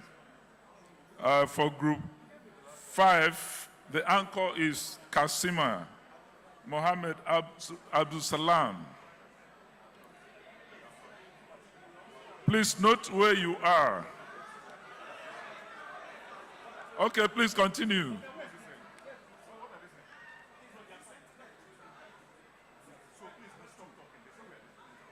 Okay. Group 2 is within the room here, middle left.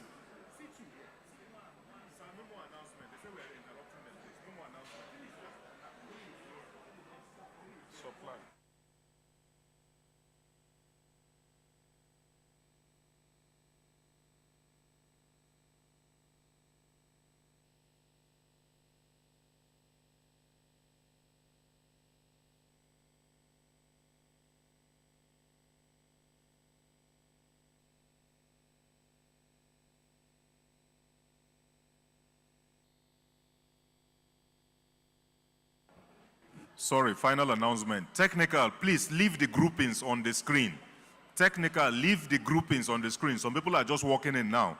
Please put it back on the screen. Thank you.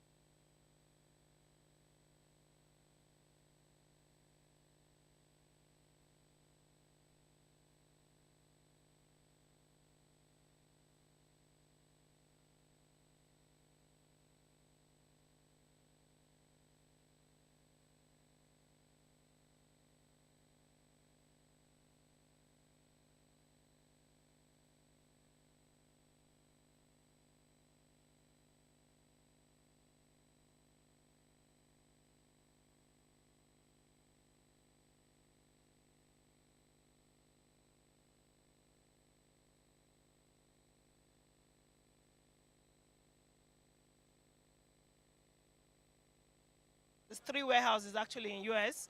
I have in Pennsylvania, I have in Kentucky and Dallas. So if you place an order with me, all I need to do is, if you don't want shipment, I can arrange with my 3PL that so person is coming at some point to pick up their order.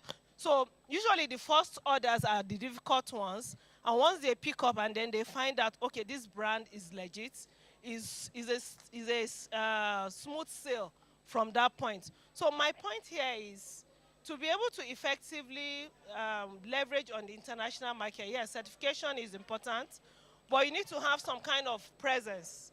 I'm a taxpayer in the United States. As well, I pay here and I pay there, double taxation. But there's nothing I can do about that, right? But for me, I've been able to grow my brand basically because of my presence in the US. Okay. So I've been able to grow my brand basically on my, some of us, okay. Can you hear me? Okay. So I've been, no, they say it's just for the online people. It's just for the online, so that's why I'm just holding it like this. So I've been able to leverage or grow my brand from 2 products to 40 products actively selling. And one of my big markets also is Amazon. Yes, I know a lot of people here too must have tried selling on Amazon. And then I know they have also gone through a lot of challenge. If you go through Amazon with Nigerian certification, I don't want to say it. Yes, it won't. But as a brand registered in the US, I have 13 countries today I can sell to. So these are some of the things I had to put in place to be able to sell. Now, from my own end, these things cost a lot, but I don't look at them as one of those things we do. My US registration to me is an investment, is my gateway to Europe. So that's how I look at it. So I don't know. I hope I've been able to answer the question. I should face here. Mommy, I'll follow you home today. You didn't hear me? Okay. Okay, so I'm in trouble. No, the thing is this. You didn't hear me? You can be here, but make sure you're No, they said I should stand there. No, she can't repeat it again. Okay. Time is gone. Are you done? Yes, I'm done. I don't know. Okay. So let me ask a question. For those of you that heard what she said, what are the key things you're taking away that created market access for her? Yes. What? Yes. Her registration. Yes. What else? Physical presence in the country. Is that it? Okay. She had a warehouse. So our product was close to the consumer. Would that be? Yes. Her brand presence, where she was selling. Okay, just a minute. What did you take away? Let's just take that, because I'm still going to call someone from NEPC to talk to us about how they create market access, okay? Yeah, we're still, what did you pick? Yeah, we'll get that, but I'm asking a question, so that I know whether you heard what she said. What were the things? Somebody said physical presence, her brand presence, you talked about certification. What else? Research was one of the things she did. The warehouse, what else? Certification. You said? She was able to, you pay your tax in the US, you see? And she got the certification for FDA for her to enter that market. So, yes, what else did she say? Yeah, we know, but I'm asking a question. Answer, when you finish asking my question now. No, hold on, it's okay. What question do you have to ask? Yes? Yes. But, hello? I'm going to take only 3 questions, though. Sir, can I hear your question? Yes. Hold on. What's your question? Your voice is not very loud, so I want to help you. Yes. With respect to the registration she has done in the US. Registration. Okay. So one question is that we have for this person is, how did she get those registrations done? The certifications, right? The procedure. This is a full class. You want to have a full class today. The procedure, yes. What else? Very likely, I'll bring up, yes. What was the next? I'm hyping now, you're saying, yes? From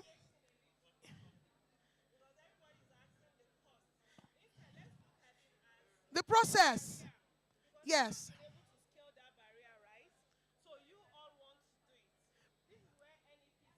Yes. This is where they come in, exactly.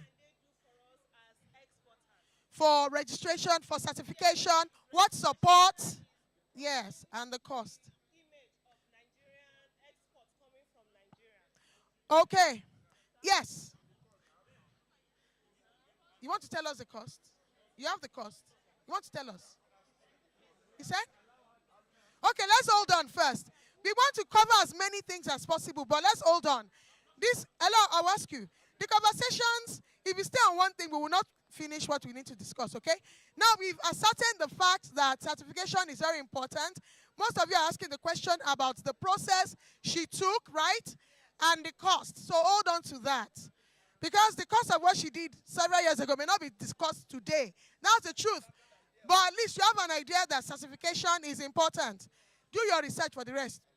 If you have time, we'll deal with it. What's your question?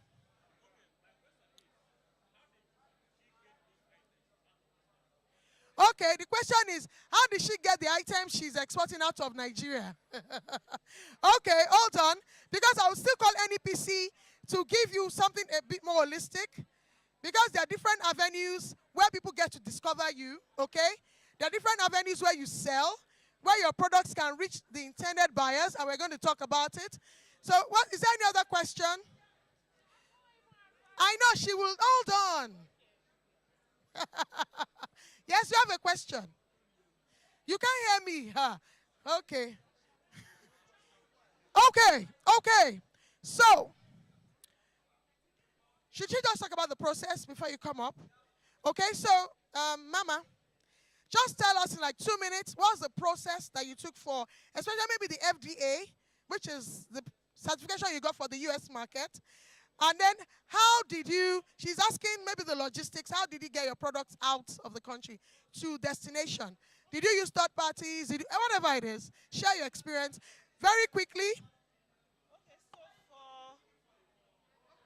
Okay, so now, for the logistics, right? So it depends on the quantity you're trying to send out.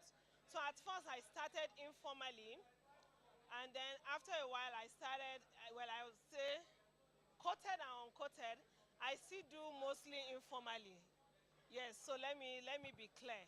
Though I ship in containers into my warehouses. So it depends on your quantity, whatever you're sending. So if I'm going to do informal, of course it has to do with the third party. Even the ones with the containers, we go to shipping agents, those who have, like currently, they are in the shipping season, so you find a lot of containers leaving the country around this time. So we do something like a consolidated shipping.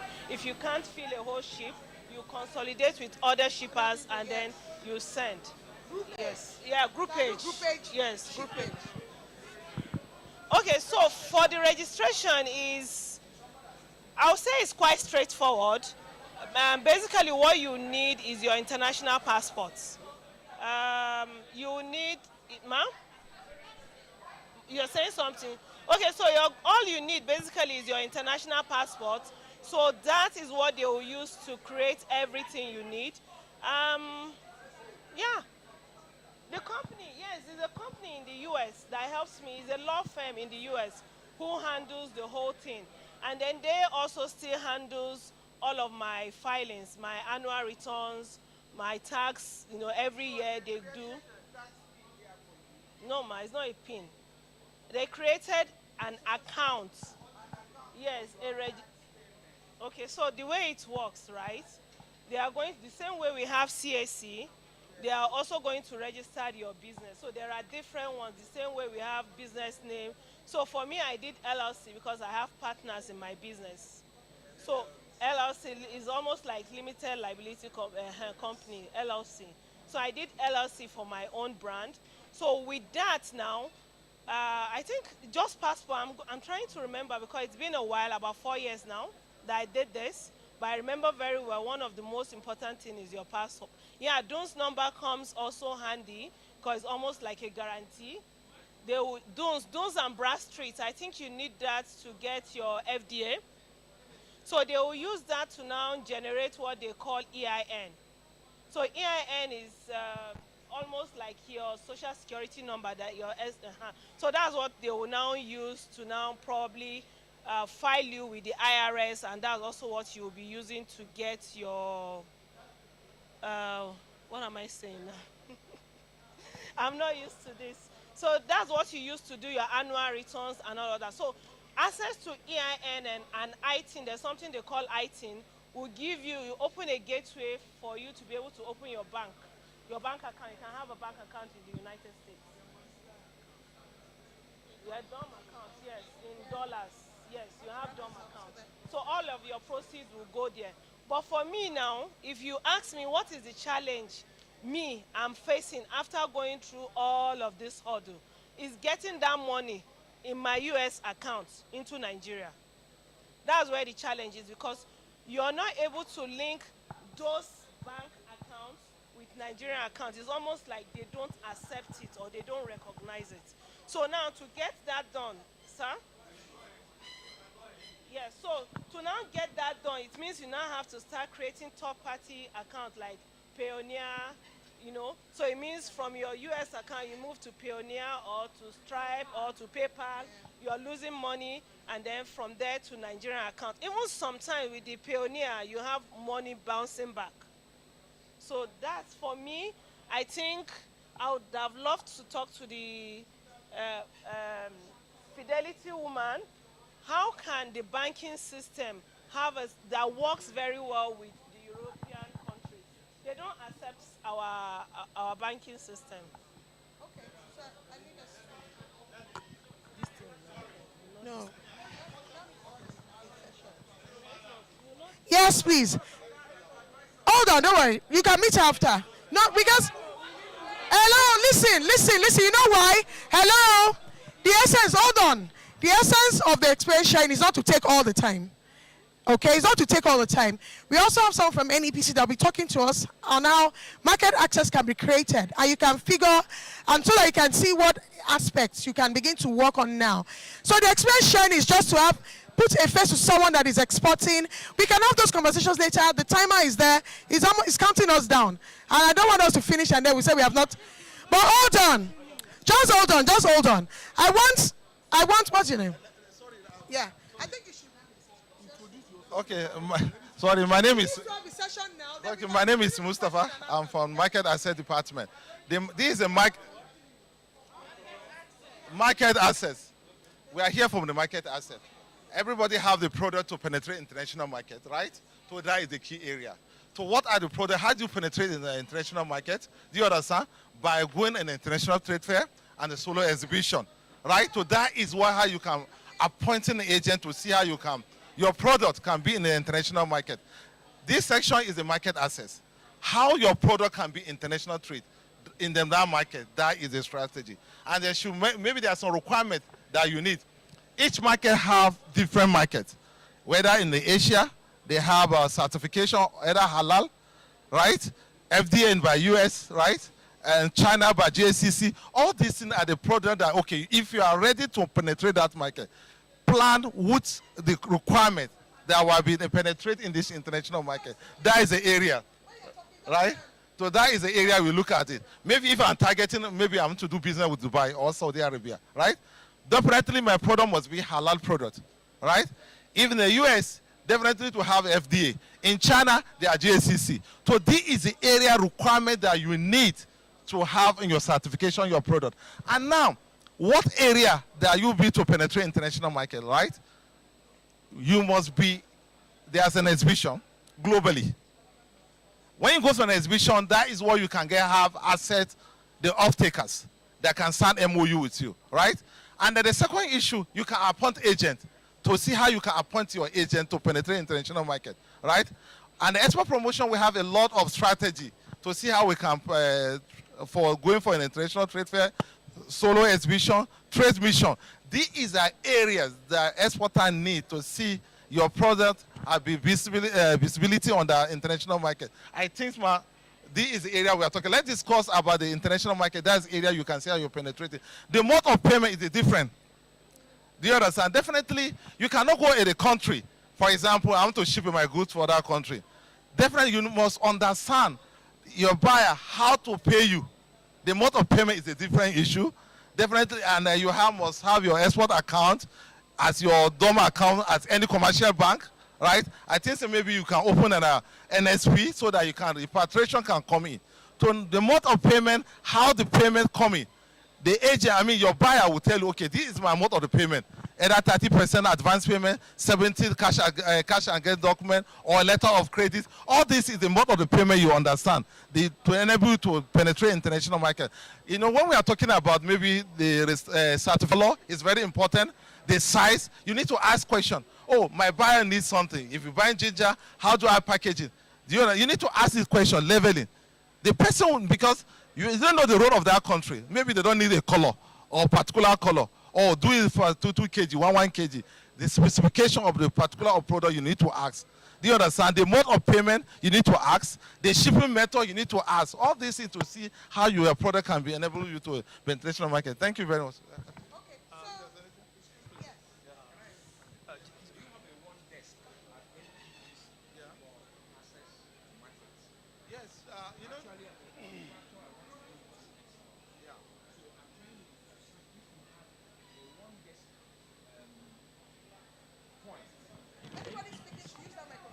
Okay.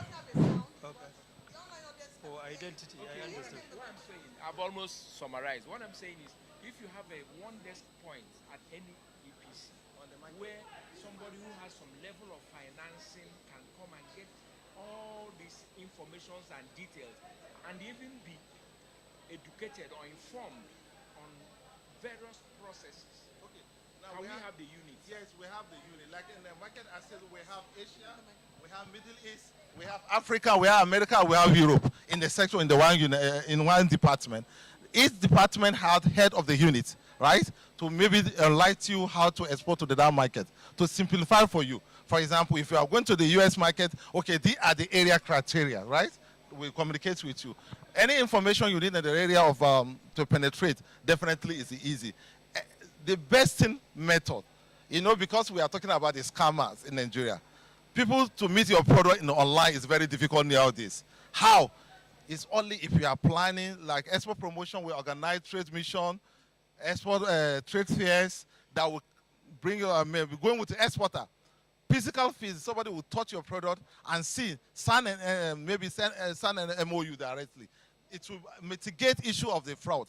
Because now, if you're sending, you can even have some online marketers. It's very area that's globally going now. If you look at the Alibaba, Amazon, all the online marketers. But when you have your product, your company must be export ready. When we say export ready, you have the product. You know your size of product, the quantity of product that you must understand this. Oh, I'm ready for the market. Because when you are talking with the buyers, they will ask you, how much is this? Do you understand? And then you will ask you, okay, I want to buy from Nigeria. The next thing will ask you, okay, if you live in Dubai, it's okay, you will ask you what port? Destination. The next thing is, okay, my port is the Jabba Ali port. The next thing will come to ask your forwarder, can you give me a cost rate of particular thing so that I can input in your price and you arrive of the price? Do you understand? All these international trade have a different method. You understand? Like I'm saying, I don't want to go deep like a freedom board, cut on freight and insurance. All this information, the buyer will ask you the specification, what areas that he needed. So now, let's be ready. You're ready, like you say, your export readiness. You have your email, you have your product, your worker, all the tools. So now, the assets to penetrate, you need to have your pliers. Do you understand? You need to build a prior profile about your country, about your product. Do you understand? You need to have a prior so that when you go for an exhibition, definitely this thing that you need to circulate to your buyers. And the physical product, samples. There's some fair that you go, you cannot sell your product. It's just to showcase, to make it a contact. So this is the be ready, right? Okay, I'm going this country, a product, and bring a samples.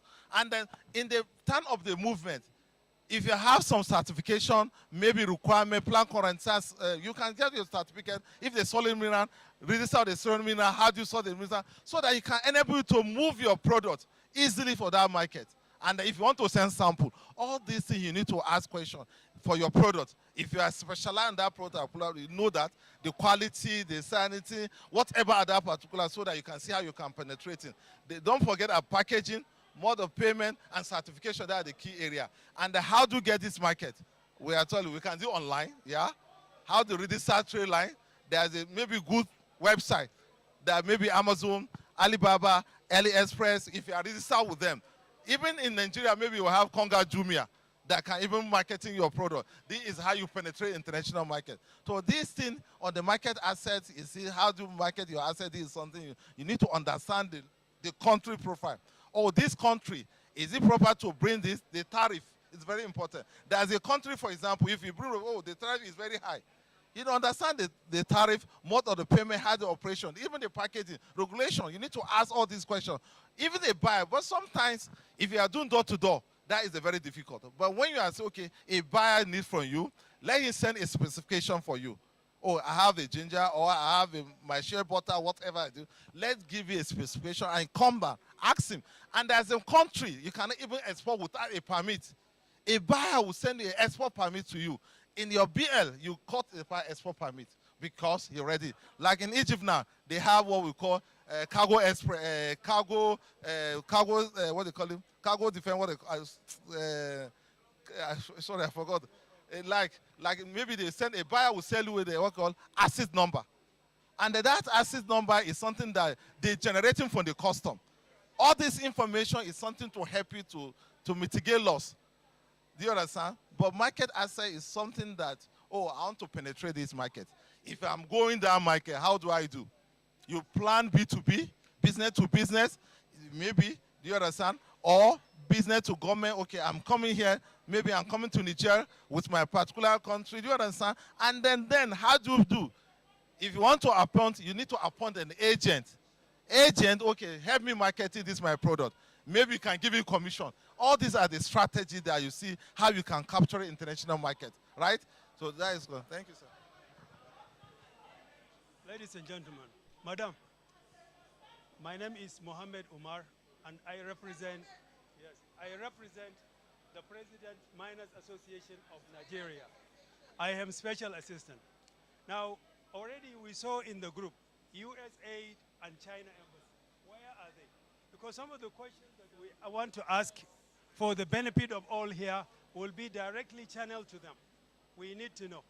And we know, just like she said, we are deep into export because a number of our members are actively now into export.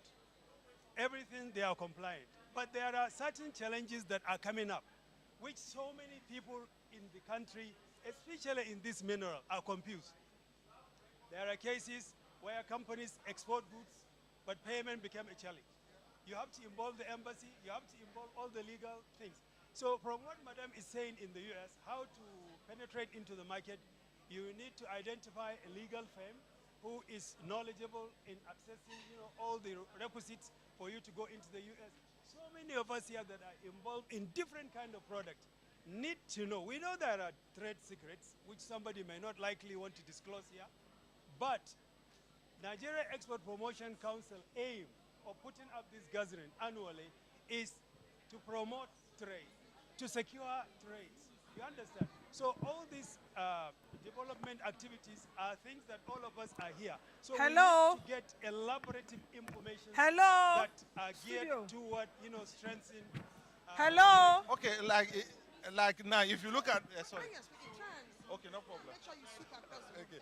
What I'm saying, sir, definitely, international community, like we already invite China embassy, Turkey embassy, and India embassy. We even invite them to come. Because the area we are looking for them to tell us what, the area we can just ask them, like exporter, okay, what are we exporting to that particular country, right? So like I'm saying, export promotion, to simplify this issue, we have regional desk officers. Now, I know definitely challenging that we have foreign affairs. Foreign affairs have the commercial desk officer globally. Now, we are talking the international market, you know, to have access all this international market. If you remember, there's some Nigeria and America Chamber of Commerce. Hello. Please, I'm craving your indulgence. The team leads, you just have about 19 minutes to the end of this. Then we come back and you're ready to present. 19 more minutes. You can see your clock, actually 18 minutes more. So begin to round up, please. Thank you. Commercial Destiny Officer. To simplify all this issue, do you understand, to market assets? When you are a company, have a company, and you're an exporter, try and join trade association. If you have an issue like Nigeria British Chamber of Commerce, Nigeria, all this information, you can see how the more information about a particular country. And then each embassy has the commercial desk office.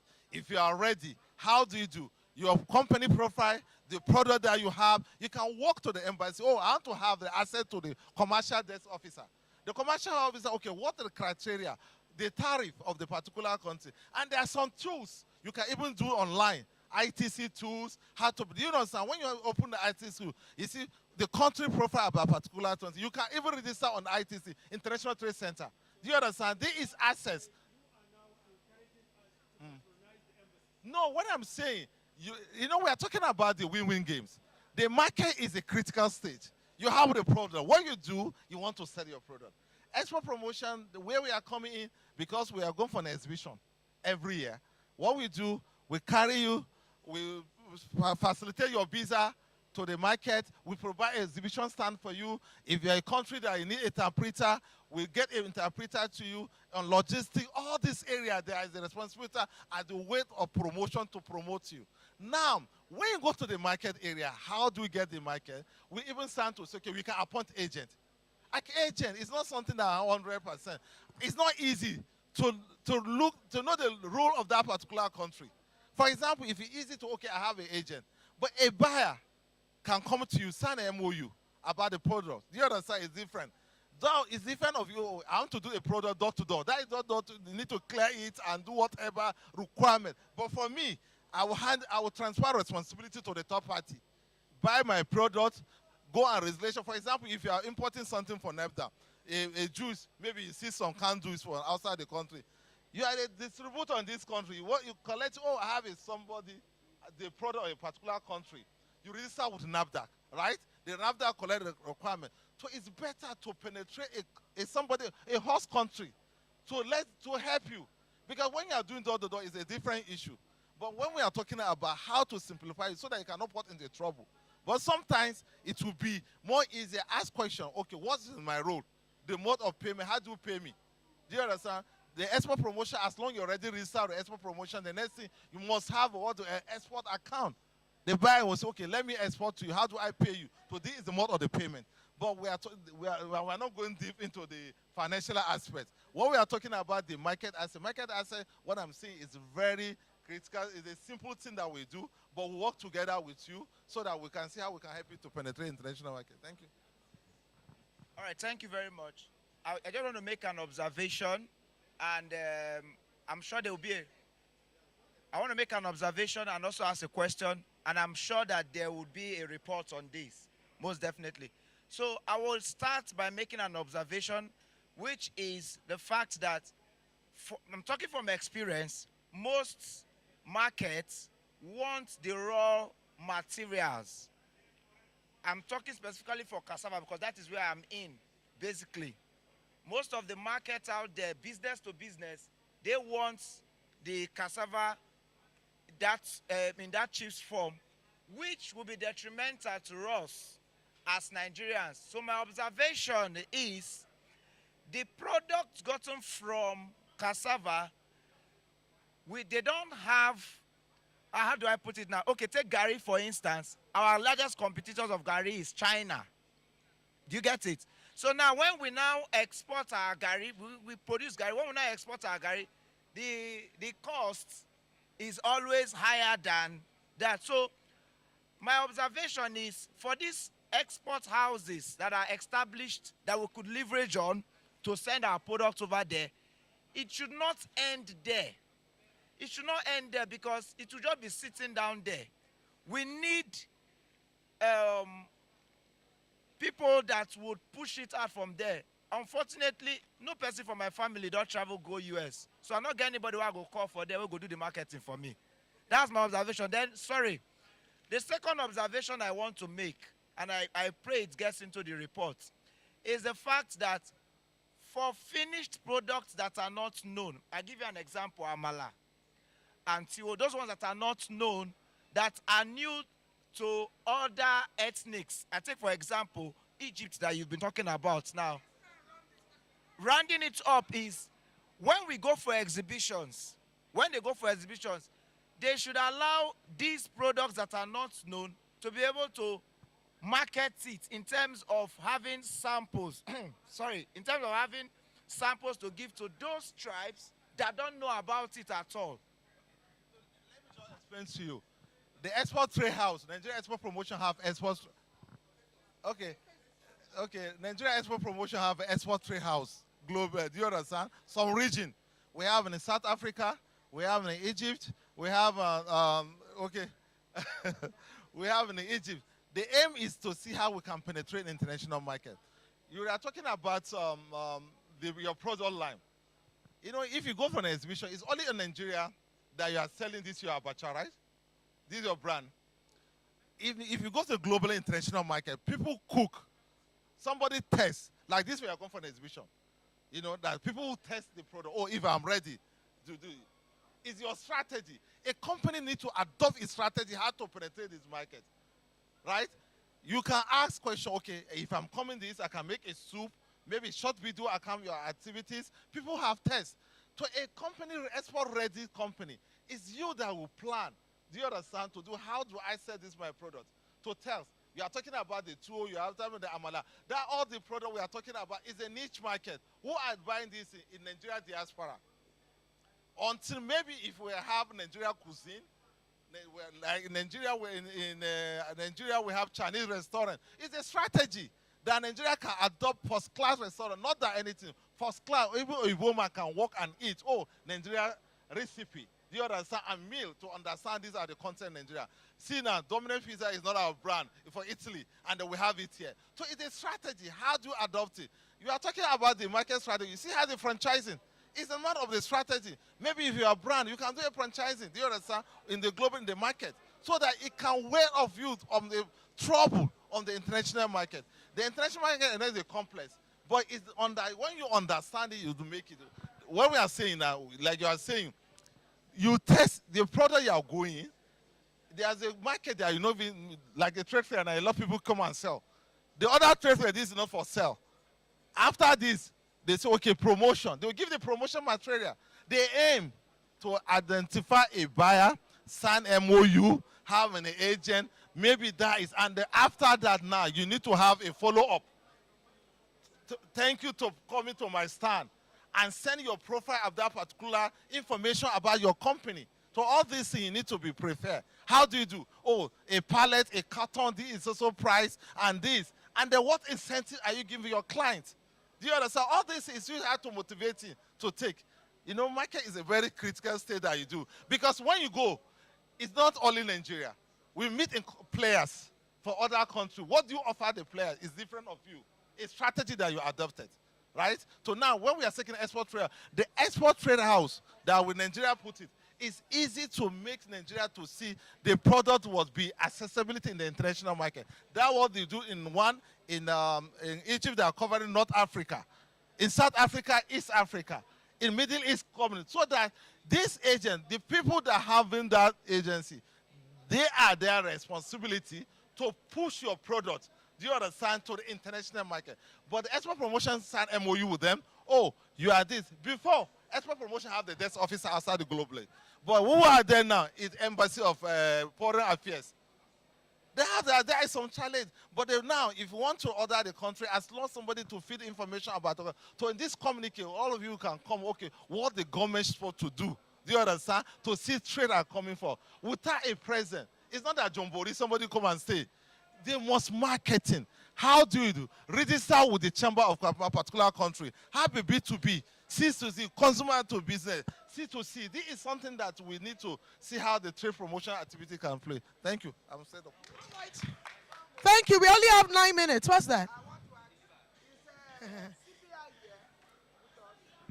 May we have your attention? Hello, please? we're about to wrap this up, actually. You have less than 10 minutes remaining to round off. Yes. Number one, there's a sheet. Leaders of each of the group Hello. She has an sessions announcement. I be think this ready is going to be very useful make for us. presentations. Yeah, can you do that? Barely 10 minutes to submit.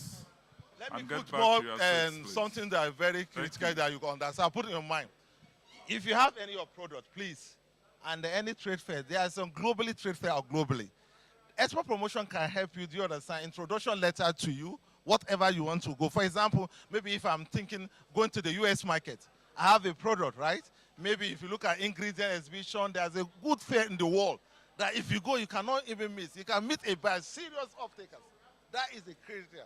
You have your star, you have your flyer, you have everything to showcase, even promotion items that you give to your client. So that is what you need to do. So don't worry, whatever you need, we have on the market asset department. We can simplify all of you. Thank you. Sorry, you can talk to him outside this. I want to say something. Hello? Hello? In all of this, the fundamental thing is that you must be export ready. I hope you got that. Many people that desire to export are not even export ready. You want to export, I ask you, what product do you have? You have no product. Is your business registered? It's not registered. Do you know about NEPC situation? You have no idea. You don't even know NEPC even exists. So really, export readiness is the first part. You must get yourself to be export ready. And he has mentioned a lot of things. Now, it doesn't come that simple. For her to even start exporting, she had done a lot of work before then. She had a product. She had worked on certification. She had worked on quality. Hello? Because when a buyer is talking to you, he expects that you have a product already. He expects that you are compliant with regulations. So you need to spend that time. You actually need to spend time getting ready for export in the first place. I hope that is clear. Because less than 1% of this class has been able to even export at all. And some of us don't even have products just yet. So please, export readiness part is too important. You must have a product. You must have gone through the process of export readiness. You must have something that you can take to the market. If somebody asks you, okay, can you tell me about your product, your flour food? How much of it do you know in terms of quality? Do you have your NAFDAC certification, even for the local market, that shows that that product is even safe for consumption? There's still a lot to do. Hello? And this class is not where we're going to solve it. We have only given you information for you to pursue. And NEPC, yes, is a repository of these things. So you might want to approach NEPC after this, get one of their coaches, you get to the office, they'll sit you down and let you know. And they have the 0 to Euro or something, 0 to export program. You can sign up for that, attend. It helps you from 0 to being able to export. They have information about the markets. You can approach them. She talked about research. If you want to be an exporter, if you're not ready to do research, sorry, you have not started. I'm telling you. Because you need information about the country you're headed, about the regulations there, what guides it. It's very important. Hello? Then you must leverage opportunities. I think when the ED was talking earlier, she talked, was it yesterday, that they plan to have, is it 4,000 certifications or so? For export-ready products, it's only export-ready products that can get certification, no matter how hard you try. If you don't have an export-ready product, you can't get certification from NEPC. Hello? So take your time to build. Hello? Take your time to do what? To build. And get all you need to get at this point.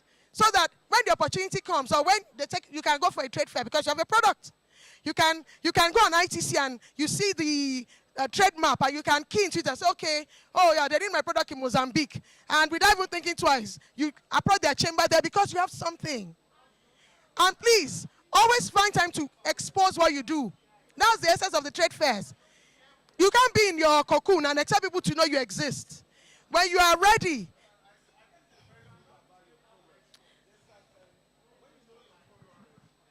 go for an exhibition. A lot of people, they say, okay, batch number is very key. Production day, expiring date, right? All these ingredients that, oh, Do you understand? If there's anything, carry all your information. If you are finishing product, you must put all this information in your leveling. How to use it. If you go to a foreign supermarket, pick a product, look at it, how they design it. So it will be easier for you to see your product. Nobody can say. But other countries, maybe they cannot speak English or Arabic. If they cannot speak English, interpret on that because you are earning that market. Right? Because if you are going to Saudi now, if you put in English, they cannot even read English, right? So now, the content of the ingredient, analysis about your product, you must be. The packaging is very important. So if you are targeting this at what you call that market, and then you know there's a lot of supermarket in that particular country, you can approach them. Do you understand? With some export promotion, with Nigeria embassy outside the country, right? Okay, I want to go to social market. How do I do? How do I meet? We can just simplify for you. Okay. Thank you. Sorry. Yeah. No, as long as you already register with Nigeria Export Promotion Council. Can you talk to him outside? Let's just...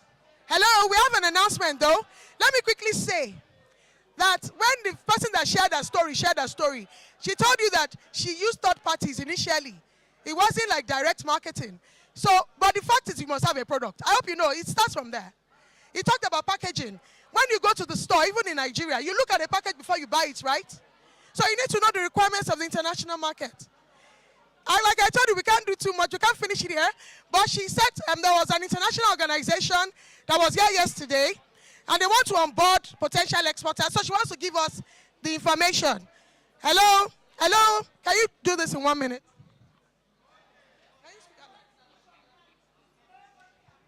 Good afternoon, everyone. So yesterday, the European Commission came around. I don't know if you guys picked up this thing from them. So scan it and maybe send them. So if you didn't scan it, you can scan it now. The EU came yesterday. They came yesterday and they had some flyers and some other things. There's a QR code on it. So if you already have it, scan it, go to their website. I'm coming. Go to their website and contact them because they want to create a platform. This particular card says access to markets. So they want to create a platform that will connect you with buyers. In Europe. No, with buyers all over the world. All over the world. So they gave this yesterday, but if it's European Union, it has to be EU. America is not their business. So it's for European markets. If you can scan it, that's an announcement. I think we have 1 more minute to go. Also know that you won't go to a website. Hello? Also know that you won't go to the website and they tell you to put in what product do you have and you have no product. I hope you know we are back to the same story of you must have a ready product. Hello? Huh? You must have an export ready product. You must be export ready. And for you to be export ready, you need to, if possible, attend trainings. You must. You must be in a place where you have access to information about the export market. Let me end with this. On the NEPC website, hello? On the NEPC website, hello, can you hear me? On the NEPC website, for those that we are intending exporters, look for the export readiness. There's an export readiness check there, okay? Just attempt it. It will ask you several questions. It helps you to know how much of the export market you know. It helps you to test your knowledge of the export market. It helps you to know the gaps you need to fill. So on that website, you will see export readiness checker or something. For anyone that wants to go into export, go on the NEPC website, nepc.gov.ng, and take the export readiness checker, okay? There's an export readiness test. It just helps you to know how close you are to becoming an exporter. And all the knowledge you feel you know, that gap in your responses will tell you. And if possible, just log in or join the next export sessions that they're going to have. It's a good place to start. Never jump into the export market without getting knowledge of the export market, truly, or you will have your fingers burnt. It doesn't work like a local market. Oh. Hello? Simple compliance, non-compliance, you can waste all the money you've used to produce that product. So this is where we're going to end. Thank you, everybody. We've tried to touch everything one way or the other, but the conversation continues, all right? Thank you. Well, we they took your, did we all fill the form? Did we all fill the sheet? There was a white sheet. That's the official one for NEPC. You all did. Okay. Thank you very much. Man, I hope I can speak tomorrow. My voice is finished. Yes, I do. Thank you. This is not the actual, but there's another. Thank you. That's right. So there's another platform, trader.com, T-R-E-D-A-H. T-R-E-D-A-H. Check them out. The link, you can showcase your products there. It's an international marketing site. T-R-E-D-A-H. Trader.com, okay? You can, trader.com, T-R-E-D-A-H. Also check out that website. It's a marketing platform.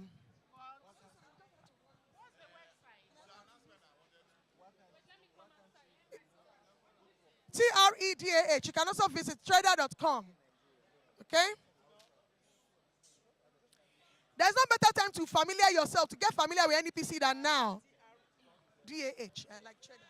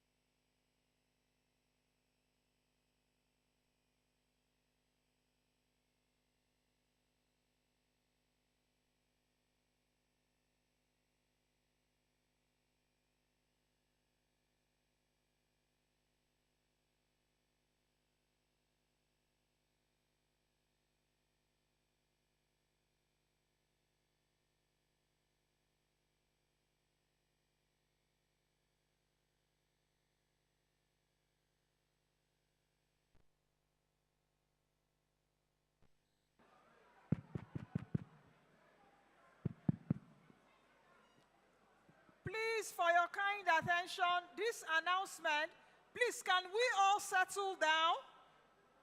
Can we settle down, please? The ushers, anything that they are distributing will get to you.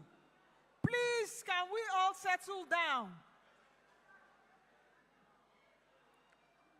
Please, can we all settle down? Anything that is being distributed will come to you. Please.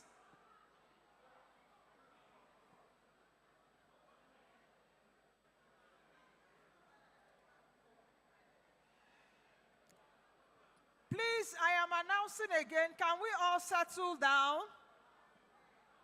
Can we all go back to our seats? Are the team leads getting ready?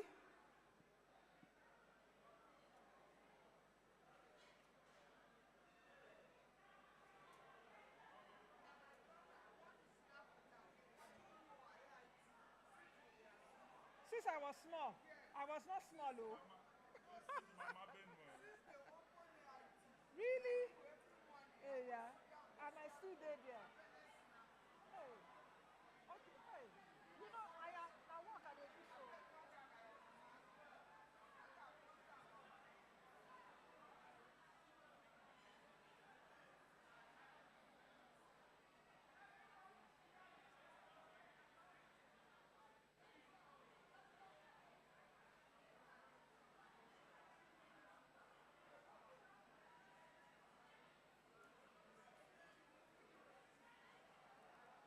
Please, group three, you have still not rounded off.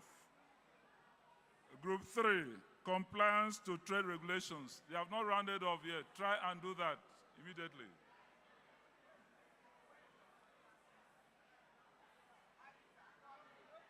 They're asking for time to round up. Group 3. Group 3, please round up. Please round up. Every group should round out. Group 3, compliance to trade regulations. Please round up. No time. No time. Group 3, I'm harassing you. No time. No time. They said I should facilitate it. Yes. They didn't allow me to rest. Okay. And I need to use my phone. I cannot do presentation. Oh, yeah, quick now. Quick. Go now. You are not going to start well. You are not starting now. Ask them to start writing it up. I have 2 seconds. Okay. You know it's 1 minute to 2 minutes for. Oh, hey. Okay, go now. Group 4. Okay.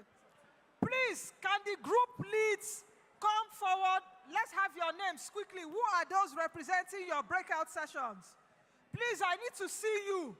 The 7 group leads. Let them come in and the people inside here. Which group is that? Group 4. Group 4, please, can you settle down? Supply chain constraints group, please, can you come down? The ushers will get to you with those things. Can we settle down? Whatever is being distributed will get to everybody. Whatever is being distributed will get to everybody. Please, can we settle down so that we can live here? Thank you.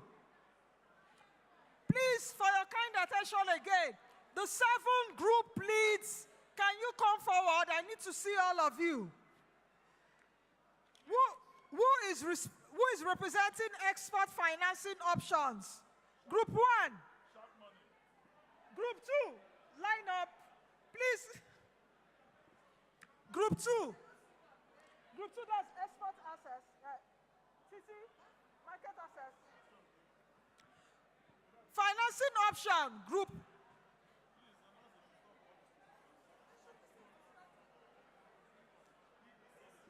Okay, the ED CEO has announced all distributions should stop.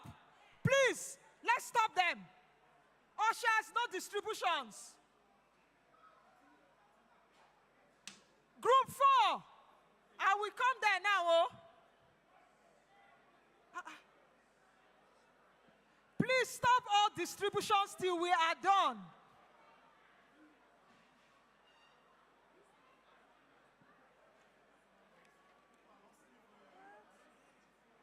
Who is the group 1 lead? Financing options. Okay, who is taking the presentation? Who is taking the You have 1 minute. Okay, group 2. Can we have your name? See, are you kidding me?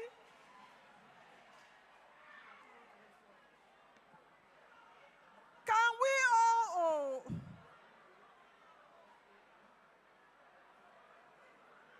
Can all the ushers stop distribution? Can you all stop distribution, please? Exporters in the house, can we all become and behave ourselves, please, with decorum? Come, group 3 is that man now. That's Mr. Ambassador. Group 4, who is group 4 lead? Can we all settle down?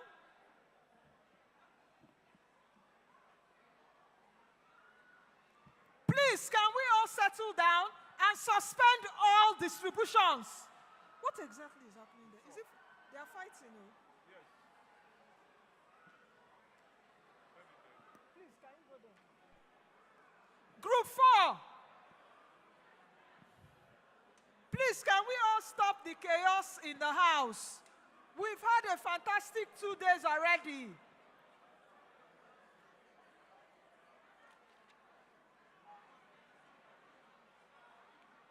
Who is the group lead for Group 4? Group 4, formalizing informal trade. Who is the group lead for Group 5? Group lead for Group 5, please, I need you in front. Increasing non-oil export through value chain, through value addition. Group 6 and Group 7, can we have your leads here?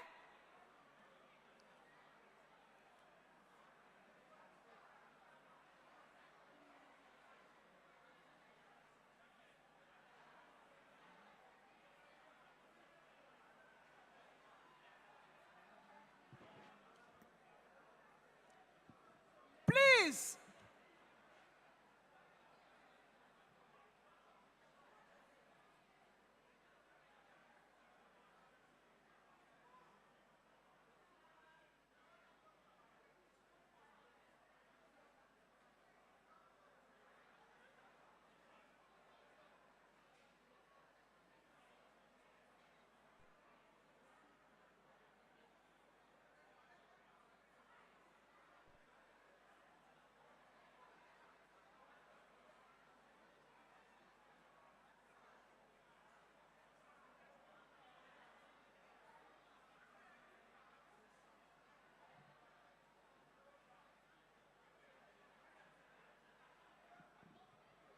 Hello, distinguished ladies and gentlemen.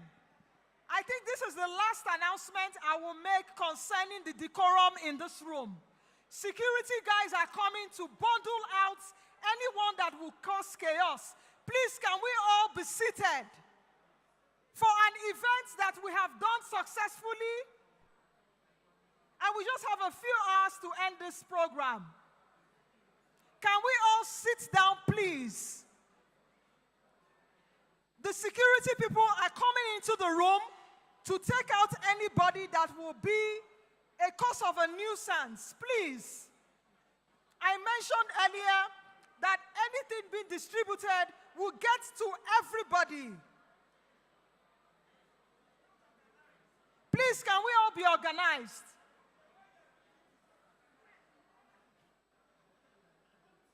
Everything will be given to each group. The way it was being organized, everybody was being counted. There was no need for you to hustle for it. So are we all okay now, please?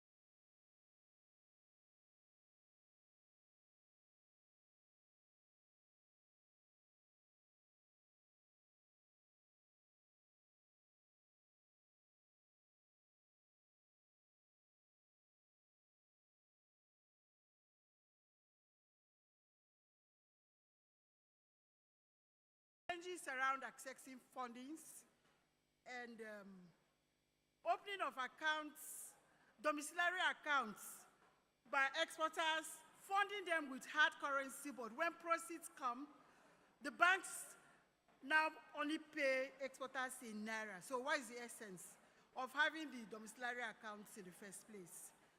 The issue of foreigners sending exporters in Nigeria, for instance, letters of credit. And these letters of credit are are domiciled in our banks. And the exporters' first challenge is finance.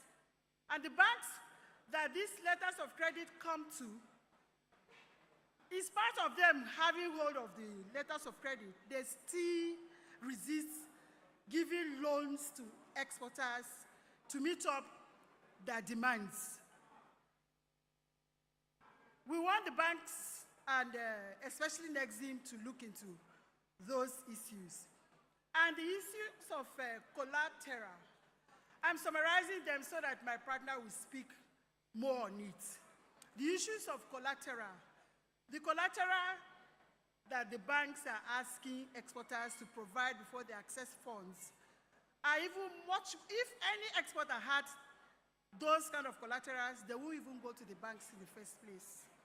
So we are asking that the banks too should soft pedal with the high demand of collaterals that are not in existence. So my partner will trace the points I've just raised. My colleague has said, we all know that when you're doing export, there's a high possibility of receiving financial instruments like a letter of credit. And if your buyer, for example, in France, sends you an LC of maybe $10 million, the question is, you need to finance that actual purchase where you go to the markets, to Kafanchan, to Mina and all that to buy the products. The question is, will the banks be ready to actually finance those things? So let's say I have an LC. Can I walk up to Fidelity Bank, for example, and say, okay, fine, give me 30% of that so I can use it to do the actual purchase, pay the shipping costs and all that. So that's one area we really need to look at. And also, Nexim should play a pivotal role in this. And of course, the commercial banks too need to take a forefront role in this matter. They need to start financing exporters if we want to do anything. And of course, some of them will ask you for collaterals, which most people can't finance. And of course, it is alleged that some banks will tell you you can only use landed assets, like your property. And if your property are not from 4 states of the Federation, which I won't mention, they won't give you that amount. So they really need to look at this as well. So I'm just summarizing that because of time. And of course, we need to understand on the long run that letter of credit is fantastic, but be careful what kind of LCs you take. There are some fake LCs that you can never cash. Be careful with the LCs you take. And export is a journey. It's not something you start today and then you start doing business. You can start small, grow your profile, so the banks can see that you're a credible person that they can lend to. So I hope we've captured all these challenges, and we hope NEPC is making their notes and we can solve this as soon as possible. Thank you very much. Thank you.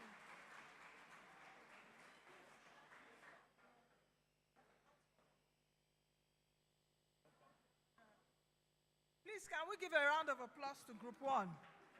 Are we all tired? We shouldn't be tired yet. Please clap. Please, can we clap for them? Yes. And please, the team leads should be ready that after the presentation, you make a submission of the outcome to me. So, Group 2 lead, introduce yourself quickly. Hello, my name is Titi. I hope I've not lost my voice. So my name is Titi, and I coordinated the Group 2 where we talked about market access. It was a very big, probably the biggest group in the room today. And we had to shout so much, some were not even hearing. But let me just do a quick brief. I did a roll call in the beginning. How many of the people in the group were already exporters? And we had less than 1%. So we have very few people that have tried export. Quite a number of people in that group are still contemplating, or they have interest in export actually. But then we were able to talk about how to access markets. We had the man from NEPC talking about, first, of course, do you have a product? And that I had to reiterate that after. You must be export ready. That's very important. Export readiness was emphasized. And being export ready, first will be that, do you have a product? Do you have a product? Is it certified? Do you know anything about that product? What's your packaging about?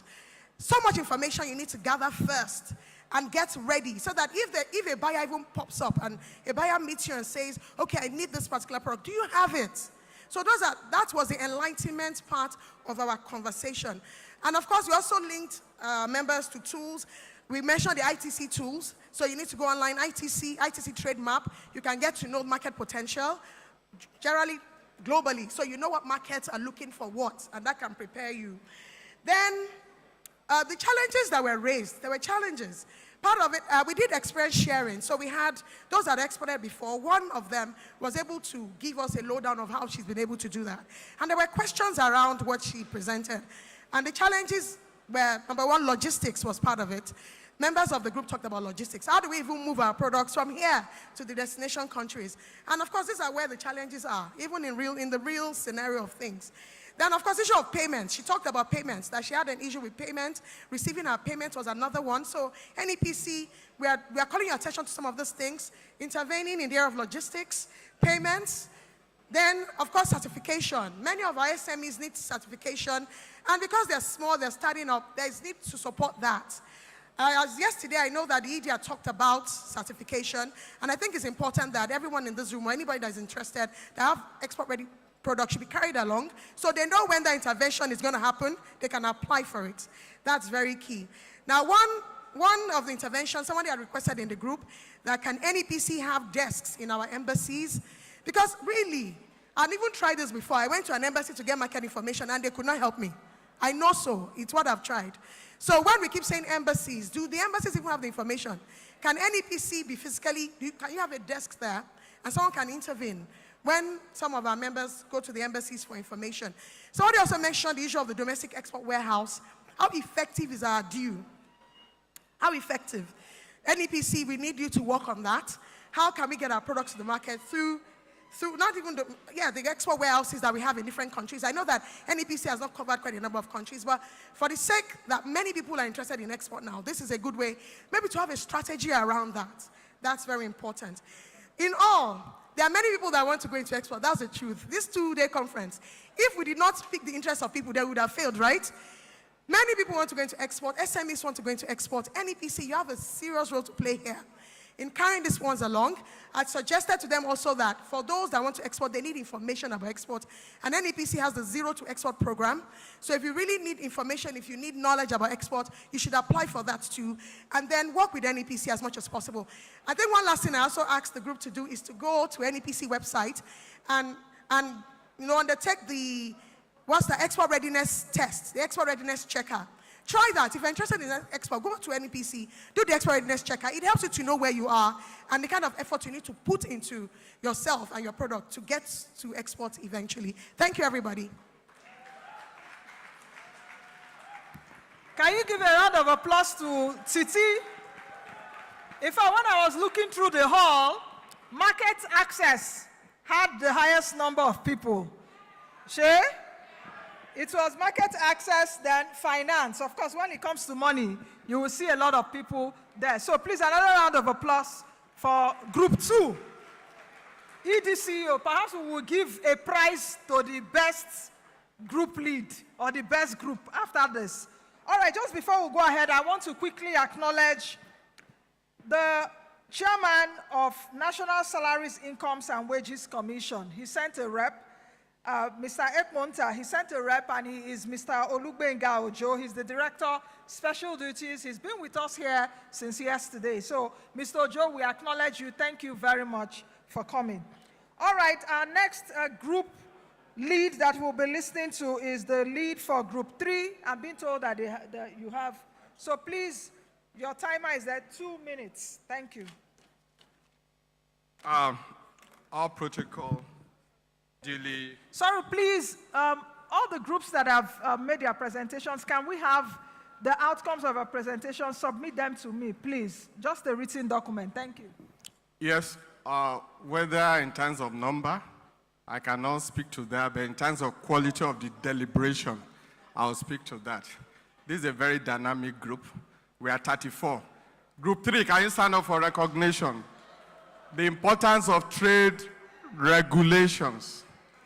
Very good. We are diverse, and we cut across different sectors of the economy, at the level of the government and at the level of private sector, and we have robust conversation.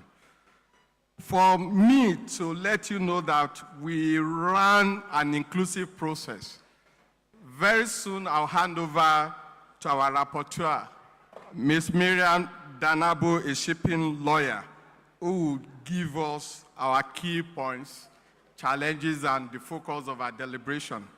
But before then, let me say 2 or 3 things. I was introduced as a WTO person because I deal with WTO issue. Let me tell you that we cannot talk about trade regulations without WTO and agreements that is specific to WTO in terms of trade regulation. And what is this agreement? WTO Trade Facilitation Agreement, which obliges countries, including Nigeria, to do what? To publicly make available trade-related regulations. It's a mandatory requirement for transparency. And the compliance level will be monitored by WTO members. For your information, Nigeria is presently reviewing its 6th trade policy review in Geneva. And we had over 350 questions posed by no less than 25 WTO members. And the issue of trade regulation comes very prominent. So the importance of trade regulations. 2 or 3 more points before I hand over to our rapporteur. WTO, in accordance with world best practices, before you introduce a new regulations, a new policy, you must consult with what? Interested parties. The interested party is not only in Nigeria, but outside Nigeria. So long as they have interest in Nigerian business, they have the right to know your trade rules and regulations. And when it's coming newly, you have to tell them. And in any event, they also have the right to what? To comment. And you also have the right to take their comment into considerations. So it's not one-way traffic. It's both sides, yourself and what? Your trading partners. And WTO operate on the basis of what? Rules. AFCFTA operate on the basis of what? Rules. On this note, let me hand over to our rapporteur, who will now present the point. It's not over. Good afternoon, ladies and gentlemen. Very quickly, I would highlight some challenges that were discussed in Group 3, challenges to compliance to regulations, and some recommendations that we made. A major challenge that we recognized was a lack of coordination and overlapping responsibilities of organizations like SON and NAFDAC, the corruption and enforcement gaps. Another one was market access and bilateral agreements, so some challenges in market entry, and particular issues surrounding some countries and trade around those countries. Another important challenge we highlighted was international standards and trade rejection, so the importance of standardizing our packaging and processes for acceptance. Now, some key recommendations that Group 3 made is first, harmonizing overlapping regulations. It's important to streamline our mandates and reduce the duplicity of organizations. Number 2 was improving our import and export clearance. There's so many organizations involved in this, so it's important to streamline this and make it straight to the point. Thirdly, enhancing market access for Nigerian products. It's important to focus on agreements and regulatory adjustments to aid Nigerian exports. 4 is automating regulatory activities. We need to digitalize our processes. 5 is reducing product rejection. We know that that's a big thing in the industry, and it's important to address quality and standard issues. 6 is formalizing informal trade, so integrating informal traders into formal regulatory platforms. 6 is monitoring compliance, establishing ongoing monitoring and evaluation mechanisms. And 6, finally, I think 8, finally, is introducing QR codes. So we know that there are certificates for different standard operating processes. With QR codes, we can determine and be sure that these are authentic certificates. Yes, in conclusion, we emphasize that mutual recognition agreements were important to promote trade and unity in bilateral trade. Thank you very much, everybody. Okay, who has this? Okay, I see that there's a sense of competition now among the 7 groups. You know, in fact, Group 3 was telling me they've taken theirs a notch higher. Group 3 has created a WhatsApp group. Group 3 has created a WhatsApp group amongst themselves. Immediately, I've been told. So that's Group 3. Group 2 did too. Clap for yourselves. I beg, leave this souvenir matter. We still there here. All right, let's continue. Group 4. Who is the leader of Group 4? Group 4. Group 4 is speaking about supply chains constraints, export roadblocks. Group 4. What group is that? Sorry, what group? This is it. Alhaji Abdusalam Mohammed. Yes. Please, you have 2 minutes. Is it both of you? That's formalizing this? Yes. What group is it? 4. Okay, see. 4. See now. 4. Okay, so what I have. Okay, go ahead then. Okay. Thank you very much. We are to speak on formalizing export, the informal export. And we came out with 10 points that we will like, the concerned authority to look into seriously if indeed we want to promote export in Nigeria. And the number one of it is the official recognition of informal exporters, because on account of their contribution to GDP, on account of their contribution to adding value to the economy, to wealth creation and to job employment. So we want, going forward, for the federal government to give official recognition to informal exporters. Number 2, when you look at the export procedures as it obtains in Nigeria today, we have a very cumbersome export documentation. So we want this export documentation to be reduced for informal exporter through what we call one-stop shop. And in this one-stop shop, we want the government and the NEPC to consider 3 very important documents. And the first one of them is the NXP form. The second one is the one that relates to quarantine. And the third one is certificate of origin. And we want these 3 forms to be for the informal exporter to submit them manually through hard copy. Number 3 point is that we want the federal government to capture export data and documentation in their database digitally, while the exporters, submit it in hard copy manually. The federal government and through the agency of Nigeria Export Promotion Council to, put it digitally into their database.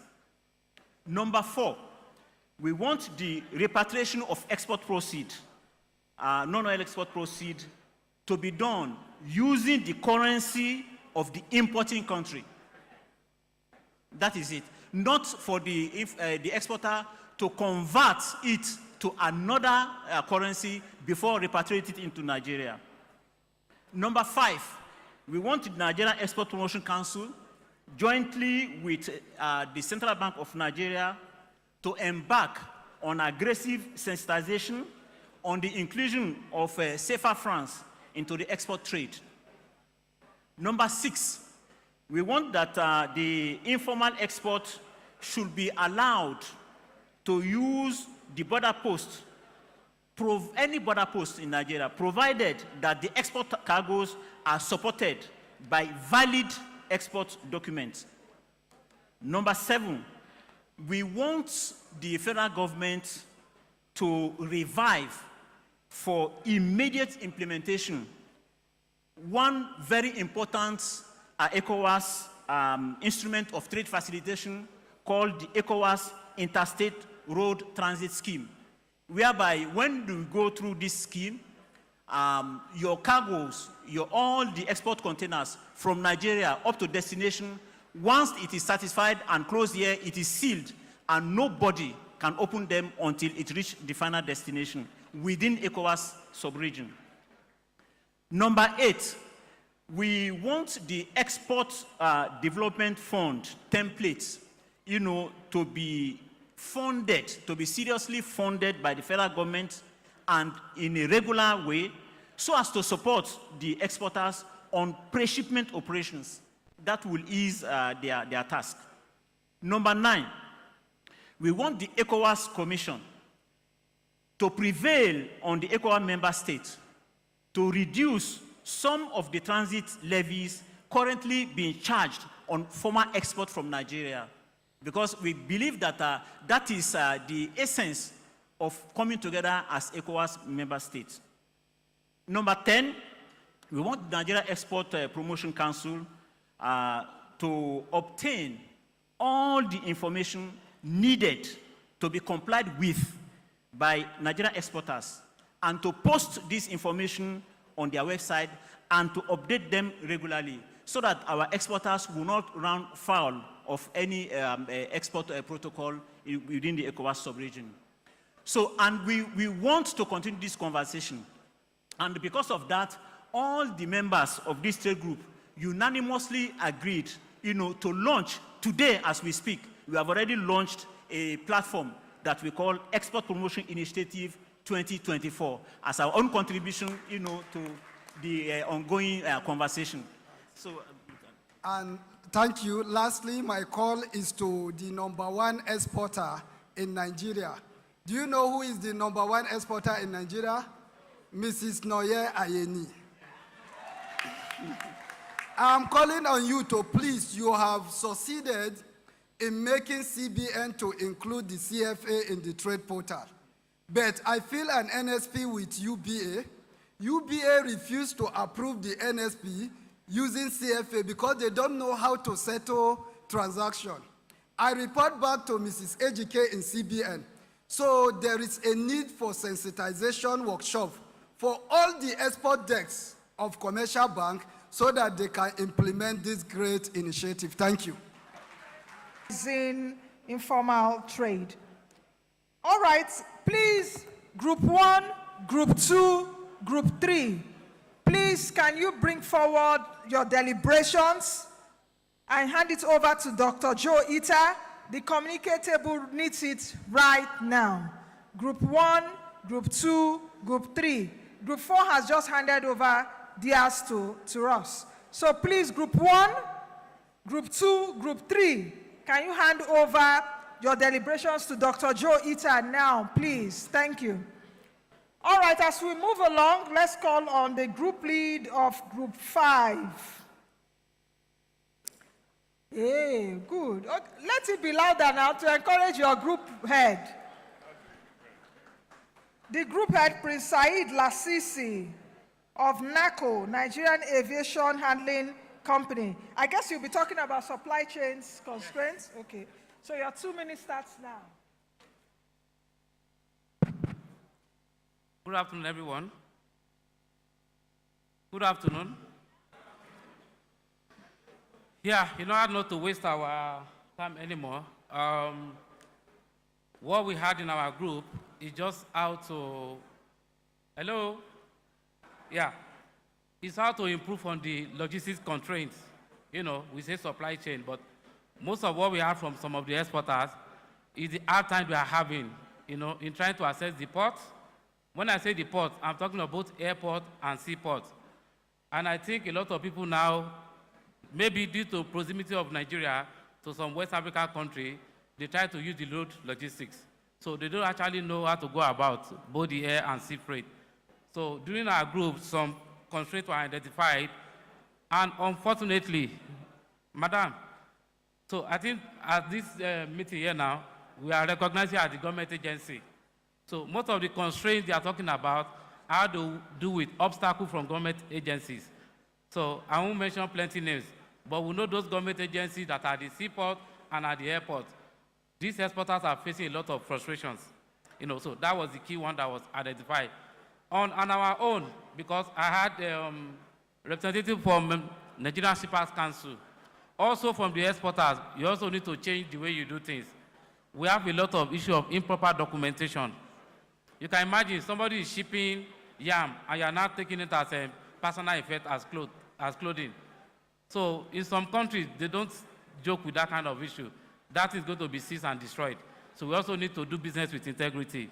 3 days ago, and this is an unfortunate situation for Nigeria, I had an exporter that had just import a lot of containers into the UK market. So in UK now, maybe some of you might be aware, so they are trying to do examination and they found drugs in the container. Now, all containers coming from Nigeria now are subject to 100% examination, which means you have to wait for like 2 weeks until when they are sure that you don't have K-leg in your container. Then they have to complete the clearing process. Imagine somebody is about yesterday is going to pay about $2,500 pounds as demurrage. Those are avoidable costs, so we have to do business with integrity. We should do our documentation in a proper way. And in that deliberation, we also know, fine, we have some people came with the issue of saying NEPC is not giving proper support. Luckily for us, we have the former director of product development in NPC and Mr. Jackson, and they also were able to stress that NEPC is giving all the support if you come to us with your challenges. So I think NEPC needs to do more in trying to listen to these exporters, And one other challenges that we are able to identify, let this exporter, not all of us can be this onions man that can do 100 containers in a day. We have small and micro exporters as well. We have a lady that is doing ginger now from Kaduna. She might not be able to do 20 tons at a go, for example. She won't get that economy of scale. So if you have an association or coordinating group that can group yourself together, she has 1 ton, this one has 2 tons, you can get 20-feet container in 3 days. Your cost will be cheaper. Both costs of shipping and logistics will be cheaper, then you can be able to benefit from this. So I think anybody should be able to group people into those. If you have a share butter, maybe they are about 20, divide them into 2 groups, so that when they are exporting at one, they have the economy of scale to actually save their cost. So that can also reduce their... And there's this wrong notion that it's expensive to export by here. And I told her that that's actually wrong, because you have not been talking to the right set of people. And that's why, as NACO, we are working with NEPC now going forward to actually sensitize exporters. If you are doing perishable product, I would advise you, don't go for sea freight. Maybe you are aware of what happened about 6-7 months ago, where people put yam in container to the US market and all the yams were gone. Maybe you are aware of it. Perhaps if you have paid some little more on air freight, like as NACO, we have this arrangement. Let me tell you what's happening today. 75% of the spaces of the cargo aircraft are going empty. This guy will come with 100 tons of cargo import. When they are going back, some even empty, 0. Some 10 tons. The maximum that you can have is about 25%. So this is opportunity for us. So why can't we come together as government agency, NEPC, Nigerian Shipper Council, PEBEC, have like this, like a serious meeting with all the foreign airlines that come. You are coming to our country dumping this good. Now, we want to make sure that these aircraft are going back full as well. It can happen. You know what's going to happen? If you are doing export now, maybe from US, they are charging maybe $6 per kilo. Actually, the right price is $3. You know why they are charging $6? Because they are going empty. So they are charging you to and fro. They are not losing. But if you are able to come together as a group, as government, that this has to happen, the import price will reduce. While you can also have export price also what? Reduce. So you can be able to get, make money from your effort of going to the farm, if you are the farmer, or those people that do semi-processing. You can make sure that you can actually export, whether by air or by sea, at economic rates. I think this one is something that we have to also work together to achieve, which we can start in 2025. It's not too late, So, and on our part, we've said, do business with integrity, you exporter as well. We are ready to help you. And I'm announcing on this platform on behalf of my company, if NEPC, I'm sure they will be ready with PEBEC, before the end of the year, let us have a stakeholder conference inviting all these government agencies. They're head. They can read the Riot Act to their people at the short focus. I see most of these things. That's just the truth. So when that is coming, maybe you can get the VP to be at that particular meeting that henceforth, it's either we export or perish. So government doesn't have any impediment. Then things will change from January. People can have, a lot of people don't even know how to go about it. That they are scared. That was the saying. They even approach this government agency. Whatever issue that we need to do on documentation, all of you are government agency. Work together and let people breathe so that we can actually benefit as a country. Thank you for your attention. Yes. Yes, yes. There. Please, a round of applause for the group lead of Group 5. I hope you heard exactly what he said. A whole lot of things there, and of course, more work for the EDCU, in terms of getting your colleagues in other agencies together to be able to facilitate that. So thank you very much. All right, as we move along, let me call on the group lead of Group 6. As she comes, let me also quickly again acknowledge, it is very important, especially when it comes to civil servants, National Salaries, Incomes and Wages Commission.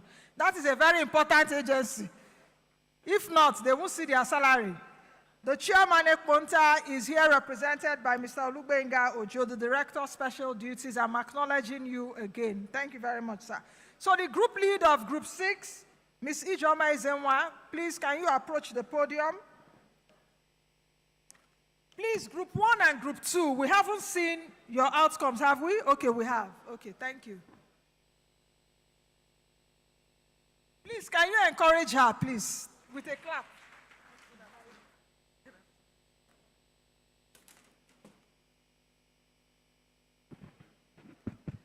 Good afternoon, everyone.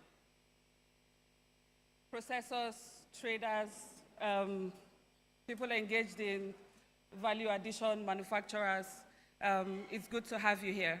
So, thank you. So I'm going to be speaking on behalf of Group 6. Sorry, my name is Ijoma Izenwa. I'm the Chief Executive Officer of NACO Commodities Limited. So I'm going to be speaking on behalf of Group 6, and we talked about the strategies for increased value addition. Before we go further, we identified a major problem as being the sense that most people involved in this business do not even know where the value points are in the value chain of whatever products they deal in before now deciding on whether to go through value-added processing or not. So we discussed this and we broke it down into various subtopics. We defined value addition. We talked about the benefits of value addition. We talked about the challenges we currently face that prevents us from adding value into the produce we export. And then before we now moved into the strategies for increased value addition.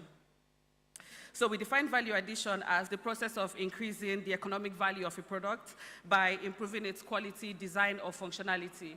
And we identified, that there were tangible forms to value addition and intangible forms to it as well. So the tangible forms would include, making a produce better before it gets to the end user. And then while the intangibles would include packaging, traceability, quality control, and everything else. So the benefits of value addition, we know that it increases export earnings, it would create employment opportunities because obviously there will be more work to do, and then it would also enhance competitiveness in global markets. And then it would also improve the balance of payments. And then we now did a deep dive into the challenges of value addition. So we talked about poor infrastructure. And the manufacturers were very pained because, look at what the national grid is doing day in, day out, okay? So you can imagine you're a manufacturer and you are on band A. All the money you're going to get, you'd use in buying diesel or, except you're going to be exploring sustainable means of generating electricity for yourself and your factory. So you need to agree with me that there should be improvements in that area. And then another one was also inadequate technical know-how. People there expressed scenarios or situations where, they had come up with innovative packaging designs and things like that, and then maybe investors or people with more money hijacked the ideas from them. So you can imagine that if there was an increase or if they had enough capital to hire maybe intellectual property lawyers for themselves or packaging experts or things like that, things would definitely be better. And then another thing we looked at was lack of access to financing. You need major money to add value to whatever primary produce that you're working on, be it sesame seeds, hauling sesame seeds, be it in developing hibiscus, crushing them into tea or anything like that. And then another thing we looked at was regulatory challenges and then government bureaucracies. Before you get to let's say, a raw material, and then to the finished point, you must have passed through either some unfavorable policies or government bureaucracies that, increases your lead time in processing or adding value to your products. So this also needs to change. And finally, logistics issues. Those of us that flew from different states to this place, you can already tell how much you spent on flight tickets. So you can imagine you're a manufacturer and you need to, constantly meet your raw material suppliers, or you need to have meetings. All your money would definitely go on flight tickets. So this is it. Then we're also talking about the cost of haulage, hauling goods from, say, Kano to Lagos to where the seaports are. We're also talking about, wait times at the seaport. For you to effectively ship things, move things from Apapa port, for example, you could spend as much as 10 days on the queue, or 7 to 10 days on the queue, and that also takes a lot of time. So then into the nitty-gritty of the main thing, strategies for increasing non-oil exports through value addition. We talked about key investment, core investments in infrastructure, either by the government or the private sector. And then another one is also providing adequate training and support, and this is where NEPC would come in. And then we also focused on cluster processing and specialization. So basically, the more you specialize on things, the easier it is to be able to build certain proficiencies in value addition of certain products. And then when people share the cost, you find out that these things are a bit easier.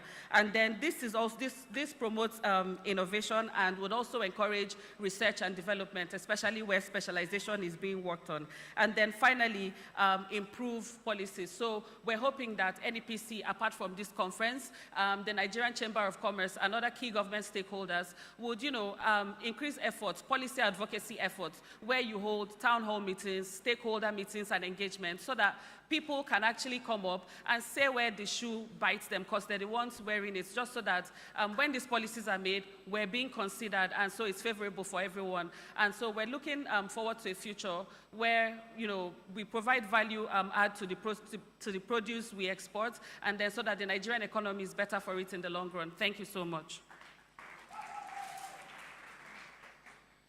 Thank you very much.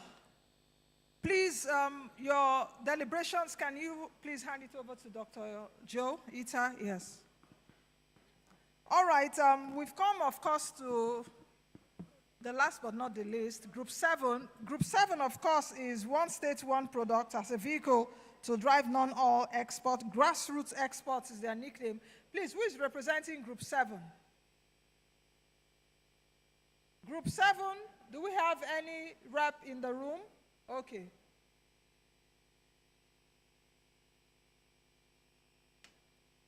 And after that, Mr. Lawal Dalhat, Director Policy and Strategy, NEPC, will be on stage to just, encapsulate and summarize what the group leads have done.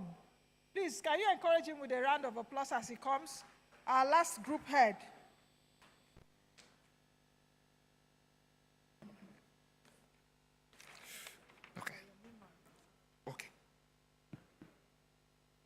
Good afternoon, everybody. Please let me rest on the already established protocol. My name is Dr. John James Etam, Commissioner for Trade and Investment, Akwa Ibom State. We reviewed the issues confronting the one state, one product proposition, and we came up with the following. Number one, high cost of production vis-a-vis the lack of financial muscle by our producers, especially our farmers. And I use the word, or we use the word producers, because some states have products that are not essentially agricultural products. Like my state, for instance, we have artifacts, and we also have services like music, like entertainment.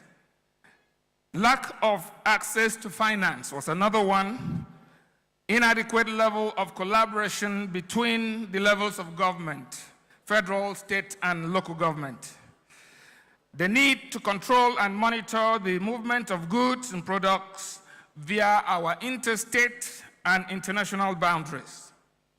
The number 5 issue was insecurity, and number 6 was the need for proper and adequate access to production centers In other words, we're looking for good roads, especially to the rural areas.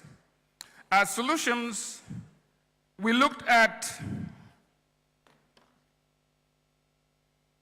the need for research institutes to be properly and adequately funded so that they can execute their research mandates. We also saw a solution in the design and formulation of public policies to support farmers and producers of non-agri products. We also recommended that there should be a strong collaboration between the federal government and the state government in policy development, especially such that regards the state export strategies. Since the states are closer to the grassroots and the people, they know what the people need.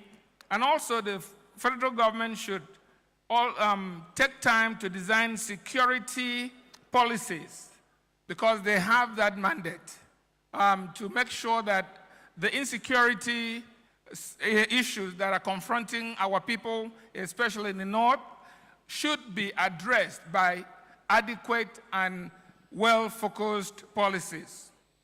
The states should also design land use and titling for our producers and especially farmers so that they will have proper title to the land that they use. They should also have plans and policies to provide good roads. Common facility centers to include warehousing, processing for value addition was also recommended. Access to affordable financing should be negotiated by state government, especially in their approach or their relationships with financial institutions like the Bank of Industry, Bank of Agriculture, and the other banks that should provide single-digit credit facilities to farmers and other producers.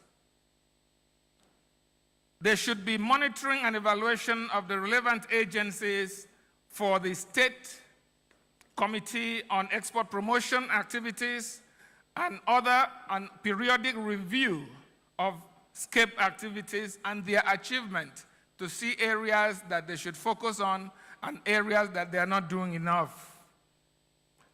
There should be a creation of market linkages through the exposure to international markets by state governments supporting farmers and other producers, taking them on trade missions or supporting their attendance of trade missions or international trade fairs. State governments should also support SCAPE by designing other strategies and supporting them even in their offices to make sure that they have what they need to perform and relate with the necessary agencies in those states to do what they're supposed to do. So those were our issues and the solutions that we thought would help to solve those problems. Thank you very much.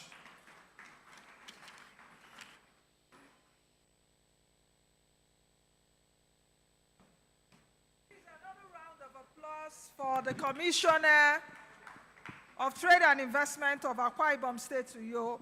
Please, another fantastic round of applause for all of you, and I'll tell you why. It has really been engaging because there's nothing that we are really doing here if the states are not involved. You remember I mentioned it yesterday in my opening and in my introduction. States are where those things happen. So we need even the buy-in of the commissioners. As they came here today, one state, one product, they will be able to sell it to their principals who are the governors, and that is where those businesses happen. So thank you very much, commissioners, at least for being part of that Group 7. All right, at this time, let me quickly invite Mr. Lawal Shehu Dalhat, Director Policy and Strategy of the NEPC, to just briefly summarize. We've heard from all of you. Then after that, we'll be getting ready to listen, of course, to the communique. So please, a round of applause for Mr. Dalhat.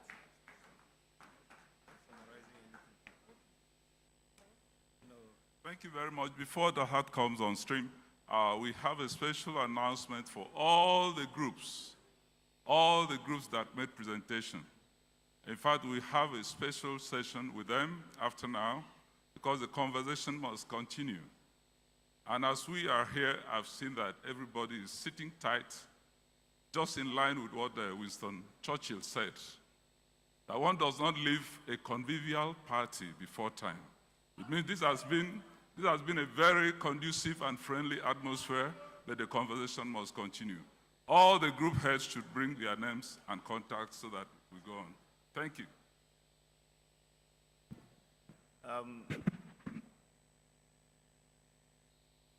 Good evening, ladies and gentlemen. Good evening, ladies and gentlemen. It's been a long day.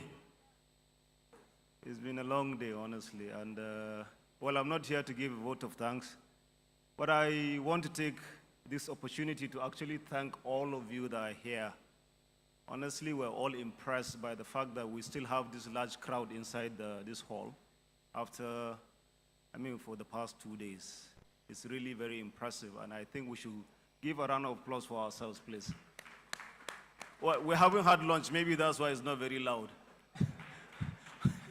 So we're going to do that now. Well, actually, mine is that while the groups were making their presentation, like Alhaji Aliyu of the Onion Association said, is it Mrs. Export? #1 exporter actually drew attention to the fact that, look, we're going to do it this time around differently. Based on what we heard and what we saw, she's given directives that we're the 2 members of each of these groups. We want to take your contacts. We want to keep this conversation going. We're going to call you for a meeting so that at least we'll discuss further on these issues that you raised for us to be able to implement them as quickly as possible. And we want to also encourage you, please, to maintain those your groups. I understand, I think group 4 also already has a WhatsApp group. So we want to encourage the other groups to also have group 3. Okay, whether 1, 2, 3, 4, I hope all the groups have.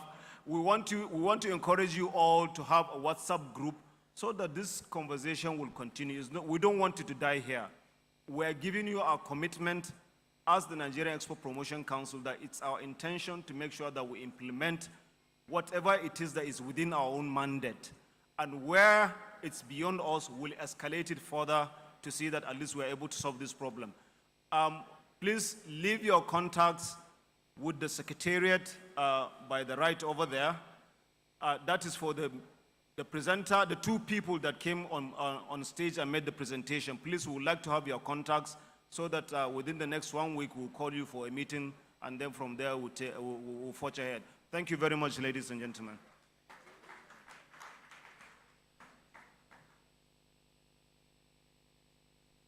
Thank you very much. And of course, it's not a day of, we've come almost to the end of the program, so we shouldn't do so much long speeches anymore. Let's just quickly take Mr. Andy Ambi Punten. He's the Director of Sports Development Incentives for the communique. Let's just do a very quick one. Please, can you encourage him, please? Then after that, we'll take the vote of thanks, and then lunch, we then call it a day. Thank you very much.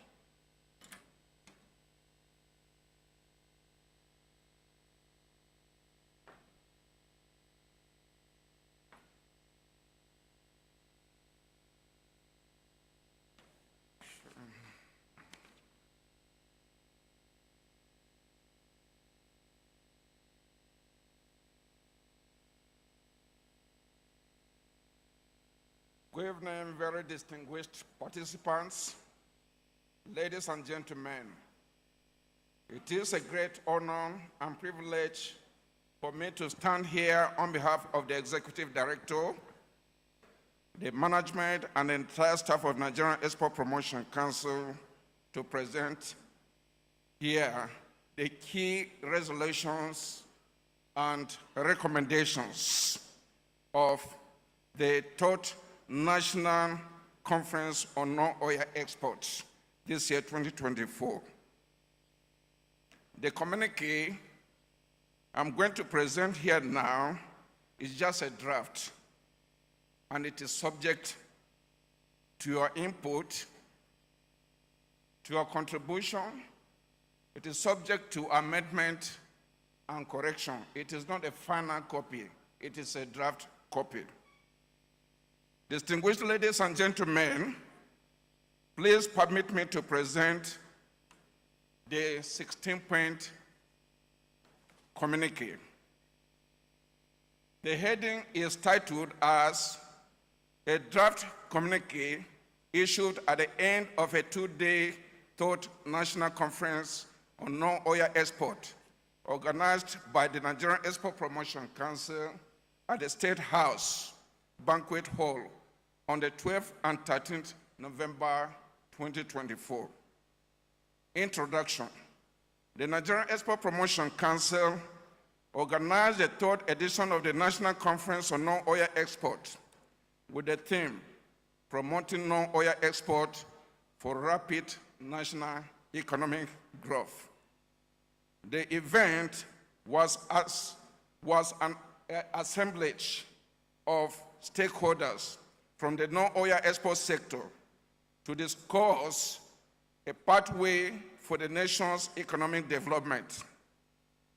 Given the challenges faced as a result of over-reliance on crude oil as a major source of foreign exchange earning, there is need for diversification of productive base of the Nigerian economy. At the end of the two-day event, the following communique was issued. 1, the conference applauded Nigerian Export Promotion Council for convening the event to address critical issues in the non-oil sector.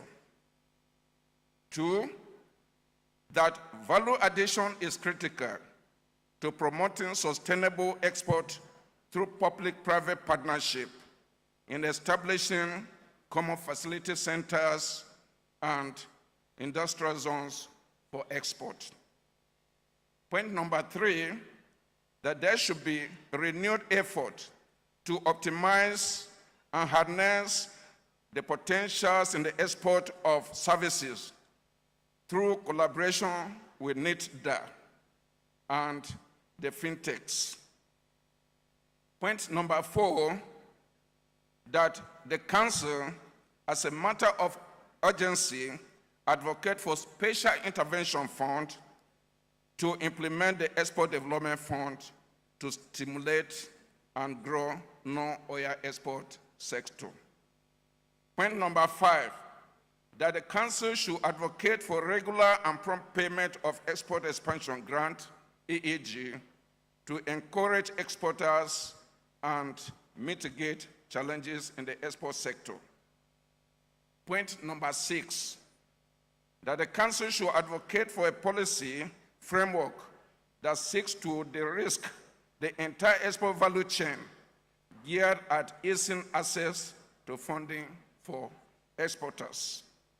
Point number 7, that the Council should champion simplification of export procedures and documentation to encourage the mainstreaming of the informal non-oil export sector. Point number 8, that the Council should accelerate its effort aimed at effective data capturing and harmonization of trade statistics in the entire non-oil export sector, especially services, solid minerals, and the informal export sector. Point number 9, that the Council should encourage the formation of SME clusters to strengthen their capacity and facilitate their access to finance.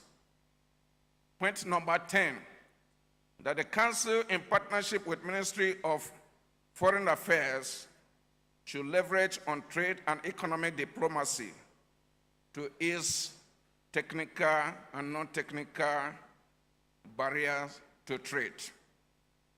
Point number 11, that the Council should advocate to export-related agencies that provide export services such as financial, logistics, documentation, certification, etc., geared at reducing the cost of export and address delays encountered prior to shipment. Point number 12, that the Council and relevant stakeholders should make deliberate effort at increasing the number of indigenous digital services and talent platforms, which will aid the development and growth of the services export sector. Point number 13, that the Council should engage the ECOWAS Commission and other relevant stakeholders to ensure that constraints encountered by exporters to the implementation of ETLS are removed, and also ensure that challenges along major trade corridors within the sub-region are addressed. Point number 14, that the Council should increase its advisory services to exporters, educating them on importing countries' requirements and trade regulations.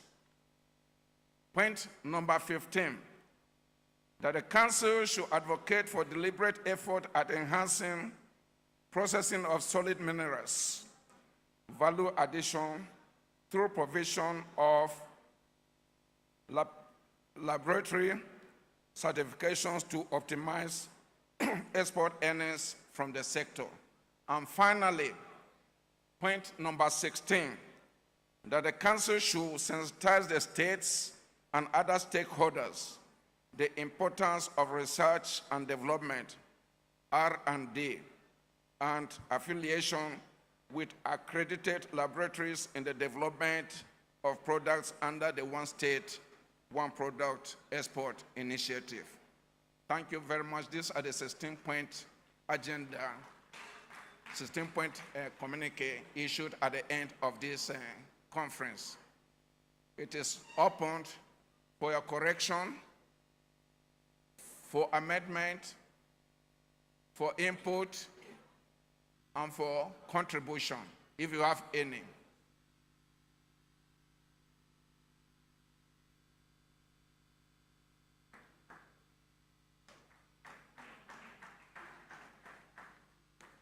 So thank you very much.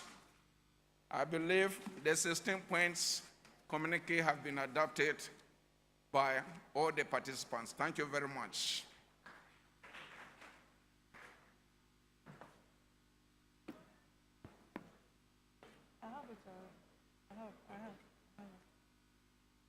Thank you very much, Director. Please, a round of applause for the Director for reading out the number of deliberations reached here, at least in the last 2 days. We're gradually coasting now to the end of this. We'll be taking the vote of thanks in a second, so our speaker should be getting ready. And after the vote of thanks, we will be taking lunch. Is it lunch now or dinner or supper? Which one is it now? Because it's almost to 5.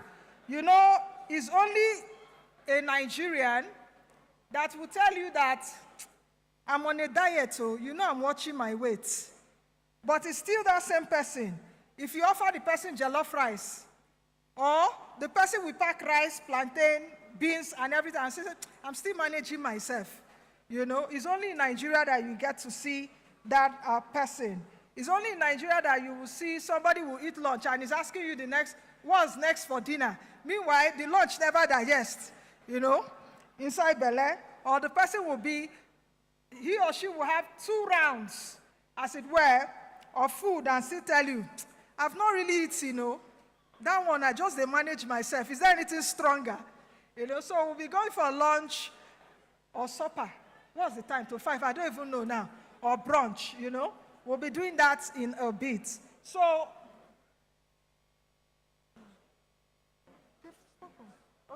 okay.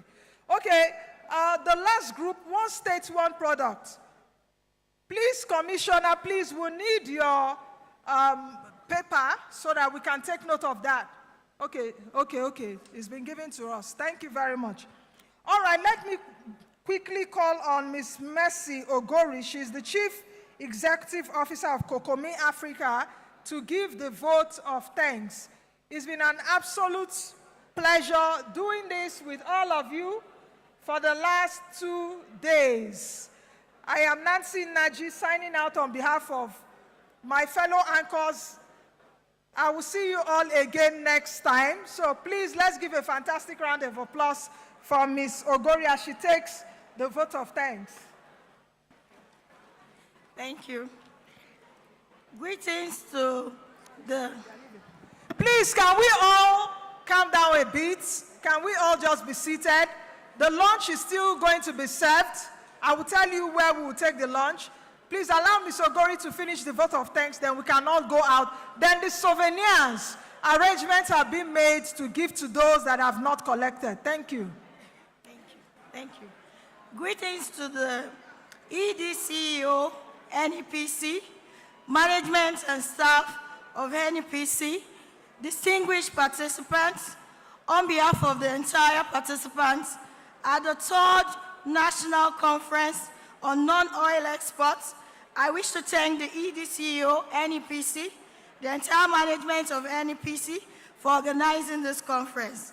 My experience with the Nigerian Export Promotion Council has been awesome. NEPC has moved my brand from a local business to an international brand. And I wish to say a very big thank you to the management and staff of NEPC for their support over the years. The conference has been an amazing time. We wish to say to NEPC that such conferences should continue so that other exporters can take advantage of the information that are being disseminated here for them to be able to penetrate into the international market so that other exporters can gain access to the international market. Like no other time as we are experiencing in Nigeria, this is the time to double our exports because the world needs Nigeria. Nigeria, rise up to the responsibility. We are capable. Thank you.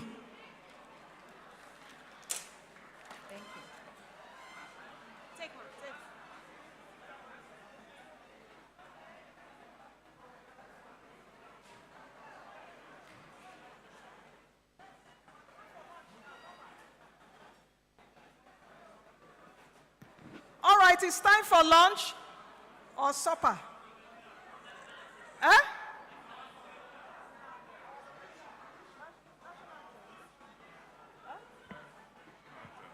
Okay, national anthem.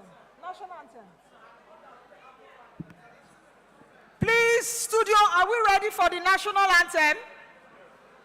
Studio, can we take the national anthem? Our own dear native land, though tribe and tongue may differ, in brotherhood we stand. Nigerians old and proud to serve our sovereign motherland.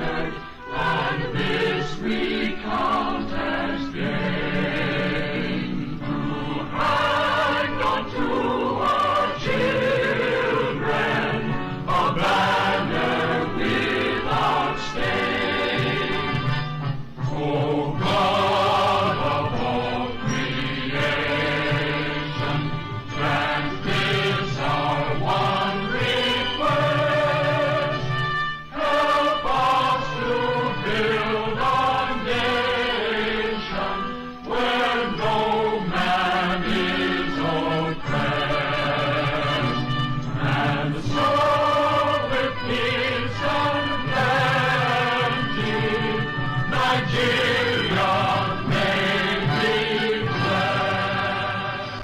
Thank you very much. God bless Nigeria.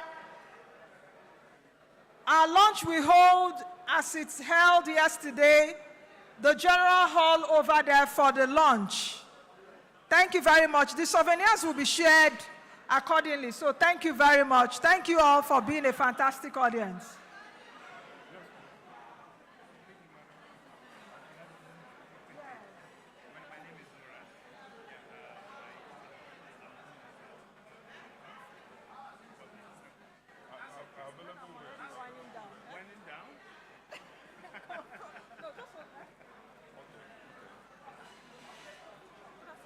Yeah, just a minute. Please, just one last information for you. If you have missed the materials for all the presentations and even the recordings, the QR code on your document will give that out to you. You can do a scan of the QR code on your document to get all the materials that was presented here. Thank you.